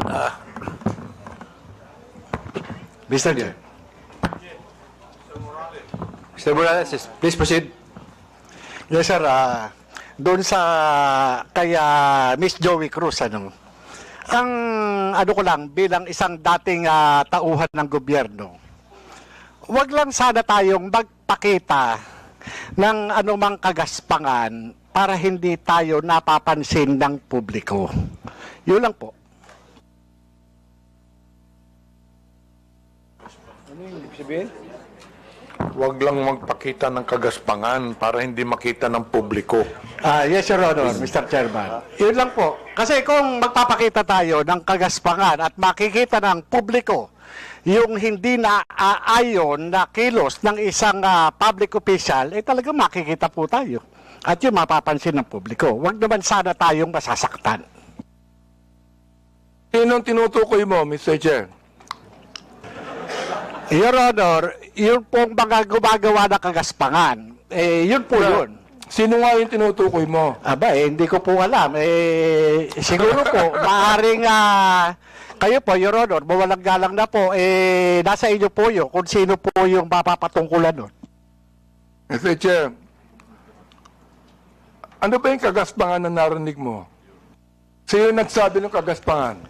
Your Honor, ito po bilang isang dating tauhan ng gobyerno. Nagiging maingat dapat ang isang tauhan ng gobyerno habang siya ay nanunungkulan. Katulad ng pagnanakaw, pag-aabuso sa tungkulin, pagmamalabis. Yan po yung isa sa mga dapat na tinitingnan natin. At kung tayo man ay tauhan ng gobyerno, dapat ginagampanan natin ng buong husay, buong giting, tulad ng mga alagad ng batas na handang ialay ang sarili niyang buhay para lamang doon sa sinumpaang tungkulin. Mr. Chairman, Mr. Chair, tama yung binanggit ni Mr. Morales tama Pero ang tinatanong ko sa iyo, nag-a-agree ka ba sa sinabi ni Miss Cruz? Saang particular, Your Honor, Mr. Chairman po? Hindi ka pa na nakikinig sa akin Bira naman buhay ito. Pagpaumanhin niyo po, Your Honor, at nangati po yung aking binti, maaring hindi ko po wala kang napansin. karapatang magsalita kung hindi mo narinig lahat ang mga sinabi. Iyon pong narinig ko. Very clear meron po akong narinig. Very clear, Mr. Chair, ang sinabi ko. Kanina, pinag-uusapan natin yung lahat ng mga binanggit ni Miss Cruz. And I'm asking you now, kayong mga vlogger, oo, mga objective naman kayo, di ba? Ano ang palagay nyo rito?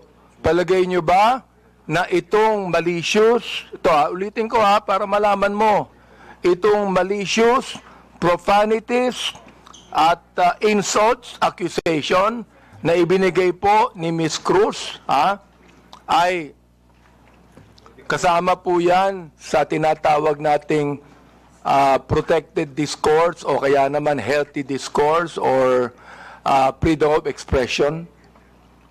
Yun po pinoprotektahan ng batas. Ito po yung opinion o saloobin ng isang mamamayang Pilipino patungkol doon po sa pagkukulang ng isang public officer. Yun po hindi pinoprotektahan ng batas. Ito po yung pag-iingganyo ng paggawa ng illegal o labag sa batas. Yung pagkukulang, Mr. Chair, kung walang ginawang illegal, may karapatan ba siya? Kung walang ginawang illegal, Your Honor? Depende po Depende po sa napapansin at kung po sa nagbibigay ng opinion, Your Honor. Miss Joey, meron po ba akong ginawang illegal? Meron po ba? Nothing that I said in my Yun, wala akong ginawang illegal.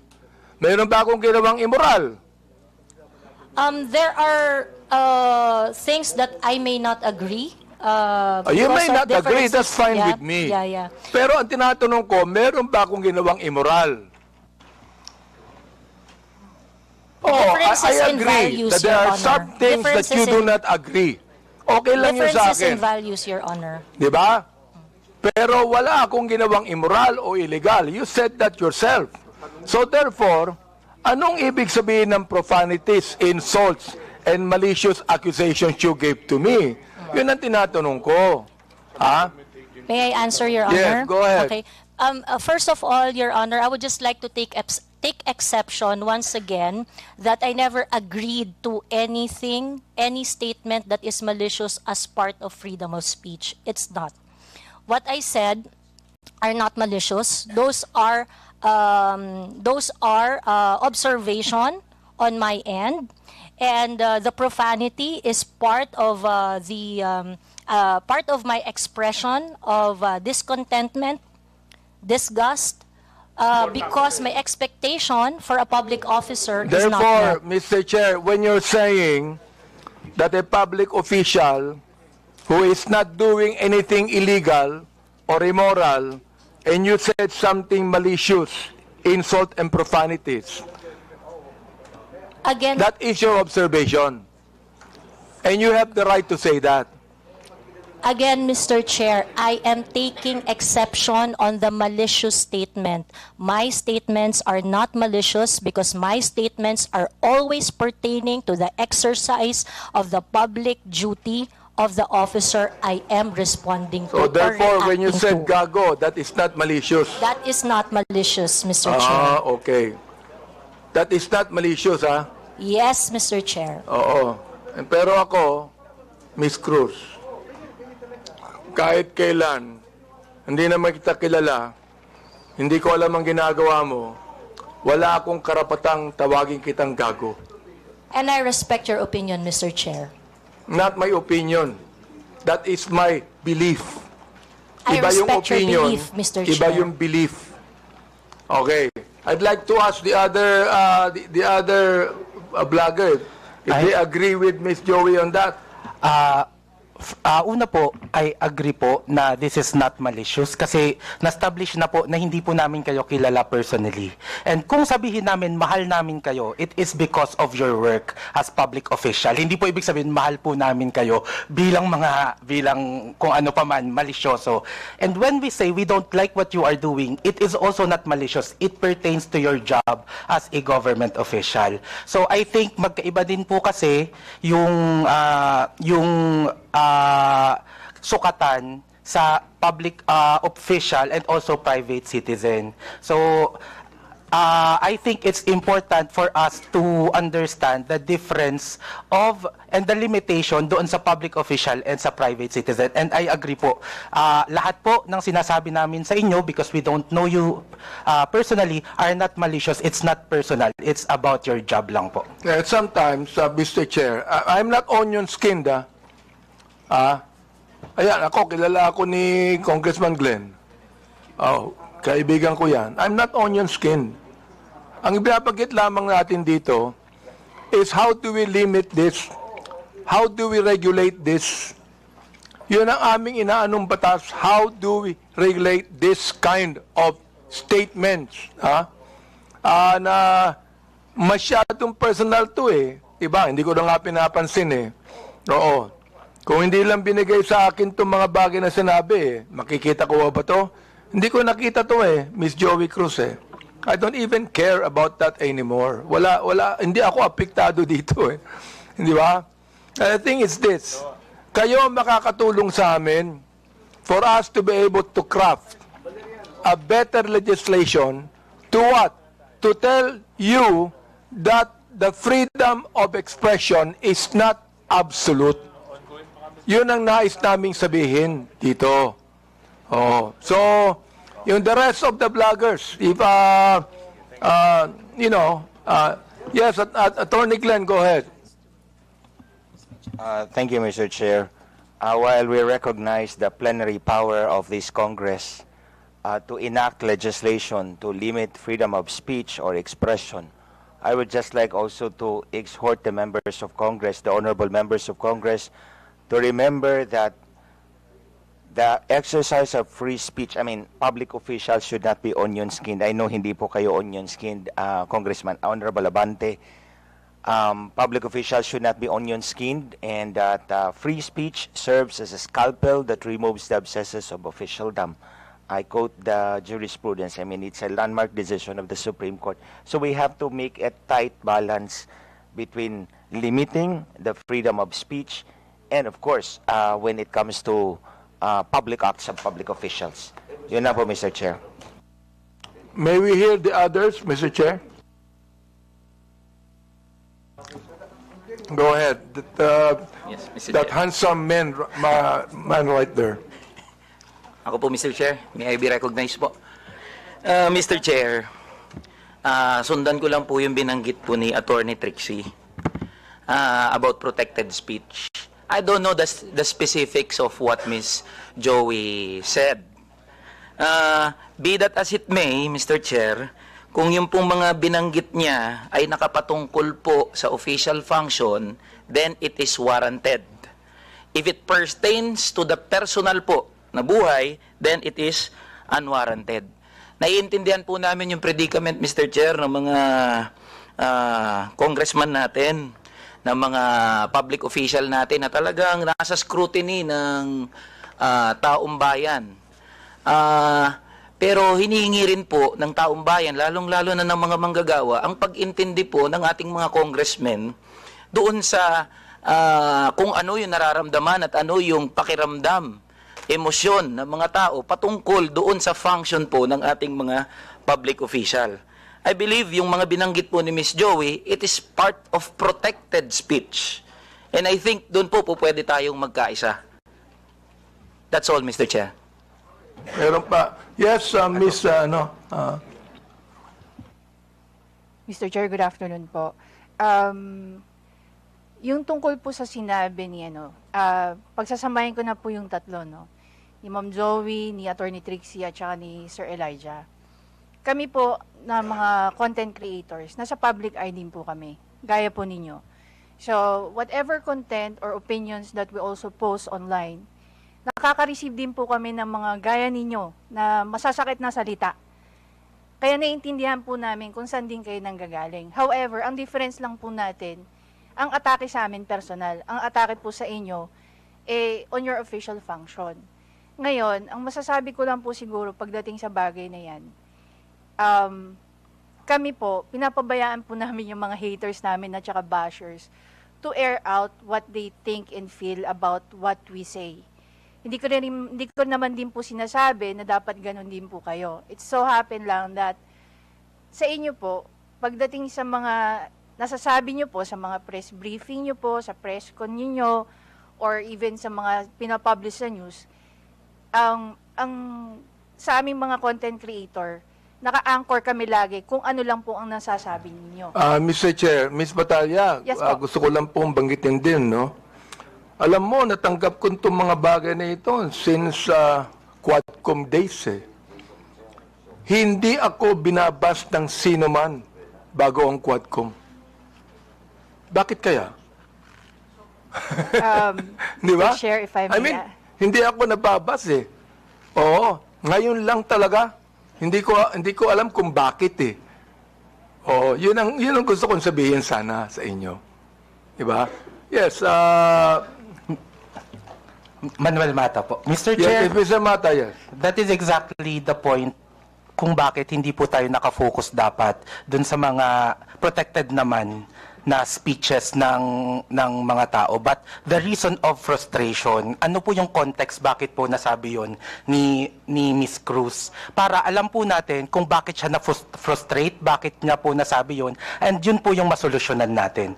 I think dun po sana tayo nakafocus, and I think yun yung rason kung bakit sinasabi ng batas natin na dapat hindi onion skinned yung mga government official para nakafocus tayo doon sa totoong problema and cause of frustration ng mga tao.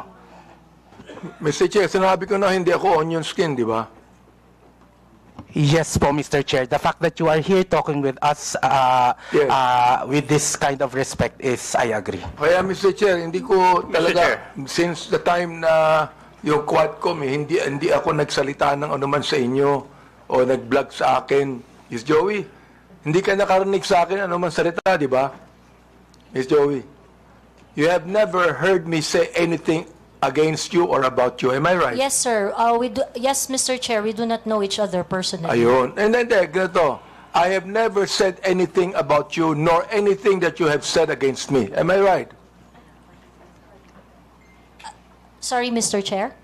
I have never said anything about you or anything against you, even if you said something against me. Am I right? That is correct, Mr. Chair. Yun ang gusto kong sabihin sa inyo.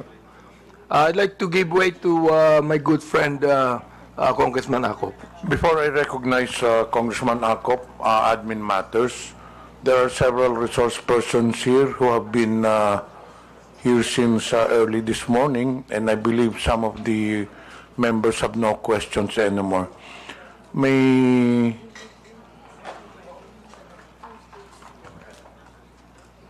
Andito po ba si Attorney Kirsten Bautista? To the members, do you have any questions with regards to the Department of Justice? Meron po ba tayong tanong sa Department of Justice? Palagay ko meron po, Mr. Chair. Meron. Okay. Sa BIR, may tanong pa po ba tayo? I do have some questions to the BIR, Okay, Mr. later. Chair. Okay. Andito pa po ba ang BIR? Okay. So, hindi pa pwede po kayong umalis. Okay. Sino pa ba ang... Sa NBI, may tanong pa po ba tayo? Ha? Do you have any questions sa NBI? Kayo? Baka meron pa, Mr. Chair. Bonus na lang Okay. ulit. Sa PNP, meron po ba kayong tanong sa PNP? Yes? Okay. What about sa KBP? Kay Attorney Rodolfo Larbar, who is a KBP legal counsel, and Attorney Mark Tolentino. Do you have any questions with KBP? But of course, you are free to stay, no? If you want to stay. May tanong po ba tayo sa KBP? Wala? Kung walang tanong sa KBP, then KBP is allowed to be excused. But as I've said, you're free to stay. Sa Digital Marketing Association of the Philippines, kay Mr. Miko David, may tanong pa po ba tayo? Anyway, you can stay, but you're allowed to be excused. Sa Global AI Council, Mr. Antonio Mauricio, andito po ba? Your Honor, umalis na, Your Honor. Okay. Sa Press 1 Philippines, andito po ba ang Press 1 Philippines? Do you have any questions? Yeah. Meron. Okay. We'll now proceed. What about Scam Watch Pilipinas, Mr. Joseph? Wait to Congressman Acop for a while, but I still have last question. Mr. Chair, I just want to ask some clarificatory questions. Please proceed. Kung sino po yung nagsabi na dapat maintindihan po natin yung mga tao na because of their frustration ay nakapagsasabi po ng hindi tama. Gusto ko lang sabihin na yung frustrations wouldn't give you the right to violate the law. Hindi po nakapagbibigay ng karapatan sa isang tao na mag-violate ng law because of his frustrations. Because there are avenues, legal or provided by law, para ma-express nyo yung frustrations ninyo. That is precisely the reason why the freedom of expression is not absolute. Thank you, Mr. Chair. Okay, thank you. Before we proceed, may I know if Ms. Vicente Cunanan has taken her oath? Wala pa. Please rise. Comsec, please administer the oath. Please raise your right hand.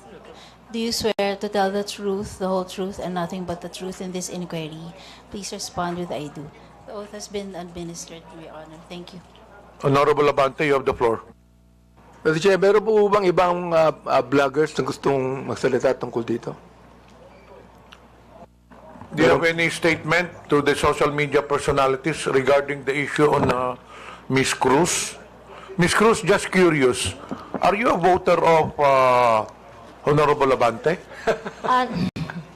No, So Mr. you're not a Chair. registered voter in the district of Honorable Abante? No, Mr. Chair. And as you have said earlier, you do not know him personally. Yes, Mr. Chair. And he does not know you personally. Correct, Mr. Chair. So, bakit na nyo naisip na atakihin si Honorable Abante? Just curious.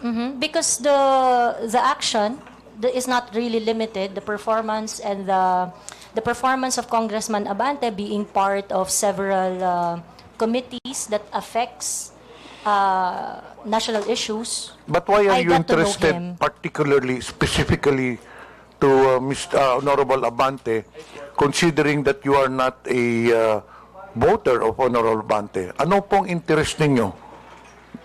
The issues that he tackles in his committee memberships and chairmanships are issues that are affecting the Philippines at large. So in short, you have something against him because you have singled him out.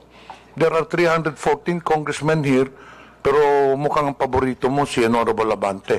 That is incorrect, Your Mr. Chair, Honor, paborito Mr. din niya Chair. sa Ace Barbers. Because there are other congressmen that I give my observations to, and it's not limited to Honorable Congressman Abante. So he's not singled out, Mr. Chair. Mr. Chair, palaging sinasabi ni Ms. Cruz yung observation. I hope, Ms. Cruz, you know, okay lang yung observation. For example, like, I hate Congressman Abante. Okay yan. I do not like Congressman Abante. Okay yan. I don't agree with Congressman Abante. That's fine. Pero yung tatawagin mo kung gago at isasampal mo sa... Teka, gusto ko nang tanungin. Gusto kong malaman, ano ba isasampal mo sa akin? Sabi mo isasampal ko ito sa bumumukha mo. So, pakiklaro nga sa committee ito kung ano yung isasampal mo sa pagmumukha ko? Like I said earlier, Mr. Chair, I would like to know when that was posted. And perhaps, it's very likely, Mr. Chair, That I was posted posted on YouTube. Mr. Chair, it's very likely, Mr. Chair, that I said something like that. We are And that's checking it now. Very likely, the one that is going to be slapped on your face is, it's very likely that I'm referring to facts. Oo It's nga. very likely that I'm referring Mr. to Chair, facts. talagang hindi ko akalain, sasabihin niya sa akin to kung ang, Mr. Chair, kung ang misis ko magsasabi niyan, tanggap ko yan. Pero si Miss Joey, hindi ko naman po siya kilala talaga Ito pa, mayroon sasabihin ako sa inyo. Yung gusto kong tanungin din naman, yung ating mga researcher dito ng Press One. So what do you think of Miss Cruz? What do you think of her statements? Everything that she said? Mga researcher po kayo ng Press One. Can you say something about that? Press One, can you please answer? Mr. Chair, we were confined with the facts as researchers. So I think as long as if Miss Joey Cruz is giving her opinions and her opinions alone, I think it is beyond our capacity it is beyond our capacity because she is entitled to her own truth. But again, if it's something to do with the known facts, I think we can debunk what is being said. Ayun po. Yun po, Mr. Chair. Okay, may I ask Mr. Chair, Mr. De Guzman? Yes, Mr. Chair. Well, in my opinion, Mr. Chair, it's basically as a reputation management practitioner, I think in that aspect, it's not really a matter of freedom of speech, but it's a matter of, number one, respecting for others.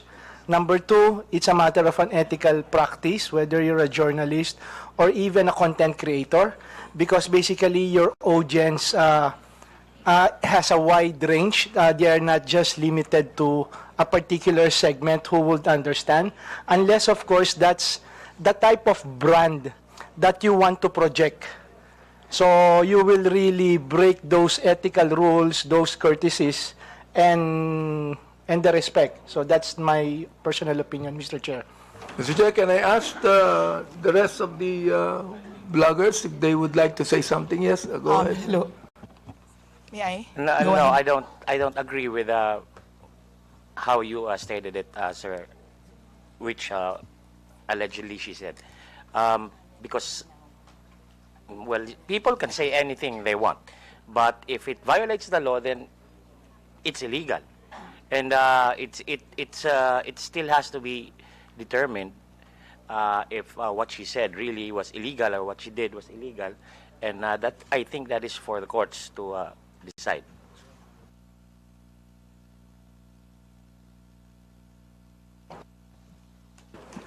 I think we have already heard the other Mr. Chair. bloggers.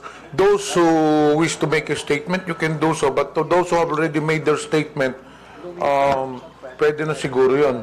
Mr. Chair, Permission to speak. gusto ko lang pong sabihin kay Miss Joey. yung batas tungkol sa unjust vexation.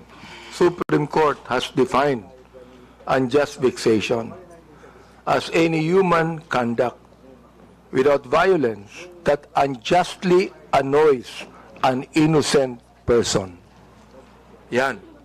Yan ang batas. Oh, the elements of unjust vexation are: there is human conduct that unjustly annoys or irritates another person. Such human conduct was not attended with violence. Such human conduct caused annoyance, irritation, torment, distress, or disturbance to the mind of the person to whom it is directed. An offender acted with criminal intent. That is what unjust vexation is, Miss Cruz.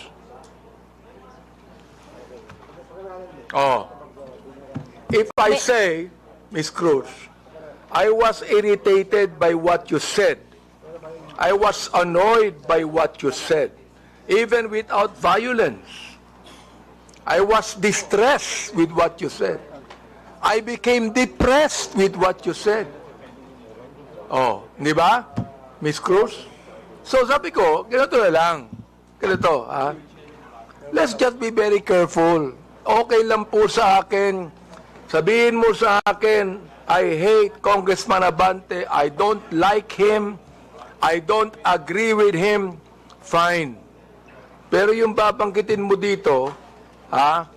Gago ako. Isasampal ko ito sa pagmumukha mo. I'm going to be FUC prepared. Ay nako. Palagay ko, very irritant yon sa pinagsabihan mo. Tama ba ako, Mr. Joey Cruz? May I respond, Mr. Chair? Go ahead, sige. Thank you. Mr. Chair, I understand that it may come across as something that you may not feel comfortable with what I said and things like that. And again, if you feel that you are aggrieved with what I said, I will welcome any action remedies from your end. No, on the other hand, Mr. Chair, you would welcome what? You would welcome what? Any remedy that you may seek, Mr. Chair. Any against legal me. action? Is that what you're saying? That is Mr. Chair? Any remedy, not limited to legal action, No, Mr. Chair. I'm not going to resort to any legal action anymore. Ha? Bakit? Magbabayad ka pa ng abogado mo. Maglilitis pa tayo ng matagal na panahon. That would also be irritant to you. You do not want that to happen to you, am I right? Huwag mo Yes, sabihin Mr. sa akin Chair. that you welcome any legal action. If you, because you enumerated the elements of the unjust vexation, Siguro, Mr. Chair. ang pinakamagandang sabihin mo sa akin because I'm annoyed, mag-apologize ka sa akin. Kapag ka sinabi mo ito, hindi ba? O ngayon, kung ayaw mo, okay lang sa akin. Ayaw mo, okay lang. Walang problema doon, Mr. Chair. Walang problema We can doon. agree on that, Mr. Chair. Basta makikita nyo na lang na we are going to craft legislation that would actually regulate what our bloggers is trying to say. Let me ask our DOJ people, ano pa ang palagay nyo? Sinabi ni Miss Joey Cruz. Andiyan ba po ng DOJ? Mr. Chair. Go ahead. Mr. Chair, right now, the only legislation we have on malicious statements being made is on libel under the revised penal code and on RA 10175 on online libel. All right. Salamat po. Can the NBI also say something about that, Mr. Chair? Yes, Your Honor. Well, Your Honor, for purposes of discussion, we have what we call the doctrine of fair comment. So under the doctrine of fair comment, it means that every discreditable imputation publicly made is deemed false because every man is presumed innocent until his guilt is judicially proved, and every false imputation is deemed malicious. So under this doctrine, as a general rule, when the discreditable imputation is directed against a public person in his public capacity, it is not necessarily actionable. What we are talking here is whether or not it is actionable or not actionable. But as an exemption, if the discreditable imputation to a public official is either a false allegation of fact or a comment based on false supposition, it is actionable. So dito po sa doctrine na to, it's up to the person being attacked whether he wants to file a complaint or not. If he wants to file a complaint, then evidence must be submitted in order for the prosecutors to assess the evidence as well as the court kung sasampa man dito sa korte. Thank you, Mr. NBI.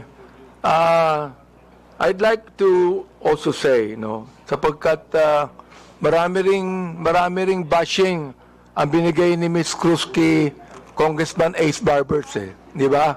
Ms. Cruz, marami rin Mr. Chair, I would just like to inform the court that there is a pending action that I have against Ace Barber. So I would like to invoke the sub judice rule on that matter. Invoke sub judice? Wala namang kasong final. Wala namang kasong final No, Mr. Chair, I filed a libel suit against Congressman Barbers. Kay Ace Barbers. Yes, Mr. Chair. Oo. Huwag ka na mag-file ng libel suit sa akin. Wala naman akong sinabing masama sa iyo.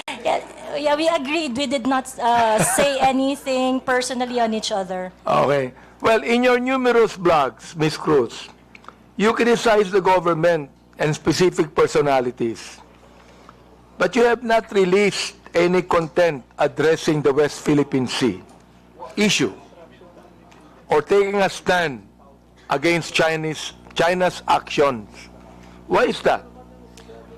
It is something that is beyond my competence, I would say. It is something that I do not know much. Although I would like to correct you, sir, that you said I did not release any content, but I actually do. In those contents, when I'm going to talk about the West Philippine Sea, the South China Sea, I talk about it in such a way that I try to figure out the issues, the facts, and ask. My platform is very interactive. And so my platform is always visited by professionals, professors, experts on their fields, real people doing their real job, sharing their 2 cents on what is going on. So whenever I'm going to talk about the South China Sea, international relations and things like that, it is always an interactive one, an exchange of idea from different point of views. Thank you, Mr. Chair. What is your, Tito, gusto ko lang tanungin, what is your current source of income, Ms. Cruz? We have a family business, Your Honor. Family business. Well, That is correct. Are you monetizing your social media content or receiving compensation for your blogs? Yes, Mr. Chair. You are. Yes, Mr. Chair. So it is also some kind of a business to you. It is really not, Mr. Chair. In fact, if you're going to look at my vlog, it's very unprofessional. I do not have a studio. It is very casual. I do not have regular time. I'm going to vlog whenever. But how many followers do you have, Mr. Chair? On YouTube, I think I have around 79,000. In Facebook, I have my Facebook account with 143,000 followers was taken down a couple of days ago, and my social media accounts are usually they don't really last that long because it would usually be reported or taken down. Ilan po yung social media account ninyo, Ms. Cruz? I have TikTok, YouTube, and Facebook. So, ibig sabihin nun, you're getting money out of that. Parang sa'yo, that's a source of income, correct? It is a source of income, but Good. it is not a job for me because I can not vlog if I want to. Ano yun, Mr. Chair? I do not have to vlog if I want to. Mr. Chair, I do not have specific schedule when I do vlog. Sa akin, So, let me advise you, Miss Cruz. Huwag ka na mag-vlog kasi naiinis ka din eh. Naiinis ka din. Hindi pwedeng hindi ka mainis sa sinasabi mo eh. Di ba? Naiinis ka din. Mr. Chair, I'm Naasar actually... ka din. Tama ba ako? Naasar ka rin. Nai-stress ka din dun eh. Not really, Mr. Chair, because I'm a very... I grew up in a household with very political orientation, so it is something that I really like doing. So Mr. Chair, did you grow up in a household where you curse each other? No. My parents are devout So you Catholic. did I'm the not only grow one who up curse in a household. I am the only one who curse in our household. You are the only one that curse. Yes, that is correct. Well, you know, you're a grown-up person. Sana tinuruan ko ng bata ka pa ng magulang mo. Ako tinuruan ako ng bata ng magulang ko eh. Nawag akong magmura eh. They did, Your Kaya hindi Honor. ako nagmumura eh, They Mr. Chair. did teach me. So, tinuruan ako teach ng me magulang that, Your ko Honor. ng bata ko, wag magmura eh. Kaya hanggang ngayon, hindi ako nagbumura eh. They did teach me not to curse, Your Honor, but they also taught me how to be your authentic self. Ganon. Okay ka. In one of your posts, you said, ito nakakaawa ang mga pulis under BBM administration. Can you elaborate on that? What led you to the conclusion that you said that? That is a series of posts on the memorandum that is circling around saying that policemen would have to react on official PNP pages. And I think it is so unfortunate that apart from the regular duties and responsibilities of a policeman, they are being asked to do such kind of menial task. I think it's something that they do not have to do. I vehemently disagree with that kind of policy, so that's why I felt I commiserate with the policemen. You what? You commiserate? Yes, Your Honor. So when you commiserate, you can tell the policeman, police patola kayo, wala kayong kwenta. Is that how you commiserate? I never said that, Mr. Chair. Nabanggit mo yun eh. Mga police, wala kayong na-solve na problema. Nabanggit mo yun.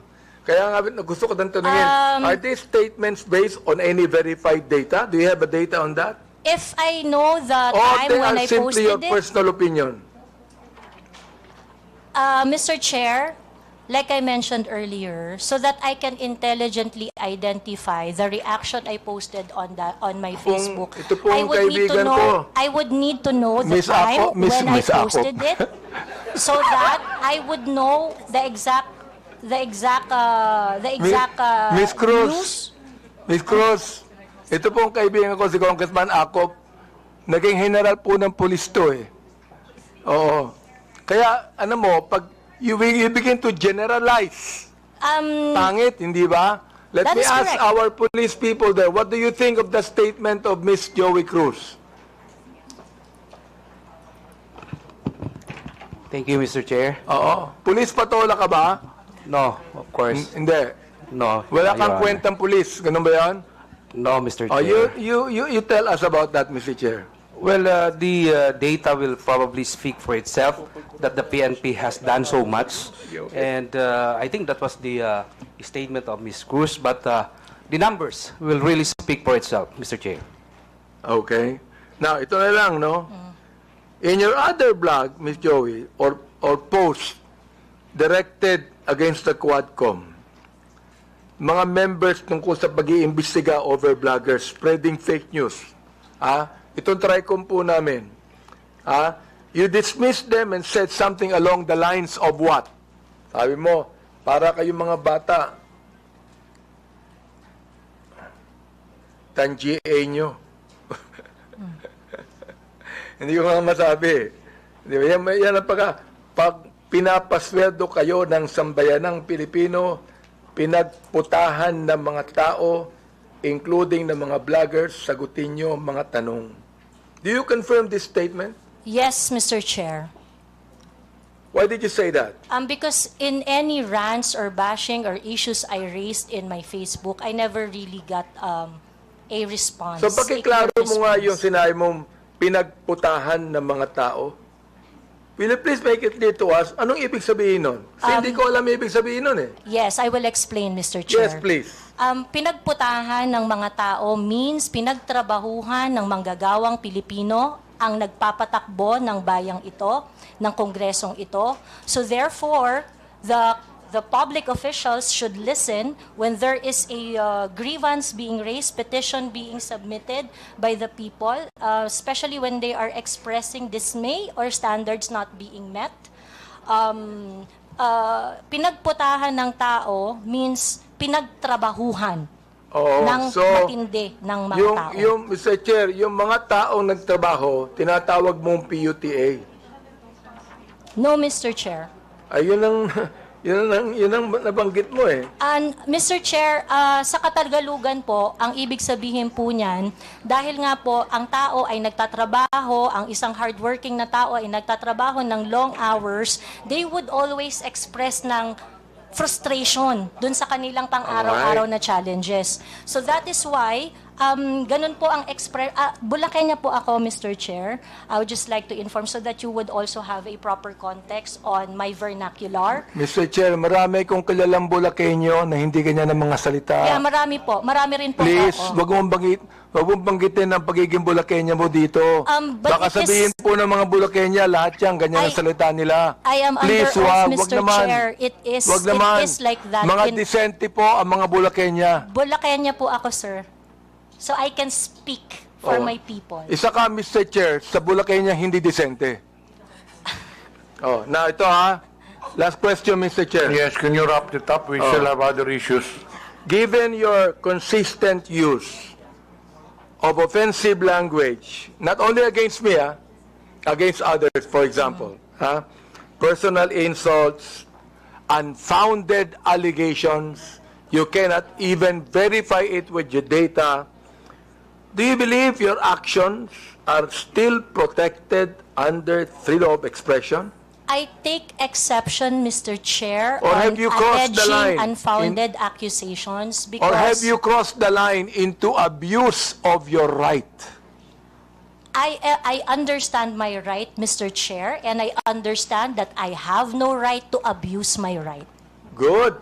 So, ibig sabihin doon, you have no right to use abusive language against a person you do not even know personally. Using profanity is not necessarily abusive, Mr. Chair. Well, you made that in a personal way. So, let the people judge it. No, because Correct, a lot Mr. of people Chair. are watching Agree. now. Let the people judge Mr. it. Chair. So, siguro, yun na lang, Mr. Chair, ang mayatanong ko kay Ms. Joey, siguro ngayon, makakilala na kami ngayon, siguro magiging close na kaming dalawa. Baka kayo ng sunod na love team. Kung ako, please recognize. Thank you, Mr. Chair. May I know if Mr. Vicente Bencalo Conanan is present this afternoon? Yes, she just took her oath. Would he be the same as Miss Pebbles Conanan? Yes, Same. po. Your Honor, Yes. Thank you. I have here a sinumpaang salaysay. Paige, could you please present it to her?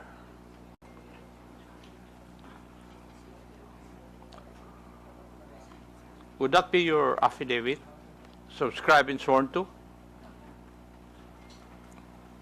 Pakitignan yung dokumento na binigay po sa inyo. Yung po ba ay affidavit po ninyo? At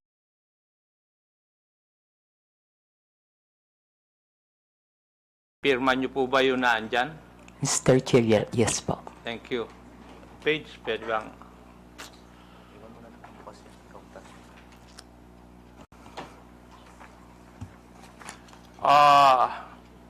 Would you mind if I just call you Pebbles in this hearing? Mr. Chair, thank you po. Okay. Hate ko po yung Vicente. Okay. Thank you. Pebbles. Pebbles, tong sinumpaang salaysay mo ba is ginawa mo ba ito ng kusang loob at wala pong pumilit po sa inyo na gawin at pirmahan ito? Yes po, Mr. Chair. Thank you. May I proceed, Mr. Chair? Ikaw po ay isang vlogger, Pebbles. Tama po ba? Yes po, Mr. Chair. At ito po ba ay full-time mong ginagawa o part-time lang? Part-time? Minsan po kasi hindi po ako nag-vlog for a month. So it's not your main source of income? Yes po, kasi hindi po ako monetize. Okay. Hindi monetize. Pero meron po kayong ibang trabaho? Online seller po, Mr. Chair. Okay, online seller.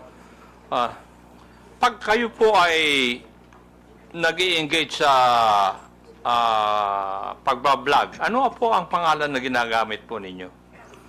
Pebbles po, Mr. Pebbles. Chair. Kasi nga po, hate ko po yung Vicente. Opo. Halata naman dahil ayaw mong gamitin Ano pong social media platforms ang ginagamit po ninyo? Facebook po. Facebook lang? Meron din po akong ex, pero hindi po ako ganong nagpo-post doon. At ilang taon na po kayong nag-vlog? Since 2014 po, Mr. Chair. 2014, that's about 11 years. Opo. Okay. Thank you. Now, dito po sa affidavit po ninyo, meron po kayong binanggit tungkol sa isang maisog rally sa Hong Kong noong July 2024. No, Mr. Chair. Yung pong maisog event sa Hong Kong, that was July 7. July 7. July. Ay, wala naman nakalagay dito yung date. Ako lang ang naglagay para malaman ko kung magsasabi ka ng totoo o hindi. Pwede po bang ipaliwanag po ninyo sa committee ito kung ano po itong maisog rally? Yan po yung normal, Mr. Chair, na ginagawa ng TOPS Coalition, yung maisog event na sa iba't ibang lugar, katulad ng sa New York, sa Vancouver, maski dito po sa Pilipinas, sa Liwasan. Yan po yung maisog rally na sinasabi. At ginagawa ito sa iba't ibang lugar ng Pilipinas at saka ibang bansa? Opo. Thank you. Ikaw ba ay kusang loob na pumunta doon sa mga maisog rally na yan? O sa mga lugar na ito?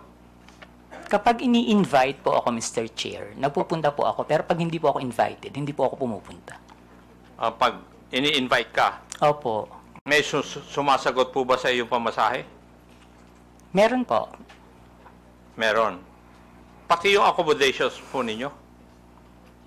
Yung pamasahe lang po, pero yung accommodations, kapag isang beses pa lang po kasi ako nakapunta ng abroad na maisog rally. Saan po yun? Sa Hong Kong. Sa Hong Kong. Okay. Doon po, yung friend ko po yung nag-sponsor sa akin ng airfare and hotel. At pwede ko po bang malaman, masabi po ninyo dito sa committee ito, kung saan ka nag-stay at saka ilang araw ka na natili doon sa Hong Kong?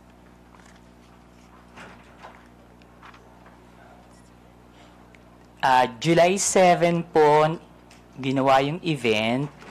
July 6, 7, and 8 po. July 6, 7, and 8 po ako nag-stay. Pero yung pangalan po ng hotel, nakalimutan ko na po.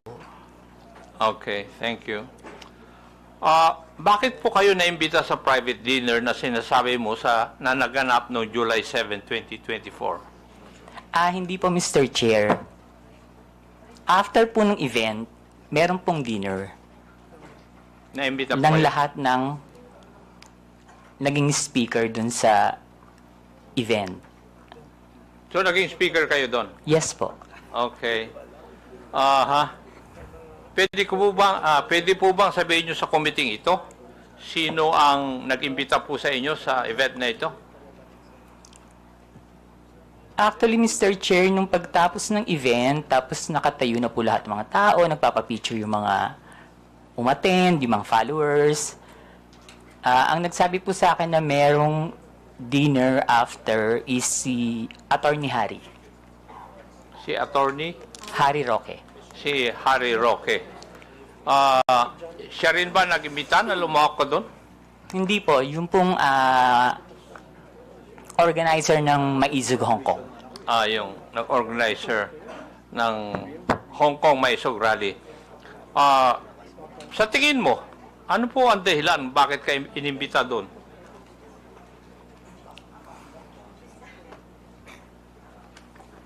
Kapareho rin po nung mga ginagawang rally dito sa Pilipinas na sabihin lahat ng ginagawa ng gobyerno na hindi namin gusto kasi that time kalaban po ako ng gobyerno. Liwanagin po natin yon. Kalaban ka ng gobyerno? Ano Opo. po ang ibig sabihin po ninyo ano sa po? kalaban ka ng gobyerno? Mr. Chair, Kayo po ba ay critic ng gobyerno? Yes po, kritiko yun. po. Kasi Opo, malawak kritiko po yung po ako. sinasabi po nyo na kalaban ka ng gobyerno. Sorry, kritiko po ako ng gobyerno. Kritiko ka ng gobyerno. Okay. Meron akong meron pong binabanggit sa iyong affidavit na pagkatapos ng nangyaring maisog rally sa Hong Kong, ikaw ay naimbita na dumalo sa isang pribadong dinner kasama ng mga iba pro-Duterte vloggers at personalities. Meron akong ipapakitang litratong ito sa screen. Pakisagot lang kung pakisabi lang kung ito po ang sinasabi po ninyong dinner na nangyari. Yes po, Mr. Chair. Comsec, please flash the photo on the screen.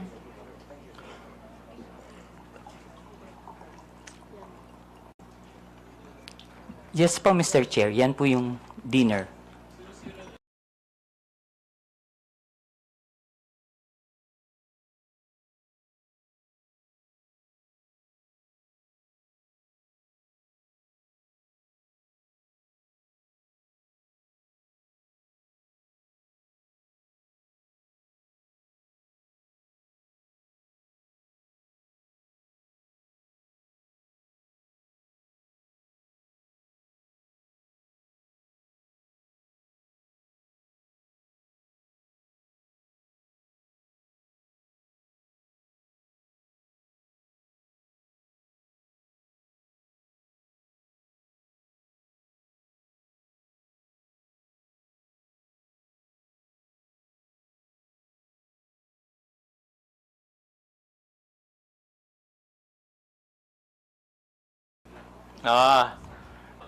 Pwede ba? Narayan ka. Yes po, Mr. Chair. Try ko po lahat. Yung kakilala ko lang po, ha. Opo. Yung pong nakaupo from left side is si Tio Moreno. Yung nakatayo po na Tio Moreno, yung nakaupo dito sa kaliwa? Dito po. Naka-black? Hindi po yung naka-brown.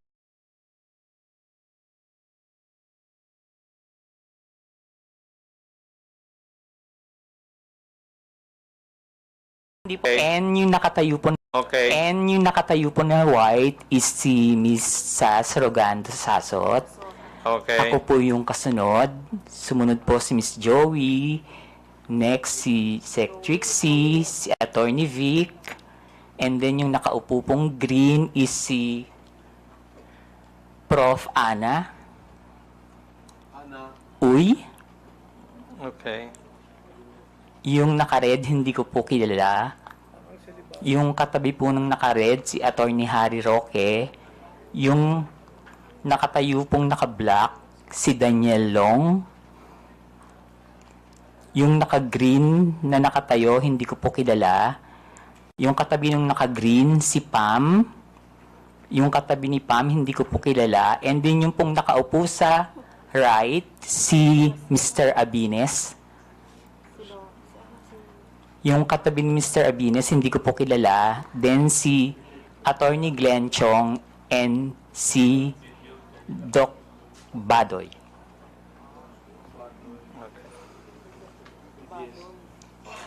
Alam mo ba, Pebbles, kung sino ang nagbayad sa dinner na yan? Ang pagkakaalam ko po si Attorney Harry.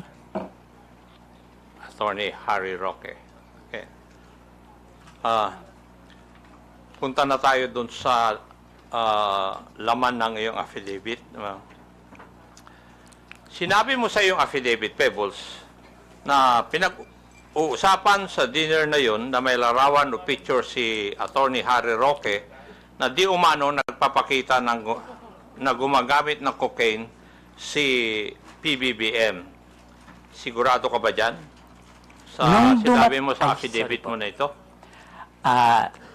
Late po kasi akong dumating, Mr. Chair. So, mga 1 hour na silang nandun sa restaurant, nag-uusap. Bago po kami dumating ni Attorney Vic and ni Pam. So, mini-message na po nila ako na nasa na daw po ako, marami ng chikahan. So, pagdating ko po, yun po yung topic about the pulburon video. Okay. Sinabi mo rin sa iyong affidavit, Pebbles, na walang pinakitang picture si Attorney Harry Roque doon sa pinag-uusapan po ninyo.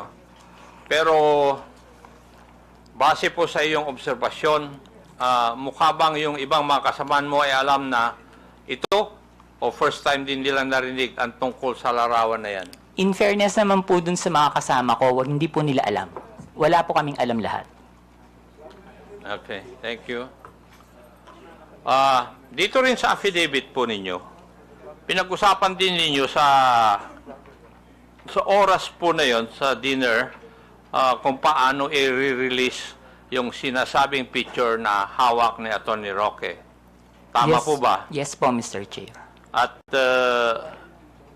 napagkaisahan na mas maigi na yung photo na yon ay parelease sa isang foreign influencer para mas kapani-paniwala.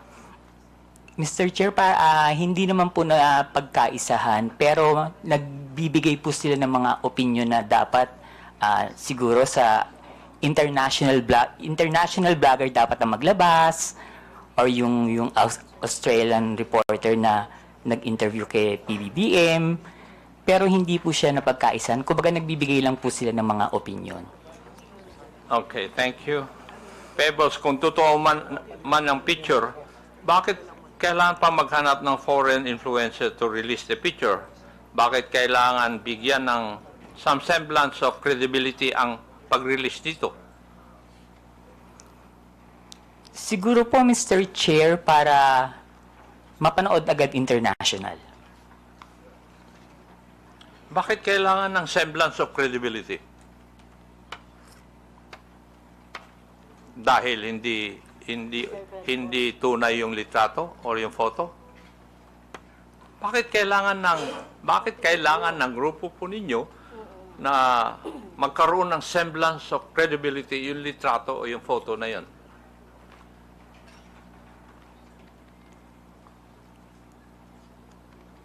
Hindi ko po... Kasi that time po, Mr. Chair, nakikinig lang po ako. Hindi po ako nagbibigay ng opinion na ilabas ng international blogger. Nakikinig lang po ako sa kanila. Wala po akong binigay na opinion na, sige, ilabas mo, dapat ilabas siya ni ganito, dapat ilabas siya ni ganyan. Hindi po ba, Pebbles, having in this business for 11 years, kung kailangan bigyan ng credibility sa isang bagay, yun ay dahil yung isang bagay na yun ay alanganin. Yung bang pwedeng hindi totoo? Yes po, Mr. Dahil Chair. kung totoo yun, hindi, hindi nyo na kailangan na bigyan ng credence o credibility. Yes po, Mr. Chair. Yes, thank you. Sa iyong obserbasyon, Pebbles, sino ang nangunguna sa diskusyon noong oras po na yon? Mr. Chair, si Attorney Harry Roque po. Si Attorney Harry Roque. Now, pwede ko bang tatanungin, Pebbles, at that time na ikaw ay nag-vlog, ng panahon na yon, ikaw ba ay DGS? Hindi po, Mr. Chair. Ano po kayo? Pro-Philippines. Pro-Philippines. Wala po akong pinapanigan. Wala kayo pinapanigan? Hindi po ako BBM vlogger that time, hindi rin po ako DDS. Pero sa mga vlog ninyo, sumusuporta po kayo sa mga Duterte? Hindi po, Mr. Chair. Hindi. Okay.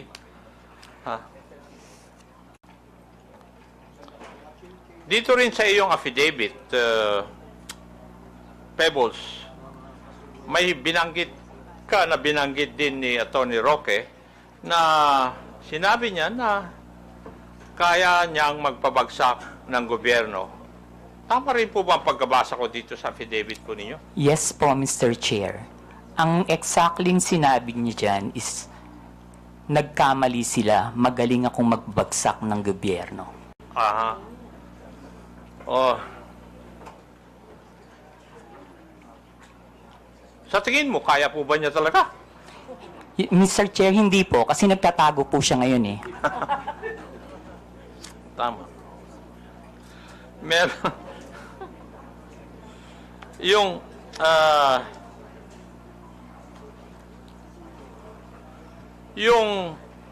sa iyong interpretasyon, Pebbles, nung gabi na yon, kung ano man ang pinag-usapan nyo doon, specifically yung supposed photo na gumamit ng cocaine si PBM ay parte ng plano na pabagsakin ng gobyerno ayon kay Harry Roque? Sa palagay ko po, Mr. Chair, parte po yun ang plano ng gusto nilang pabagsakin ng presidente. Okay.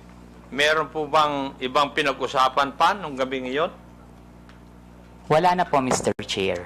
Wala na. Okay. Now, meron ka rin binanggit dito sa iyong affidavit, yung may rally sa Vancouver, Canada. Dito po yata, inirelease officially, yung photo na pinag-usapan ninyo doon sa Hong Kong may rally. Yes po, Mr. Chair.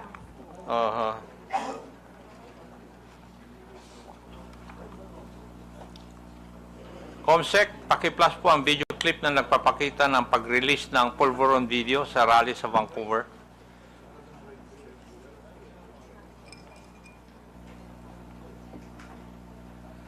Yan ba'y epekto ng pulburon?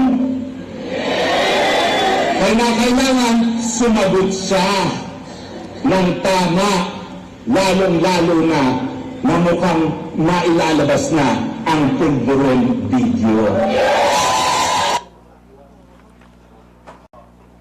Thank you. Pebbles, nandun ka ba sa rally sa Vancouver? Wala po, Mr. Chair. Paano mo, kung wala ka po doon, paano mo nalaman ito? Naka-live po yan, Mr. Chair.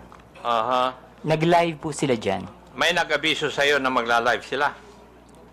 Wala po, Mr. Chair. Pero kasi, pag binuksan niyo po yung social media, yung Facebook, yan po yung trending. Yun ang trending.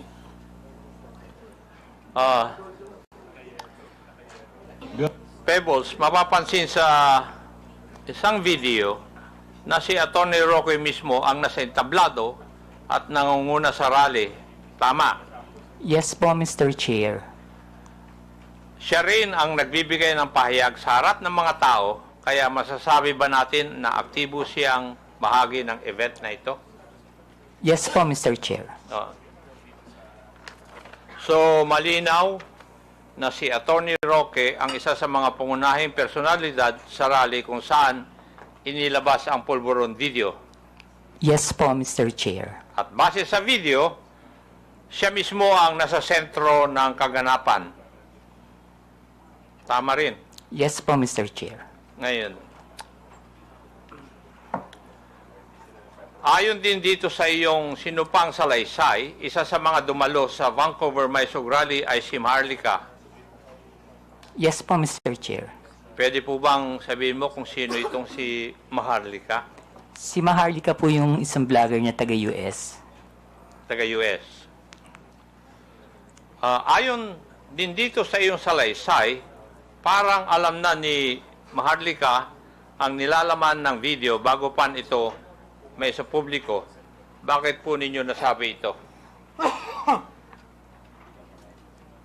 Paulit po, Mr. Chair. Ayon dito sa iyong salaysay din, parang alam ni Maharlika ang nilalaman ng video bago pa man ito may sa publiko. Yes po, Mr. Chair. Ano po ang basehan ninyo? Kasi noon pa po niya sinasabi na may video. Okay. Ayon sa iyong affidavit, sinabi mong nagpadala sa iyo ng mensahe si Maharlika bago pa man lumabas sa video na tinaguri ang polvoron video. Tama rin po ba? Yes po, Mr. Chair. Ano po yung nilalaman ng mensahe sa iyo? Na may video po at naka-green na damit si PBBM. Okay.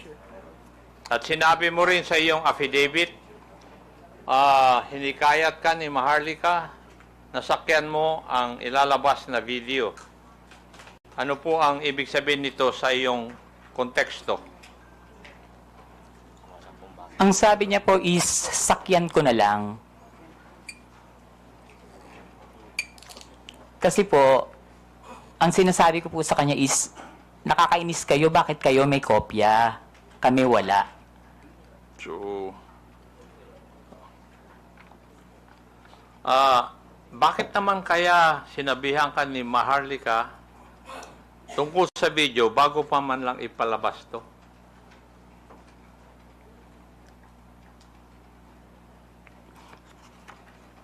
Hindi ko po alam, Mr. Chair.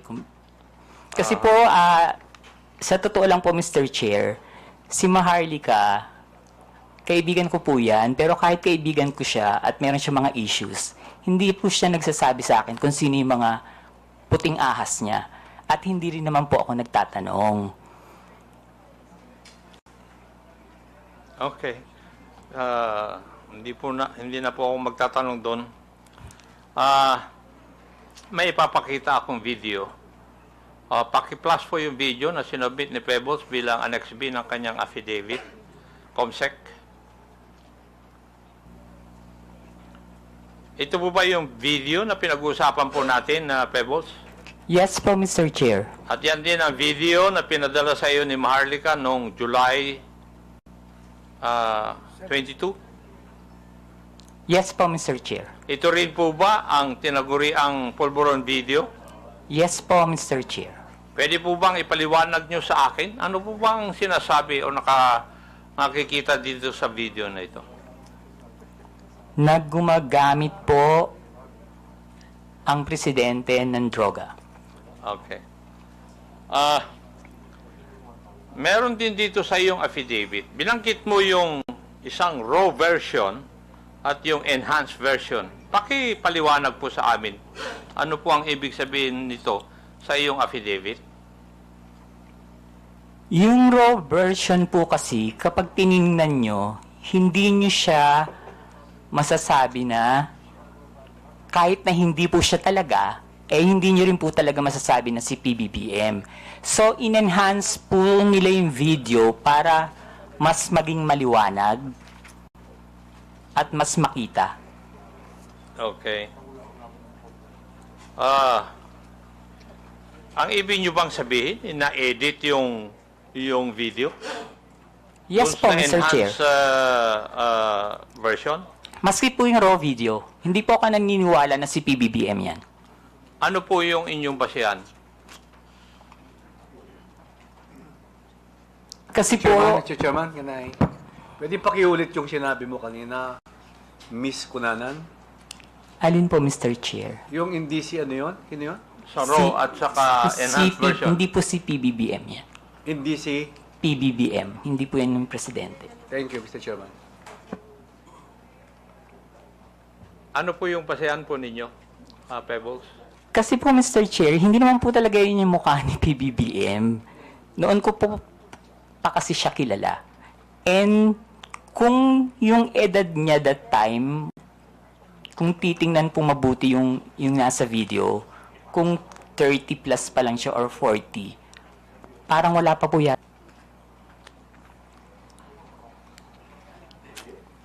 So, sa tingin mo, Pebbles, merong sinadyang alteration sa video upang manipulahin at ang itsura ng taong nasa eksena. Yes po, Mr. Chair. Ayun. Ibig sabihin, lumalabas na planado ang pagpapakalat ng video para makapanira kay PBBM. Tama po. Yes po, Mr. Chair. At ayon sa iyo, si Harry Roque ang may pakanan dito. Yes po, Mr. Chair. Pero hindi lamang si Attorney Roque ang high official na nasa meeting na yun. Tama po ba? Yung sa Hong Kong po, Mr. Chair? Yes.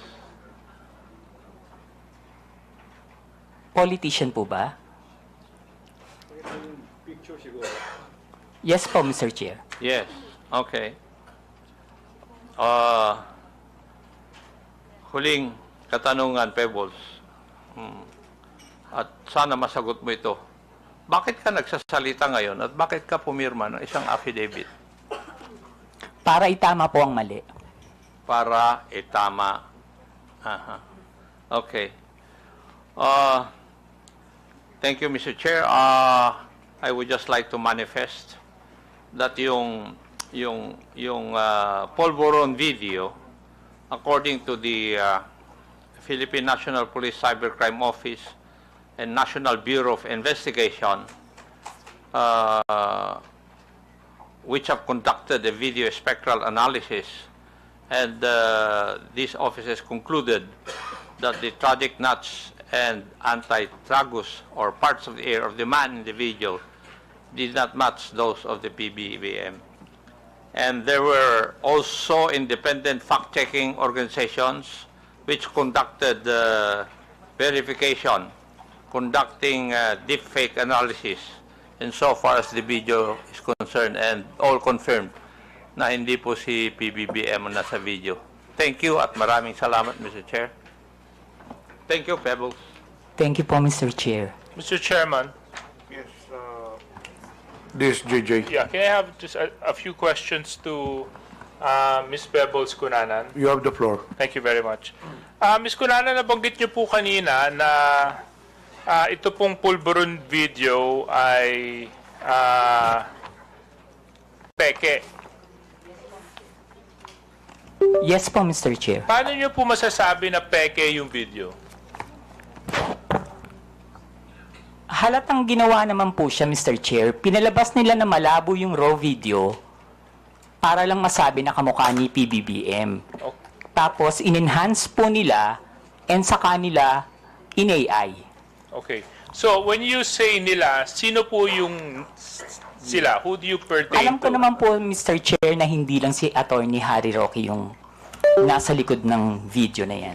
Sino pa kaya, Ms. Pebbles, ang nasa likuran ng video na ito? Hindi ko na po masasabi. Hindi ko po alam. Hindi nyo na po masasabi. But sa palagay nyo po ba, yung mga kasama nyo sa dinner sa Hong Kong ay kasama dun sa pagpapalaganap ng peking video na ito? Hindi po, Mr. Chair. Hindi masasabi. Okay. Hindi po sila kasama. Hindi po sila kasama dun sa paggawa ng video. Okay, kaso lang kasama po sila sa pagpapalaganap at pagkalat ng video. Mr. Chair, meron pong mga DDS vloggers na hindi po nag-share ng video. Okay. And meron din pong nag-share. Meron din po. Karamihan po na nag-share is yung mga vlogger na yung pong yung may mga YouTube, yung mga may revenue makukuha, yung mga small-time vloggers. Okay, okay. So, kayo, did you share this video? Hindi po, ano lang, screenshot. Oo. So, Miss Pebbles, no, Miss Pebbles. So, ano sa palagay ninyo ang dahilan kung bakit magpapakalat ng ganitong peking video na namukhang binigyan pa ng oras, panahon, at pagsisikap para enhance ang isang peking video at palabasin na peke? Bakit pa? Para pabagsakin po si PBBM. And how do you come to that conclusion para pabagsakin ng ating presidente? Kasi galit na po sila eh. Galit na sila. Okay. So, Mr. Chairman, this is precisely the reason why we conduct hearings like this, you know. Ito halatang halata peke. But of course, upang mag-instigate ng disgust, mag-instigate ng galit, at ipahiya ang isang nakapwesto, and for this case, our president, you know, some people would go to the extent of using AI deepfakes to alter videos and to come out with fake news that destroy the very credibility of certain individuals. And unfortunately for this case, the individual happens to be our president. And of course, that has more and greater ramifications dahil presidente po siya ng bansa. Kung ordinaryong mamamayan lang yon, siguro ang ramifications nun siguro makaka-apekto lang sa kanya yung pamilya niya. Kasi nandito, bansa na po ang pinag-uusapan natin. And this is the reason why we really need to come up with clear legislation and policies para hindi na po maulit ang mga ganitong pamemeke ng video para lang manira ng tao. Pinasasalamatan ko po si Ms. Pebbles para sa katapangan ninyo para sabihin yung katotohanan patungkol po dito sa pekeng pulburon na video na ito. There were some individuals in that photo. Can we flash that photo again?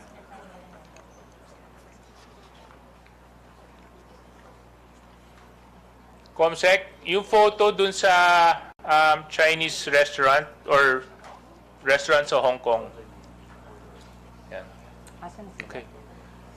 Miss Pebbles, nabanggit niyo po kanina at ito naman po ay pwede niyong sabihin sa akin o kung sa palagay niyo pong very private yung information, pwede naman pong hindi. You stayed for 3 days in Hong Kong and that trip was sponsored, correct? Yes po, Mr. Chair. Do you mind sharing the details to this committee on who sponsored your trip? My friend po, hindi po siya, involved sa politics. Okay. So basta inilibre ka niya para pumunta doon sa rally na ito. Okay.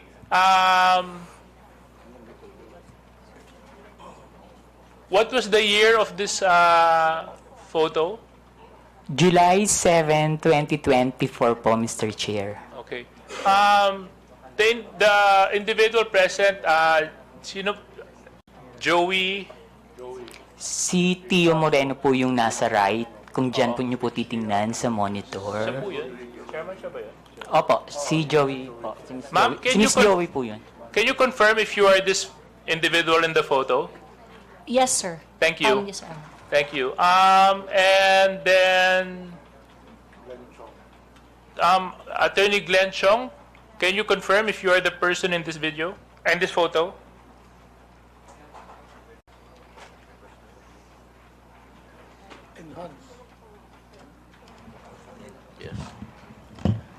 Mr. Chair, I can't see clearly, but I confirm that I attended a dinner in Hong Kong. Attorney Trixie, yes, do you confirm that you are the individual in this photo? I am. Okay, thank you very much. Attorney Vic Rodriguez, hindi, wala po siya dito, no? Sino po yung nakapula? Hindi ko po kilala, Mr. Chair. Baka sa kanila po mayroong nakakakilala. Attorney Trixie, can you identify the individual wearing the red shirt beside Attorney Harry Roque? Sorry, not from this distance, sir. May I? Yes, you can come closer. Of course. Dapat pala nilagyan namin kayo ng TV dyan sa harapan, no?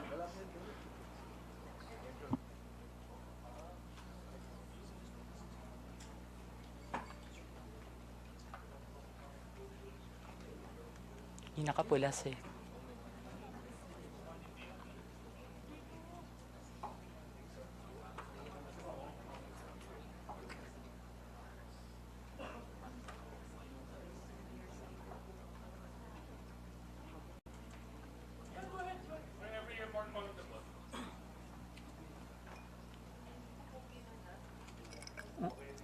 Mr. Chair, hindi ko rin po kasi siya talaga kilala.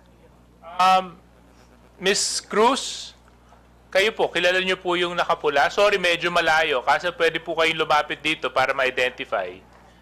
Yes, And Mr. Chair. Attorney Glenn Chong, I pwede will rin po kayo approach lumapit para ma-identify yung individual na nakapula at nakaberde. We just want to identify the individuals present in the dinner.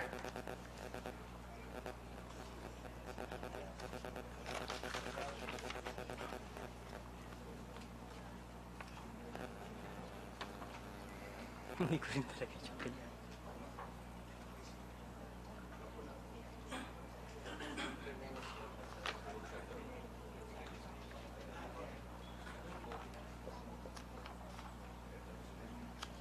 Kilala nyo? Hindi? Hindi nyo rin kilala? Baka Chinese yan, parang sponsor. Hindi nyo kilala, ma'am? Yun, yung nakapula. Katabi ni Attorney Harry Roque. Okay. Now, I just find it a little bit interesting, Mr. Chair, na, you know, a lot of them who were present in the dinner do not know the person in the middle. Oftentimes, the person in the middle is the most important person. Mr. And, Chair, pwede pong sumagot. Kasi nung time po na nasa event kami, wala naman po siya. okay. Hindi, kaso lang nandyan siya sa picture. Eh. Nung dumating po kasi ako, nandiyan na po siya. Nandito na siya. Oh. At nung dumating ka, inabutan mo na rin yung ibang mga... Lahat po sila dyan. Nandun na sila. Okay, NBI. Nandito po ba yung NBI? Oh, can you please, Comsec, can you please share the photo to the NBI? Maybe NBI can help us identify who these individuals are. So, Pebbles, thank you so much for sharing that. Actually, there's been so much talk about this whole Pulveron video and issue. We all know that it's fake, but it's been circulated. In fact, yun yung dapat kong i-raise dyan sa Meta kanina. Kasi sa totoo lang, yung Meta, isa yan sa mga platforms na nag-share ng fake videos na ito eh. So, dito po sa mga vloggers na nandito, meron ba sa inyo nag-share ng video na ito? Can you raise your hand if you did? Yes, Your Honor. Ako po. Nag-share ako niyan dahil morally convinced ako. Dahil ako yung nag-investiga po.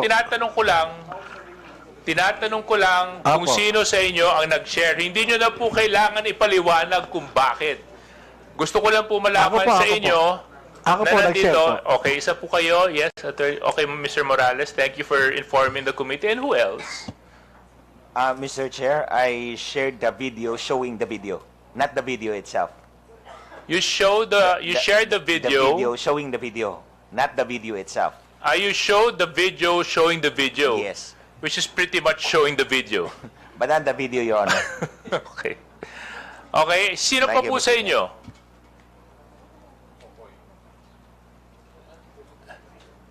Yes? I think, Mr. Chair, I also shared the video and I am also asking for answers. Okay. So, yun lang siguro yung isa sa mga magandang learning experience natin sa committee na ito peke, deepfake ang ginamit.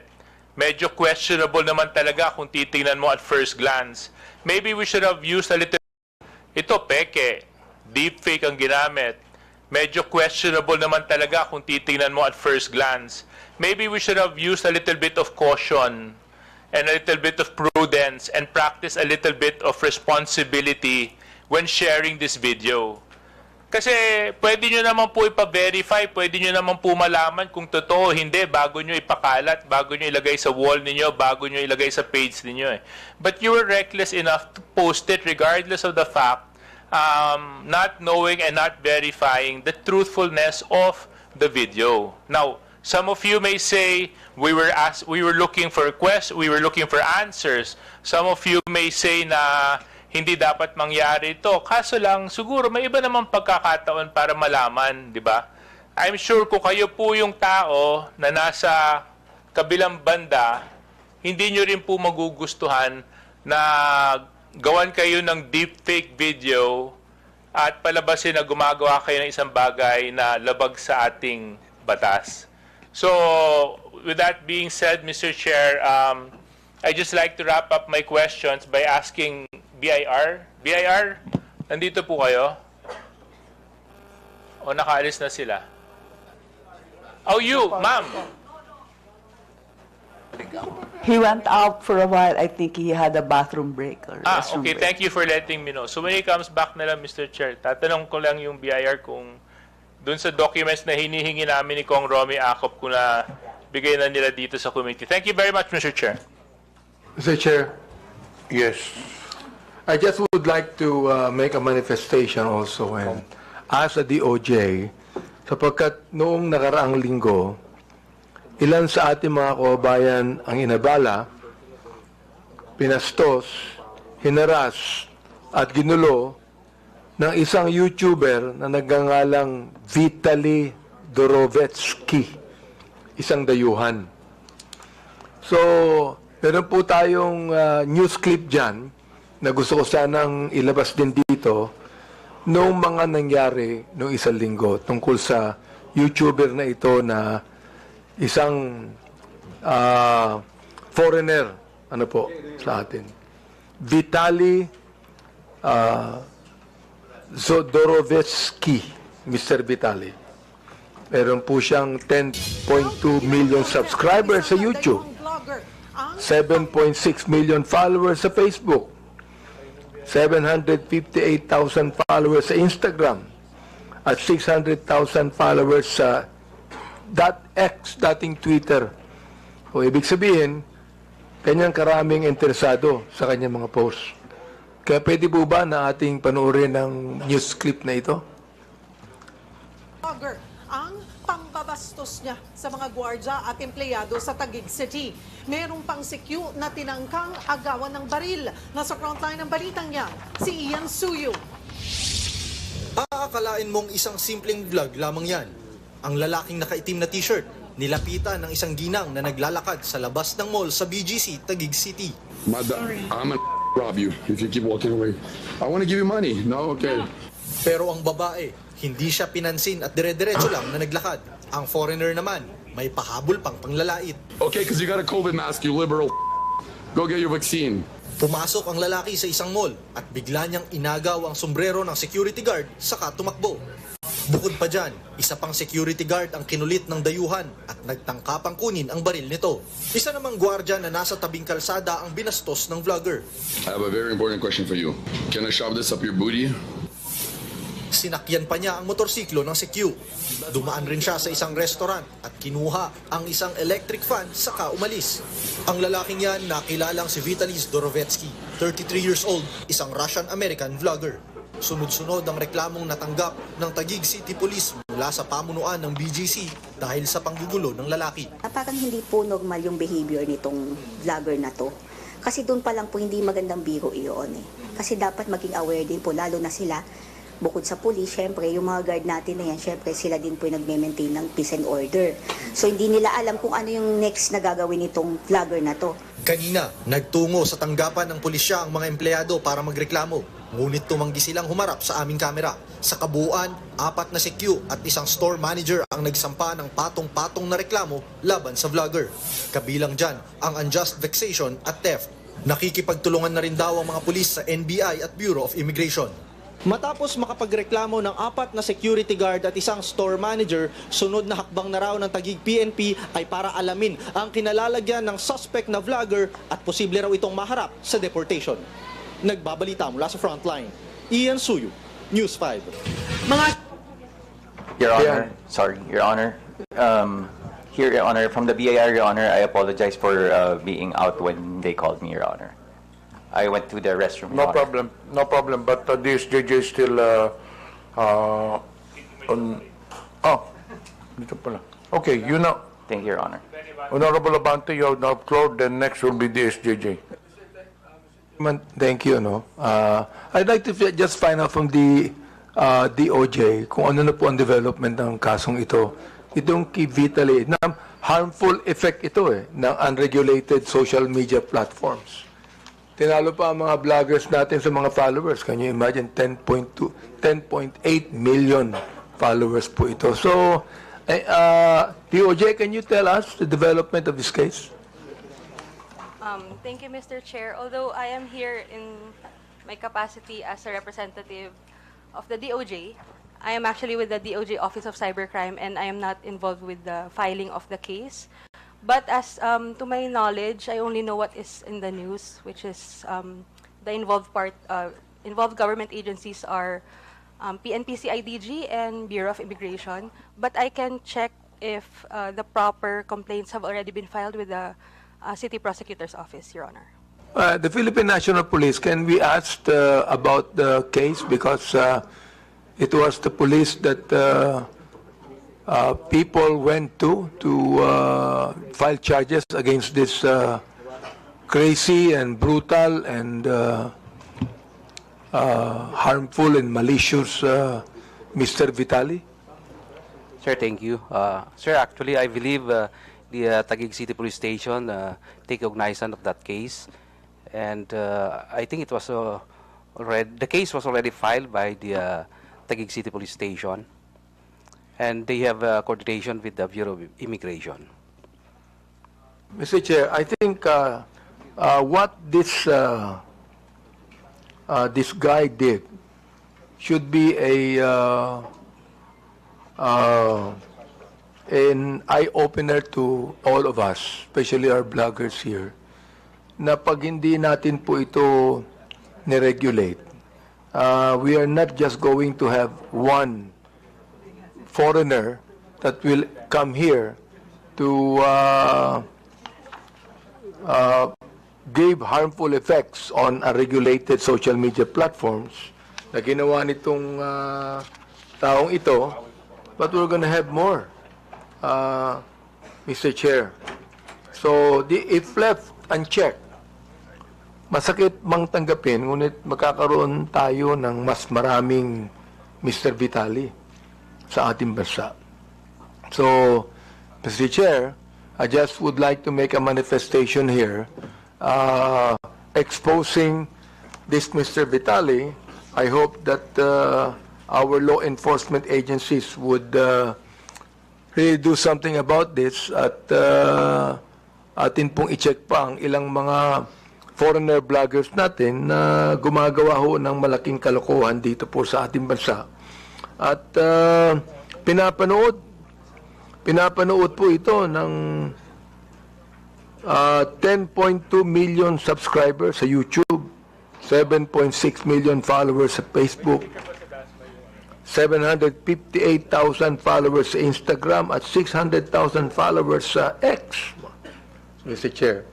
Gusto ko lang pong sabihin dito sa ating committee na meron tayong dapat na gawin. The law enforcement agencies should really fast-track this case and find out kung sino pa ang mga foreign bloggers natin na gumagawa ng itong klaseng kalokohan. Thank you, Mr. Chair. Yun lamang.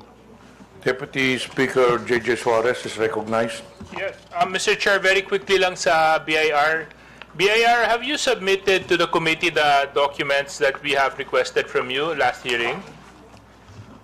Your Honor, we have yet to submit the documents, Your Honor, but we have it already, Your Honor. As to the Your Honor, as to the taxability or the compliances of the, are we talking about the platforms, Your Honor? Like the Yes, Facebook? yes, the taxes that the platforms contribute. Yes, Your Honor. As for the taxes, Your Honor, what we can say now, Your Honor, is their compliance, whether or not they complied or not, or whether or not they have a pending audit, Your Honor. But as to the submission, Your Honor, of the taxes paid, Your Honor, I do apologize, Your Honor, but as of the moment, Your Honor, without the exceptions provided in the tax code, Your Honor, we cannot provide the data based on the based on 270 of the tax code, Your Honor, for prohibition to prohibiting us to divulge any details of a taxpayer, Your Honor, without one is an executive session or a written written consent of the taxpayer, Your Honor. So, but you do confirm that ByteDance, Meta, do pay their taxes, correct? Your Honor, yes, Your Honor. As Meta, Your Honor, since they are a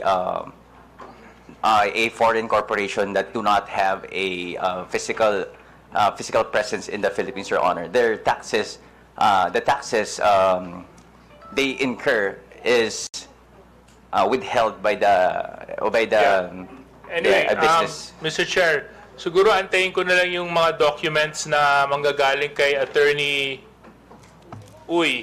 Yeah, and then Attorney Uy, can you just submit it to the committee and we can evaluate and move forward? Thank you very much, Your Mr. Honor. Chair. Thank you, Your Honor. Mr. Chair. Yes. I'd like to tell the BIR also that sabi nga dito ng Meta, they gave us a briefing on Meta's policies and enforcement that they have invested, no? Invested. Ibig sabihin, they should be really paying taxes, no? Because they have invested, sabi nila, are estimated to enable 34 billion US dollars in additional GDP and support creation of 380,000 jobs in the country upon completion.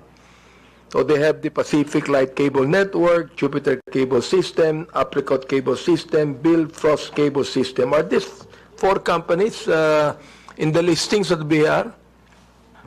Your Honor, as to the specific corporations that you just mentioned, Your Honor, we will try to look with our system, Your Honor. It is the first time that we heard that names of the corporation, Your Honor. However, Your Honor, as to the counterpart Facebook Philippine Representative Office, Your Honor, as we check, Your Honor, they do pay their appropriate taxes, Your Honor. Who is that, Mr. Chair? Facebook Philippines Representative Office. Facebook Philippines. Representative Office, But Your Honor. these four companies I mentioned, you don't know anything about it? Not yet, Your Honor, but we will look into it, Your Honor. So please submit to us any kind of data that you have. Yes, Your Honor. As far as these four companies are concerned, because they gave us a briefing and they made a statement that they have actually invested so much in the Philippines. Yes, Your Now, Honor. we know for a fact that Meta, who should be the regulatory agency for Facebook, is also engaged in business in this country. Because of this, they must pay the right taxes. Yes, Your Honor. We will comply with the request of the committee, Your Honor. Thank you very much. Thank you, Mr. Chair. Senior Deputy Speaker Don Gonzales is recognized. Thank you, Mr. Chairman. I have something, question and issues to DICT. I have some questions. Nandito ba yung mga tiga-DICT, Mr. Chairman? Mr. Chairman, nandiyo ba yung DICT? Do we still have DICT? Wala na yata because accordingly they have a coordinating meeting considering that they have a change of leadership sa DICT. Well, Chairman, thank you. Mr. Chairman, salamat. Kung wala na, next hearing na lang po siguro. Maraming salamat, Mr. Chairman. Do you still have questions to the members? If not, we will deliberate on admin matters.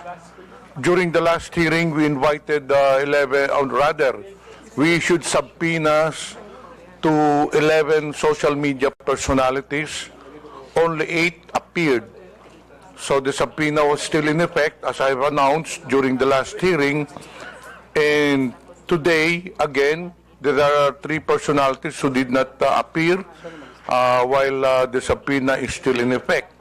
Mr. Alan Troy Rolando Sasot, Ms. Lorraine Marie Tablang Badoy Partosa, and Mr. Jeffrey Almendras Celis. So it's up to this committee to take action on this. Mr. Chairman. Chairman. Yes, Honorable Paduano. Mr. Chairman, on record, I have with me a letter from Ms. Alan Troy Rugando Sasot, and the first and second reply of Ms. Sasot is still the same, no? He is Alan, he siguro. Anyway, she is residing abroad in Beijing, and once again, the reply is still the same. Now, Mr. Chairman, with this, we have invited her, during the first hearing, and this is now the 4th hearing, Mr. Chairman. But, before I move for the status of Ms. Alan Troy Rugando Sasot, Mr. Chairman, may I respectfully move that we will ask the DFA and the Bureau of Immigration for the status, present status of Ms. Sasot, and for the 2 agency to report to this committee ASAP, so that we will know what's really the status of Ms. Sasot. And with that, Mr. Chairman, since for invitation, and that includes a subpoena ad testificandum for Ms. Sasot, may I respectfully move, Mr. Chairman, that we cite in contempt Ms. Sasot in violation of Section 11, Paragraph A of our internal rules, refusal to answer summons without legal excuse. So move, Mr. Chairman. Is there any objection? Is there any second? Second. Is there any objection? There being none, motion is carried. Our second, Mr. Chairman, is a subpoena ad testificandum was also issued to Mr. Celis, Jeffrey Celis, and an invitation, a show cause order, and a subpoena ad testificandum was issued to him, but still he is not present in today's hearing, Mr. Chairman. And before that, Mr. Chairman, I have some information that Mr. Celis has left the country abroad. So once again, Mr. Chairman, I respectfully move that we will direct the Department of Foreign Affairs and the Bureau of Immigration to the status of Mr. Celis. So move, Mr. Chairman. Is there any second? Any second from the members? Second. Any objection? There being none, motion is carried. Now, next, Mr. Chairman, may I respectfully move that in violation of Section 11, Paragraph A, refusal to answer summons without legal excuse, I move that we cite in contempt Mr. Jeffrey Celis. So move, Mr. Chairman. Any second? Any objection? There being none, motion is carried. At lastly, Mr. Chairman, for all those, for the 3, the last one is for Ms. Lorraine Marita Blang Badoy Partosa. We have a letter addressed to this committee with regards to the subpoena ad testificandum that was issued to Ms. Badoy. She's now in Hong Kong, and attached is the travel schedule and ticket. Before I move, Mr. Chairman, I respectfully move that, once again, may we ask the Bureau of Immigration to the travel records of Ms. Badoy. So move, Mr. Chairman. Any second? Any objection? There being none, motion is carried. Now, Mr. Chairman, may I respectfully move that we cite in contempt Ms. Badoy Partosa in violation of Section 11, Paragraph A of our internal rules for refusal to answer summons without legal excuse. So move, Mr. Chairman. Any objection? There being none, motion's carried. Now, in the case of Miss Mary Jane Kiambao Reyes, Mr. Chairman, we have received a copy of her letter. He's now abroad, and for the record, she was present last hearing, Mr. Chairman. And with this, Mr. Chairman, he was just invited into today's hearing, and I think the content of this her excuse letter is valid. So, me might as well invite Miss Mary Jane Kiambao Reyes for the next hearing, Mr. Chairman. Now, in the case of Mr. Aaron Peña, he was also present in the last hearing, but now I sent us a letter, reply to the invitation to today's hearing. Nasa Davao po siya ngayon, tapos may event. No? So, since he was present last hearing, once again, Mr. Chairman, we will just invite Mr. Aaron Peña in the next hearing. Now, in the case of Mr. Ernesto Abines Jr. and Mr. Elmer Hugalbot, that was issued the subpoena last hearing, we have received a copy, a reply letter coming from both Mr. Abines and Mr. Hugalbot. And again, the reason why they're not present in this hearing is all about their financial capacity to spend in attending this hearing. That's why, Mr. Chairman, I respectfully move that we will once again issue the subpoena anticipicandum to both Ernesto Abines and Mr. Elmer Hugalbot, and for this committee to address the issues of financial capacity of Mr. Abines and Hugalbot. Siguro, tayo na pong kumuha ng ticket so that in the next hearing they will be present. Now, is that a motion? Yes, Mr. Chairman. Any second? Any objection? There being none, motion's carried. Now, lastly, Mr. Chairman, once again, we'll just issue for all those unserved subpoena to Ms. Catherine Binag, Ms. Claire Contreras, Mr. Lord Byron Cristobal, Jeffrey Cruz, Alex Distor, Mr. Edwin Hamora, Mr. Julius Milanose Mawe, Mr. Joe Smith Medina, Mr. Cyrus Preglo, Ms. Maricar Serrano, and Mr. Kester Ramon Jan Balibalos Tan, for once again serve the subpoena anticipicandum because this is still unserved, and for the COMSEC to coordinate with the SAA to coordinate with the government agency, especially the PNP, for this subpoena anticipicandum for all those mentioned names to be served for the next hearing, Mr. Chairman. So move. Any objection? There being none, the motion's carried. May I remind the 11 personalities that was just mentioned, the subpoenas were issued to you last hearing, so the subpoena is still in effect.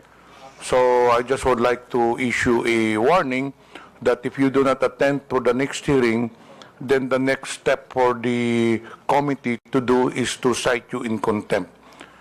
And there are other 3 personalities to be issued subpoenas because they were already issued show cause order to this. 3 personalities but did not appear again. Mr. Alvin Curay, Ms. Maria Christine Cloud Curay, Mr. J. Yumang Sonsa. Mr. Chairman, I move to issue a subpoena anticipicandum for 3 mentioned names, Mr. Alvin Curay, Ms. Maria Christine Cloud Curay, Mr. J. Yumang Sonsa. So move, Mr. Chairman. Any objection? There be none. Motion's carried. Now, lastly, Mr. Chairman, I'd just like to inform this committee that we have received a copy reply to our invitation for Mr. Mark Anthony Lopez. He was present at the hearing, and he refused to be present today for reason that he has already explained and discussed to us his participation as a blogger. But nonetheless, Mr. Chairman, for me, supposedly, he has all the time in today's hearing to explain why he should not be cited in contempt, because during the last hearing, Mr. Chairman, I already warned all those resource persons that be cautious not to issue statements maligning, attacking the ongoing investigation, Mr. Chairman. And I have a copy of the blog after the hearing, no? While I personally talked to him and warned him about a possible violation, no, for discussing, maligning, and attacking this committee hearing. And I'd just like to read in toto, Mr. Chairman, the content of his blog. Point to ponder, and quote, "It was blatantly obvious that there was a concerted effort to humiliate us and bring us down on our knees, and when it was deemed a success yesterday, the enchimadas, Talianistas, Dilawans, Peking Pula, and even mainstream media are gleefully celebrating and pouncing on our forced breakdown and takedown in TRICOM hearing. Imagine all that effort, hype, and hysteria dedicated to a puny bunch of bloggers. Ewan ko ha, pero pwede naman kami ignore, di ba? Pwede naman kami baliwalain. After all, if we indeed are fake news purveyors, the best thing they should do is fight us with their own kind of information dissemination. For the admin, let your work, policy direction, and placement speak for itself. And let your social media army hype till kingdom come. Pero kami talaga ang priority at national interest. Mr. Chairman, with this blog made by Mr. Mark Lopez, Mr. Chairman, this is in violation of, once again, Section 11, Paragraph F of our internal rules, undue interference during the proceedings, Mr. Chairman, or committee investigation. So with that, Mr. Chairman, once again, I respectfully move to cite in contempt Mr. Mark Anthony Lopez, for such violation. So move, Mr. Chairman. Any objection? There being none, motion is carried. Now, Mr. Chairman, for the second motion, in the case of Mr. Mark Anthony Lopez, under our rules, in violation of letter F is only maximum of 10 days. So with that, Mr. Chairman, I move that Mr. Mark Anthony Lopez be detained in the premises of the House for 10 days, Mr. Chairman. So move, Mr. Chairman. Any second? Any objection? There being none, motion is carried. While Mr.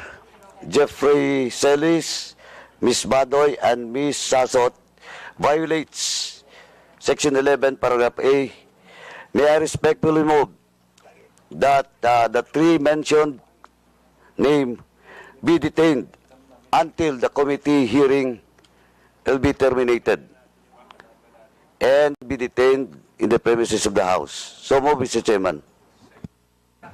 Any objection? There being none, motion is carried.